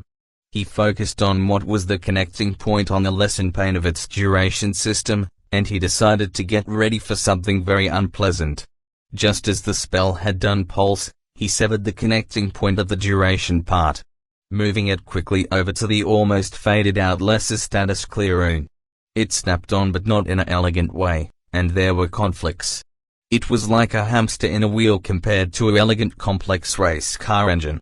The hamster struggling to keep the rune going, but it began flashing as if it had stopped fading out. But the energy stored in the duration system was leaking out fast. It was clearly too demanding a spell to keep running with this simple of a system. Worse also was that his body he was viewing was now being flooded by pain to a dangerous degree. He needed to hurry fixing and to cut unnecessary traits of the spell itself. It was too demanding. He quickly looked it over and saw where he part affected the body. He localized a point that connected all the limbs and main body parts. The targeting system of the rune, it was set to affect everything in his body all at once. He did not need that. He severed all the parts that were pointing to anywhere not his left arm, after making sure that the poison had not left his arm. Realizing he could narrow it down even more, he connected it to the very term of the core part of the poison rune. He used some of the leftover runes he thought would fit to stabilize the connection point, and suddenly the spell turned into lesser poison clear. The poison began vanishing with each tick, but the pain thrashed around in his body from each little piece of remaining poison until it all vanished and his body calmed down. Wait. Everything seems to be fading, my sense of self is back. Before it was like I was viewing everything. Now everything is fading. Getting a last view of his body surrounded by the complex clockwork of runes, he noticed one rune standing out above all the others that was connected to everything. But he had not seen it before due to his focus on the minutiae and micro of how things worked. Fate. Okay. Lurk thought as he slowly faded out of unconsciousness and slowly opened his eyes and waking up in a cave, seeing a sleeping Salah right up against him. Lurk, ache. Salah, bonk. Chapter 27 I am the boss. Lurk rubbed his head, somehow that one hurt. Salah might be hardening her fists to counter his iron head trait. Lurk froze as he opened his eyes again as he was now sitting up, Salah sitting next to him. Naked. Why was she naked? Wait, why is he naked and why are they sleeping together? Lurk stared at Salah, his gaze slowly drifting down Salah's body. Salah meanwhile was angrily staring back. Lurk should not scare Salah like that. Salah was trying to sleep! Oh. Are you okay? Salah chided on Lurk, rudely awakening her, suddenly remembering that Lurk had been unconscious ever since they fought Frel and he cut his own arm off. They had brought him back to the nest and placed him inside Frel's sleeping area. Yes. Lurk was still staring at the naked Salah, but he managed to speak. She really did look like a normal human, healthy, voluptuous, curvy woman. Salah leaned over towards Lurk, staring at him oddly. Is Lurk sure? Lurk seems to be acting weird. Why are you naked? No. Where are we? Lurk shook his head, snapping out of it. He looked around. They were inside a cave, this much he reckoned. Looking around, he quickly guessed they were back. Examining his surroundings, he realized they were back in the Sunsoaker's corridor room, but it was at the end where Frel had his things. around a small bend in the corridor out of sight of the others. Lurk and Salah were laying on furs with a few baskets and bags up against the wall, a few makeshift-looking weapons, also proper daggers and bows stacked up with their assortment of arrows. Wait, did you go back to the cave? Is that not dangerous? Would we not be killed for killing Frel? Lurk said as he put some furs over Salah's nakedness. He needed to focus right now. Salah accepted being wrapped in the fur, her cheeks darkening as Lurk did this. But quickly she answered Lurk's question. Well, Frel was beaten by Lurk, so now the Sunsoaker's boss is you. Lurk sighed. He was a little worried about what he should do when he killed Frel, but he also was worried that once he would cut his arm off to save himself from the poison, that maybe Orc would kill him to take the position. Orc was after all a rather imposing goblin with great deal of strength, as the battle with the kobolds and gnolls proved to Lurk. Hell, he shot about while having a slightly crippled arm and missing eye. During the battle he was actually worried that Frel might have been extremely strong, since he had managed to keep Orc submissive. But from what he understood it seemed he had broken Orc, by stealing his prize and crippling him. Lurk looked at his arm. The stump had many little bumps that were discolored apart from his regular skin. Small patches of darkened skin seemingly stretched from a bit up his arm, with visible veins wrapped around the stump. He could tell it was only a tiny bit healed longer than from where he cut it off. The regeneration spell had luckily made it possible for him to disregard the issue of having to cut his arm off. He was unsure if the spell could heal his arm and hand back, but the spell seemed to be able to do it when he checked the description. It would require a lot of castings, though he could guess from how little it had reformed. You. Okay. But why are you here? Naked? Lurk blushed a bit, looking away. He was hoping that she did not force herself on him, while he was unconscious. He doubted goblins had much restraint. Knowing Salah, if she wanted something she might just take it when the opportunity was there. Salah opened her eyes wide at seeing Lurk blush and look awkward. She was baffled by how he was acting, and it made her face hot from him being like this. Orc told Salah that in order to help with the poison, Salah needed to be up close against you, skin to skin. It helped your body to fight the poison. Salah's body saved Lurk. So do not forget it. Salah looked proud and victorious over this achievement, having been told by Orc that the poison was incredibly dangerous and he had never seen a human survive it. It helped that Lurk had cut his arm off. But he could see that Lurk's body was still thrashing in pain while they carried him back. Lurk thought about what he heard. He had seen science reports of primitive people doing something along this line, but mostly dealing with fevers and other such ailments, whether it worked or not. He could not remember it being done against poison. He checked the menu and saw that he indeed had created a new spell in his unconscious state. It reminded him of Mercia during her stasis spell. But he did not cast anything like that. The menu flashed, bringing up the new trait, Bloodline Manipulation. The progenitor can access his bloodline to create templates or change old templates into new configurations, to either change his own structure to use metamorphosis, and apply to himself, or to apply to any direct bloodline members. This tool can show various effects from the structure the progenitor picks in a target and how it will appear in its various stages of growth. Can be activated, which will induce a meditative state. I have control over my body's genetic structure. And my direct bloodline members. I could see my body in that dream, but it seemed a lot more metaphysical than physical effects. Like skills? How is that genetic? But wait, can I use this on others too? You need to check this out later. Okay. Thank you, Salah, for saving me. Lurk did not feel like taking away her achievement, since she looked proud of herself and using her body to beat impossibly strong poison. Salah turned slightly away with dark cheeks. You are strange. But then Salah suddenly flipped back, pushing forward at Lurk, causing him to fall back. What? Lurk tried to shield himself as Salah had leaned forward fast against him, staring angrily at him. Who says thanks? You are weird. Weak. But you are not weak. You beat Frel, the gnoll, so easily, but you faked against Salah. The anger was back in Salah's eyes. But I did not want to hurt Salah with magic. We were just training. Well. And I was unsure if I could manage Pharrell. Or even if I needed to. Salah stared at Lurk quietly for a while after he said his piece. She had slipped out of the furs in her rush forward again, once more exposing her chest to Lurk, but he was in panic mode from Salah, so he had not had the time to stare yet. HMPF. Well. Now that Salah knows Lurk is this strong, it is good enough. Eh? Good enough? Lurk cocked to eyebrow, slowly realizing Salah's state of undress. Yes. Salah will become Lurk's breeding so.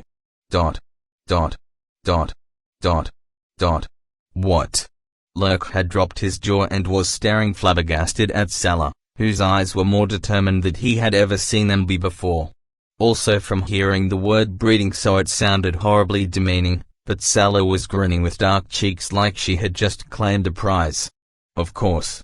Salah had been chosen by Pharrell to be his future breeding so. But he was banned from doing so. Salah wanted someone strong to make spawnlings with.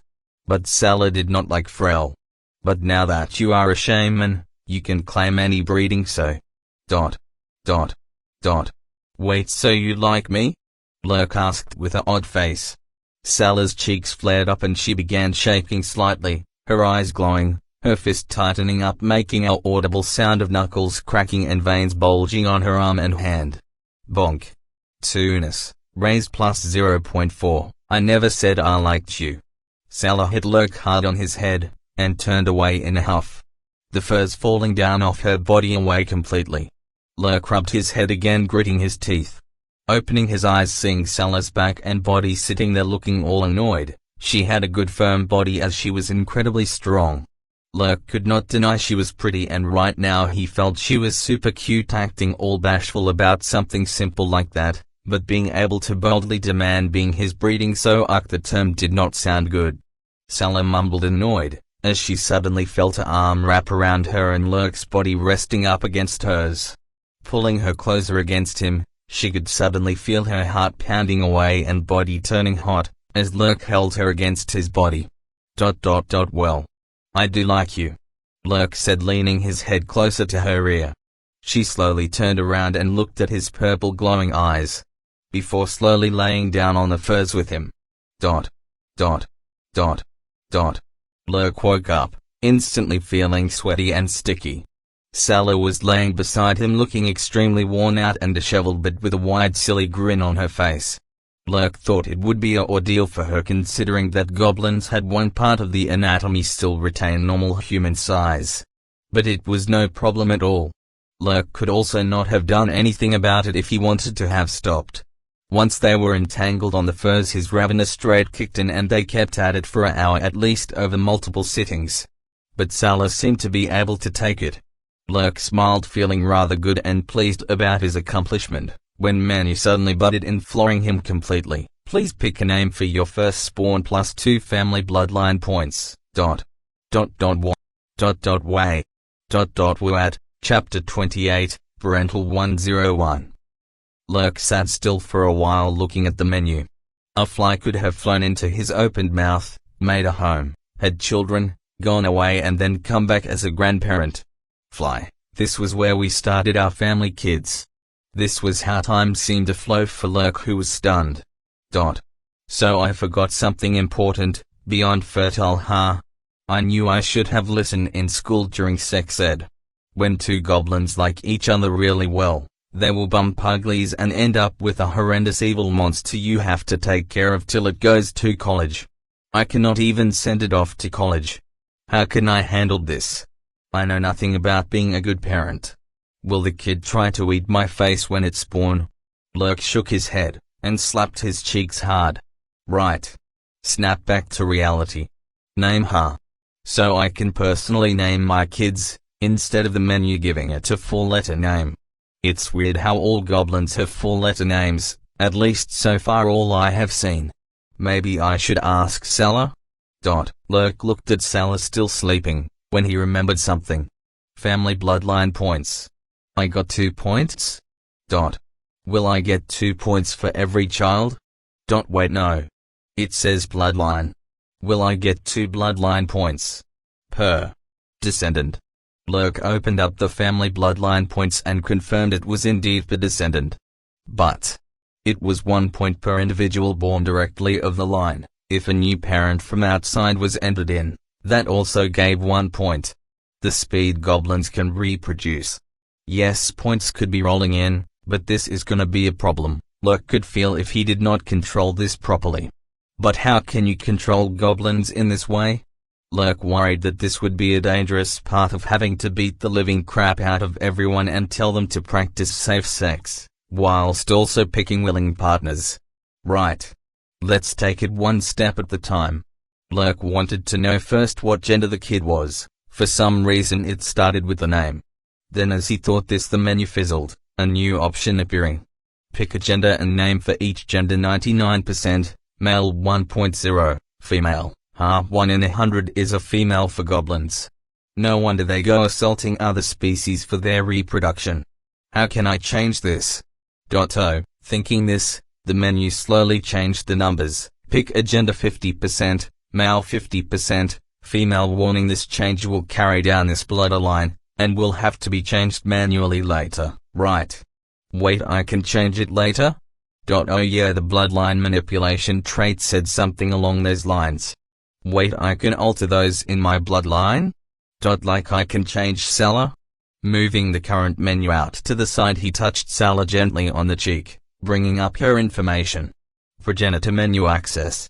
Edit options, costs FBP points to alter, race, goblin, 65%, 25% human, 10% ogre class, pugilist level 2 name, Salah, sex, female age, 3 months, status, second cousin, twice removed father, blood, skull crusher, goblin 75%, ogre 25% mother, Lisa Sofnwim, 100% human children, unknown stats -str, 14, 7 plus 7 ag, 10 sta, 12 wis, 6 int, 5 lyuk, 20, health, 34 mana, 12, abilities -speech, goblin brawling mace stealth dodge, traits -goblin soul slightly evil, reduction detected, unable to go lower due to progenitor limit, night vision str boost medium, titles, head bonker, first consort to the progenitor. Okay, I can change it, but would it not be best to alter Salah, so the child would have more options? Like just in nature finding a mate with more desirable traits, I just have the luxury of being able to manipulate both sets of genes. This is not just gene manipulation though. It's also exchange of knowledge. Like I can give Salah earth magic? Thinking this, the menu highlighted the edit option and brought up all his traits he had collected. Zooming to the earth magic, it showed the listing for it.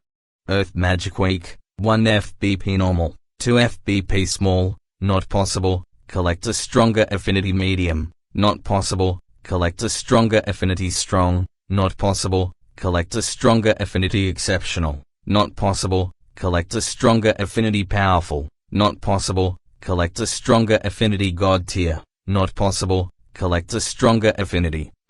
Because I do not have anything but the earth magic normal, I cannot grant anything better than that.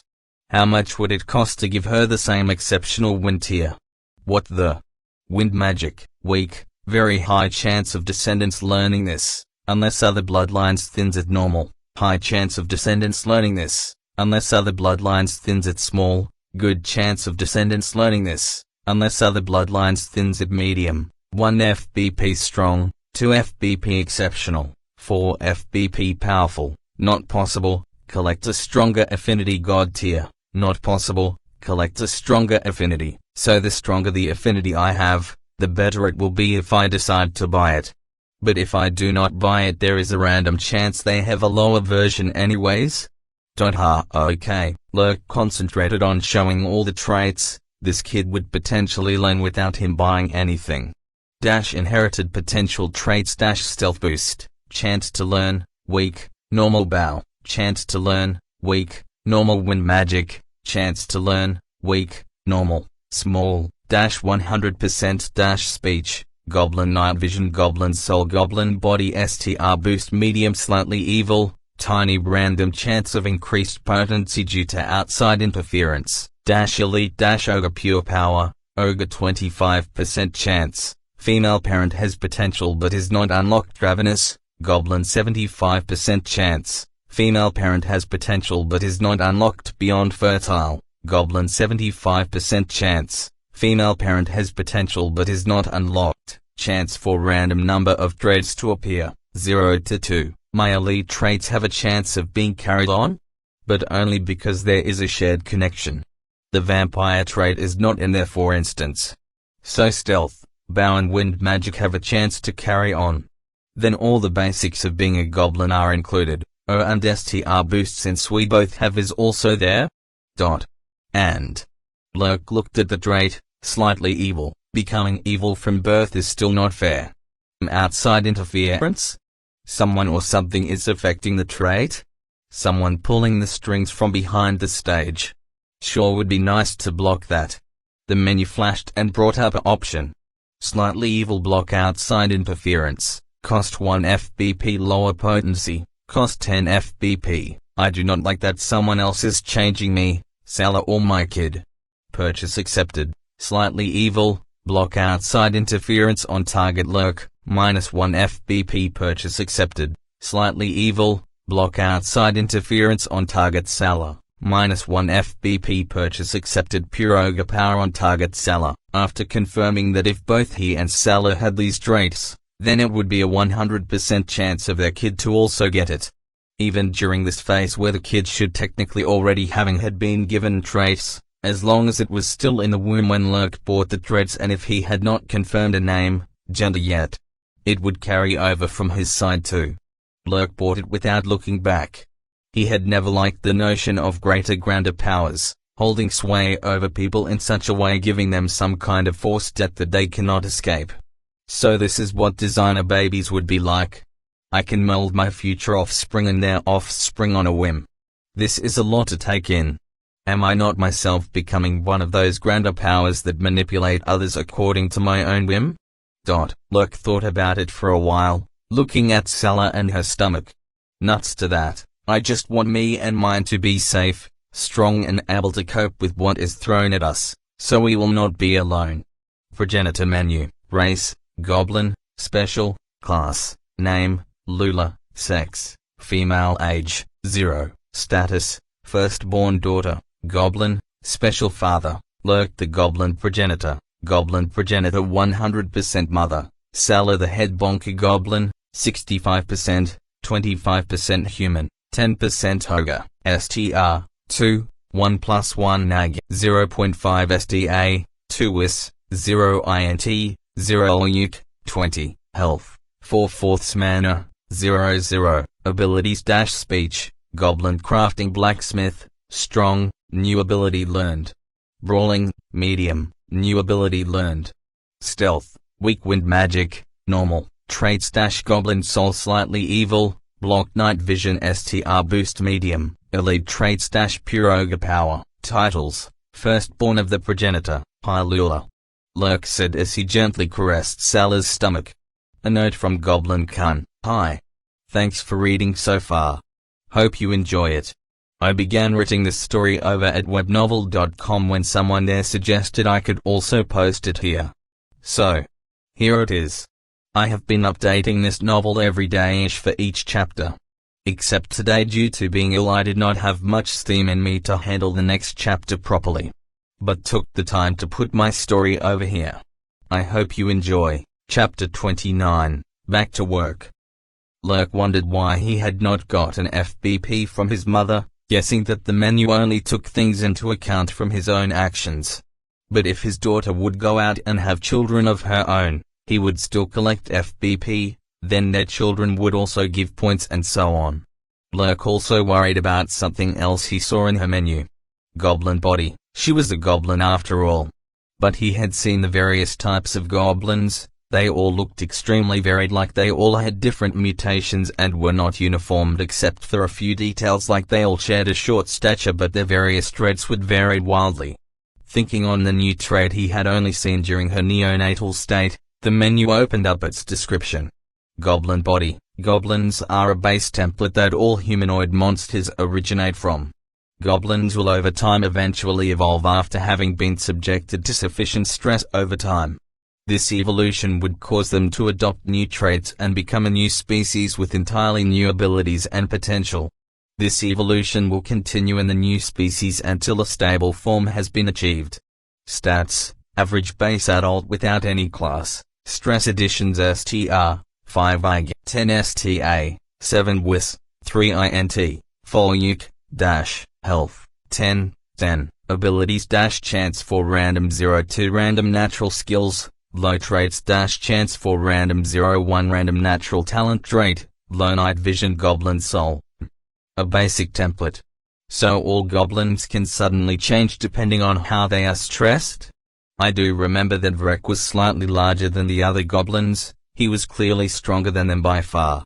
Lurk also brought up the new traits he had collected of Frel. But there was nothing of particular note. He was a standard goblin 75%/human 25%. But he did have one very odd ability modifier down the list that made Lurk chuckle a bit. Abilities dash dagger, slice, new skill. Intimidate, strong crafting, clothier, exceptional traits dash. Lurk would have to try that, slice, skill later. Apparently it was a weapon skill? Much like how spells were a part of the magic traits. But it was clearly a magical ability. No one could move like that suddenly. The skill that made Lurk chuckle was the clothier one. Frel could have become an extremely talented tailor, if only he had not been born a goblin in a cave. His talents was never realized. Instead he became an evil boss leader that dominated his subordinates with violence and threats. Lurk knew he could see people's best talents and guide them to their perfect job or lifestyle choices. I can even change them if I have FBP points for others too. Am I born to be the cheat job consultant? Why yes ma'am, I can tell you would be the very best cow farmer ever. But if you act now I can change that cow farmer to a glorious movie superstar instead. These traits. Who puts them into living beings to begin with? I cannot rule out gods, since magic is now confirmed to be real. But what would they gain? I have not been told to worship anyone. Unless slightly evil blinked in front of him in the menu. This was not in the goblin body, so it's not part of it naturally. So evil and good is a thing and something must be judging or categorizing it. I began to do only good deeds. Would this trait fade away? Or is it a locked curse? It seems to vary in potency from slightly evil to beyond evil. Even Frel was only evil, just like Hawk. They must be easily affected by the urge that comes up when the chance to act evil is there. But why would they ever resist it? Even Salah would have no real reason to resist and just go with it. Lurk rubbed his head, getting a headache over this annoying metaphysical trait that was imposing its will onto him and his friends. Yeah, he would have to say they were his friends. Lurk got out of the furs, leaving Salah behind. He had been casting his regeneration spell ever since he woke up. Wanting to get his hand back was a priority after all. He moved over to the many items that was stored at the wall. All of Frel's things were here, including the gear he had worn. Leather gloves, leather boots, pants, child size, fur armor and pouches with various things in it. Strings, small hooks, carving knives, axe and then 2 small vials with green liquid in them. Lurk could guess this was the poison he was subjected to. Lurk wanted to clean and fix all of this gear, especially the pants, since they had been sliced along with the bottom of the fur armor. Spending some time making some makeshift tailor tools, and recovering material from some of the things stored here, he managed to fix the pants up. Crafting, clothier, raised to 0.5 pants, durability restored. He just knew how to do things, but he was still clumsy and the urge he had in his mind when he began working was vague, but he could feel how he should be doing the tasks to make the pants. Clearly the stronger the modifier was, the better he could imagine what needed to be done. It got easier the more he worked, but it was still amateur work at this stage. But if someone had told Lurk to sit down and then fix the pants without this skill, he would have been here for a much longer time trying to fix it. It just came to him naturally. The skills all seemed to raise whenever he used them. But it did get slightly rarer the more he used a skill before it increased. Especially his magical skills. They had thresholds that were not easy to pass. But abilities did not seem to have that issue. He had raised skills up much faster than with the magical ones. Finishing up the pants, he worked on the fur armor. He had seen a lot of armors from his role-playing days and knew this was a very crude armor. It would not help a lot against most attack types. Now that Lurk had inherited Lula's blacksmithing, he also seemed to be able to remember those notes and pictures he had studied back when he did a lot of role-playing. Was the skill itself pulling on information I viewed a few times, making them more clearly? He would never be able to suddenly recall the facts of the armors he once read about on a whim as he could now. Now all he needed was a smithy. He doubted the raided town had one. But he would have to ask Hawk later if he had seen something like that there. Crafting, primitive, raised by 0.2 fur armor, durability restored. Now he only needed to clean them. His nose was not offended by the blood or the smell. But he just wanted to get it cleaned. His old life nagging on him. I wonder if I can use magic. But what kind of element would cleaning be under? Lurk tried to focus on the blood stain on the pants, wanting to slowly make it vanish. But he could not picture it in his mind how either holy, wind or earth could make a stain vanish. Lurk vaguely remembered back when he was out from the poison he had that dream. He could not remember the specifics with perfect detail. But he recalled working with runes and how they resembled the ones that appeared when he used a spell that the system had created. He refreshed his regeneration spell. In front of his hand a green glowing circle with rune symbols floating around in it. So designing spells would be easier if I had the runes, and how they were constructed would maybe make it easier. Having terms that was connected to actions and being able to target and give the spell limitations and options to optimize it. It reminds me a lot of coding, making a specific task that needs done. I will need an element that can do this. Wait. Cleanliness is next to godliness. Being clean is a sign of spiritual purity or goodness. That is a saying at least. Focus on holy. Come on Lurk. Use this holy power as a laundry machine. Remove the filth, clean it, remove the taint. Target dead cells, grime and dust. Lurk could feel something happening. He was affecting something at least. Looking at the stain, there was a slight glimmer appearing, making the stain shine. It began to fade and then vanish. His mana burning out fast. Since casting spells he did not have a foundation on, seemed to burn through mana fast. Clean cantrip has been created. That burned a lot of mana. I better stop for now and save the rest for emergencies and my regeneration spell. Lurk was getting dressed when he heard a voice from the main corridor. Where is Pharrell? A loud voice that Lurk could identify as Vrek, the goblin that took him off his mother and also got his arm severed. Sala woke up looking at Lurk. She also got up, putting her rags on, and then nodded to Lurk with a go-get-em champ smile. Hey. At least I will have something to bond with him over. Lurk looked at his arm, giving Sala a weak grin, covering it up before he walked around the corner to face the music. A note from Goblin Khan. Here is the next chapter. Sorry for not releasing yesterday. Was feeling under the weather. I will be working on the next chapter right away after I post this. If I feel good enough about it, I'll post it later today. Thanks for reading. I also got a nice honest review that pointed out the problems with the first chapters of this story. I will eventually go back to change them up a bit to make them make more sense and spell out some things better. Chapter 30, Wrecked. Vrek had been having a bad month, ever since he had been granted the task to take care of the breeding sows of Chief Xan, making sure no one touched them. Taking care of the spawns and putting aside those that showed the potential that Xan was looking for. Xan had moved his current special sows to the largest cave in the area. This cave, Vrek was told, had a special connection to the magic in the area. All running just through a cave room that Xan had prepared with more magical runes and placed minced corpses around, to create the dark miasma that would form around such an area. Vrek had been taught how to check on the sows' health, if they could carry enough spawns. But he also learned to differentiate between the spawns. He was told to be on the lookout of spawnlings that had the same traits as Xan himself. These were of the utmost importance, but none had been birthed ever since Vrek had been on the job. Clearly they were extremely rare. Then Xan had sent a special prize to the cave, a elven horde that he had already mated with. She was to be placed in the prepared chamber and her spawns were to be closely examined for the traits. She only got to birth the first one of the goblin types that was able to walk under the sun without problems.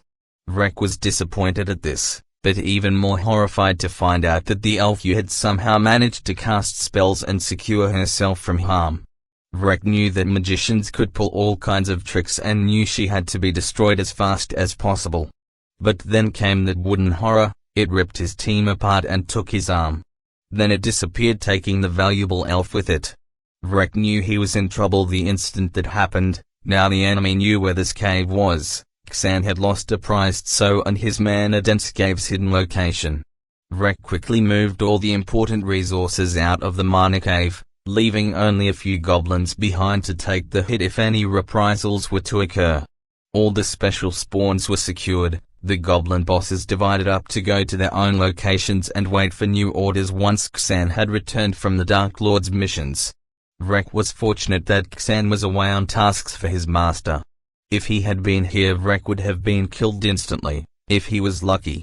But now he had a small chance to regain some clout with Xan before his return. After securing his own group's new cave, he took the majority of the goblins out and traveled to the other side of the mountains, near the city that had been destroyed by the Dark Masters during his last conquest, also the same place where he got the elf safe from. He planned to search through the area around the city for farmsteads and villages that now would have little to no defenses since the major city hub was destroyed. It was a risky gamble, but villagers would have nowhere to go, and would stubbornly try to defend their meager lands. Vrek hoped he could find new souls to gift Xan on his return. To lessen his anger against him, he had no chance of escape ever since Xan had marked him with a dark rune that allowed him to contact him when he desired and keep track of him. Luckily he had not done so, or Vrek would have been doomed. Taking 70 goblins with him out along the mountains till they reached the giant fallen human fortress that had been destroyed and was utter wreck. This once glorious fortress city covered a split between the mountains. It was filled with many routes to get through it and to pass into the human side. Humans did have adventure camps here for when they decided to go to the Dark Kingdom to raid for monsters and materials. But now there was none due to the last invasion that occurred that took the city out. This was the time to move out and perform small raids, while the humans were still recovering and picking new safe locations. Perhaps they were even focused on reclaiming the city, pulling resources from far away, demanding even more attention away from the outlying villages that Vrek had his sights on. They managed to scout out 3 villages, but one of them had to adventure a group in it to defend against goblins. They steered clear of that village. Vrek could tell when it was time to back off. He would have lost too many goblins to make it worth it compared to the amount of loot they could get. Plus he was not sure in his own abilities since he lost his arm. Something he could feel from the other bosses. They were practically salivating at the thought of killing him to take his place, but they were most likely restraining themselves to make sure that once Xan got back he would take out his anger fully on Vrek and not the new leader of the group. Vrek had to focus on being the dominant boss constantly to suppress the urge of those that wanted to try and kill him. They were the ones that thought killing Vrek and giving him as a gift to Xan would be the correct choice. Luckily Vrek was still able to hold the killing urges of the gobs in check. Even a brief moment of weakness and they would pounce at the chance. Vrek managed also to use the raid to distract the goblins' killing urges away from himself onto something else. They managed to assault the 2 villages. Vrek spent most of the time not fighting but capturing women and pounding it into the head of the goblins to not violate a single woman. He needed to capture prime specimens for Xan. If they had been used, Xan would sometimes say they had lost their potential as prime souls. He was in luck at the 2nd village. He found a prize that would surely make up for the loss of the elf woman, but it was almost lost. He was directing the goblins around in the village they had stormed into, ordering them to kill and capture the correct targets. When suddenly a fire blast exploded over near a house. He instantly regrouped over there with the other bosses. Inside was a woman guarding a younger woman. Her hands had fire flying out of it, roasting any goblin that came inside trying to capture them. Vrek held the goblins back from the house, changing their orders to kill the woman casting the fire spells in front. He witnesses the girl behind also casting a spell but looked exhausted afterwards. The sudden lull in the battle inside the house baffled the woman, but it was short-lived as suddenly from every window and door goblins all burst inside at the same time. Even the roof was being attacked to create new openings for them to attack in. The side that the woman targeted with her fire caused fire to cover the area, burning the goblins to a crisp, screaming all the way to their doom. But from the other sides the goblin bosses leapt in. The woman fought bravely but was torn apart by the sudden onrush of goblins. Vrek captured the girl while the other goblins tore the flame caster apart alive in front of his evil stare and laughter. Vrek quickly took out the small charm that Xan had given him. He cracked it against the girl's body and a dark shadow fell over her and she collapsed from mana exhaustion. These charms would last for months and could hold a spellcaster or warrior's spirit down, making them almost helpless. He administered the crying girl a poison that then paralyzes her, making her only able to make the smallest of movements. Vrek was sure of his safety now. He had lost one spellcaster in exchange for another, plus a new haul of many other women. It had cost him 30 goblins, but it were easily replaced once they could get back to the cave. Gathering the spoils of their raids, they made their way back to the Dark Kingdom and the new cave. When Vrek entered the cave, he divided the women up into the groups he thought would be interesting to Xan, giving the rest to the goblins. That instantly threw themselves on the poor women in mass. Vrek had noticed that Form, the goblin boss he had left behind to take care of the cave, was standing by looking at Vrek. Form. What is it, you useless gob? And take that helmet off. Vrek had left this gob behind. His weird fascination with the helmet Form was wearing made him weird. He never took it off, but Form did not relent. Instead he told Vrek what had occurred in the cave. Jedge. Pharrell is dead. The new spawnling was a shaman. He is the new Sun Soaker boss. Form said to the now stunned Vrek, who looked at him like he was crazy. What? Vrek exclaimed in surprised anger. This was not what he needed to have happen. The new spawn made by the Telfso had in such a short time shown enough strength to kill a boss. That elf you had delivered such a potent spawn. This made it look even more of a loss for Vrek that the elf was rescued. Grinding his teeth in anger, he called the other bosses. Then walked over towards the crack in the wall. 2 sun symbols on either side. Meanwhile, back in human land, Safama was telling a group of adventurers the horrid tale of the one-armed goblin wielding an odd crystal club that came to their village and destroyed everything, including their village chief that was a former adventurer. An extremely pricey bounty was put up on the one-armed goblin leader to retrieve the crystal club, making the low-level adventurers salivate at the thought of killing this goblin. Aku. Lurk felt weird after he sneezed, like someone was talking about him. Nah, it must be a misunderstanding. A note from Goblin Khan. Thank you for reading.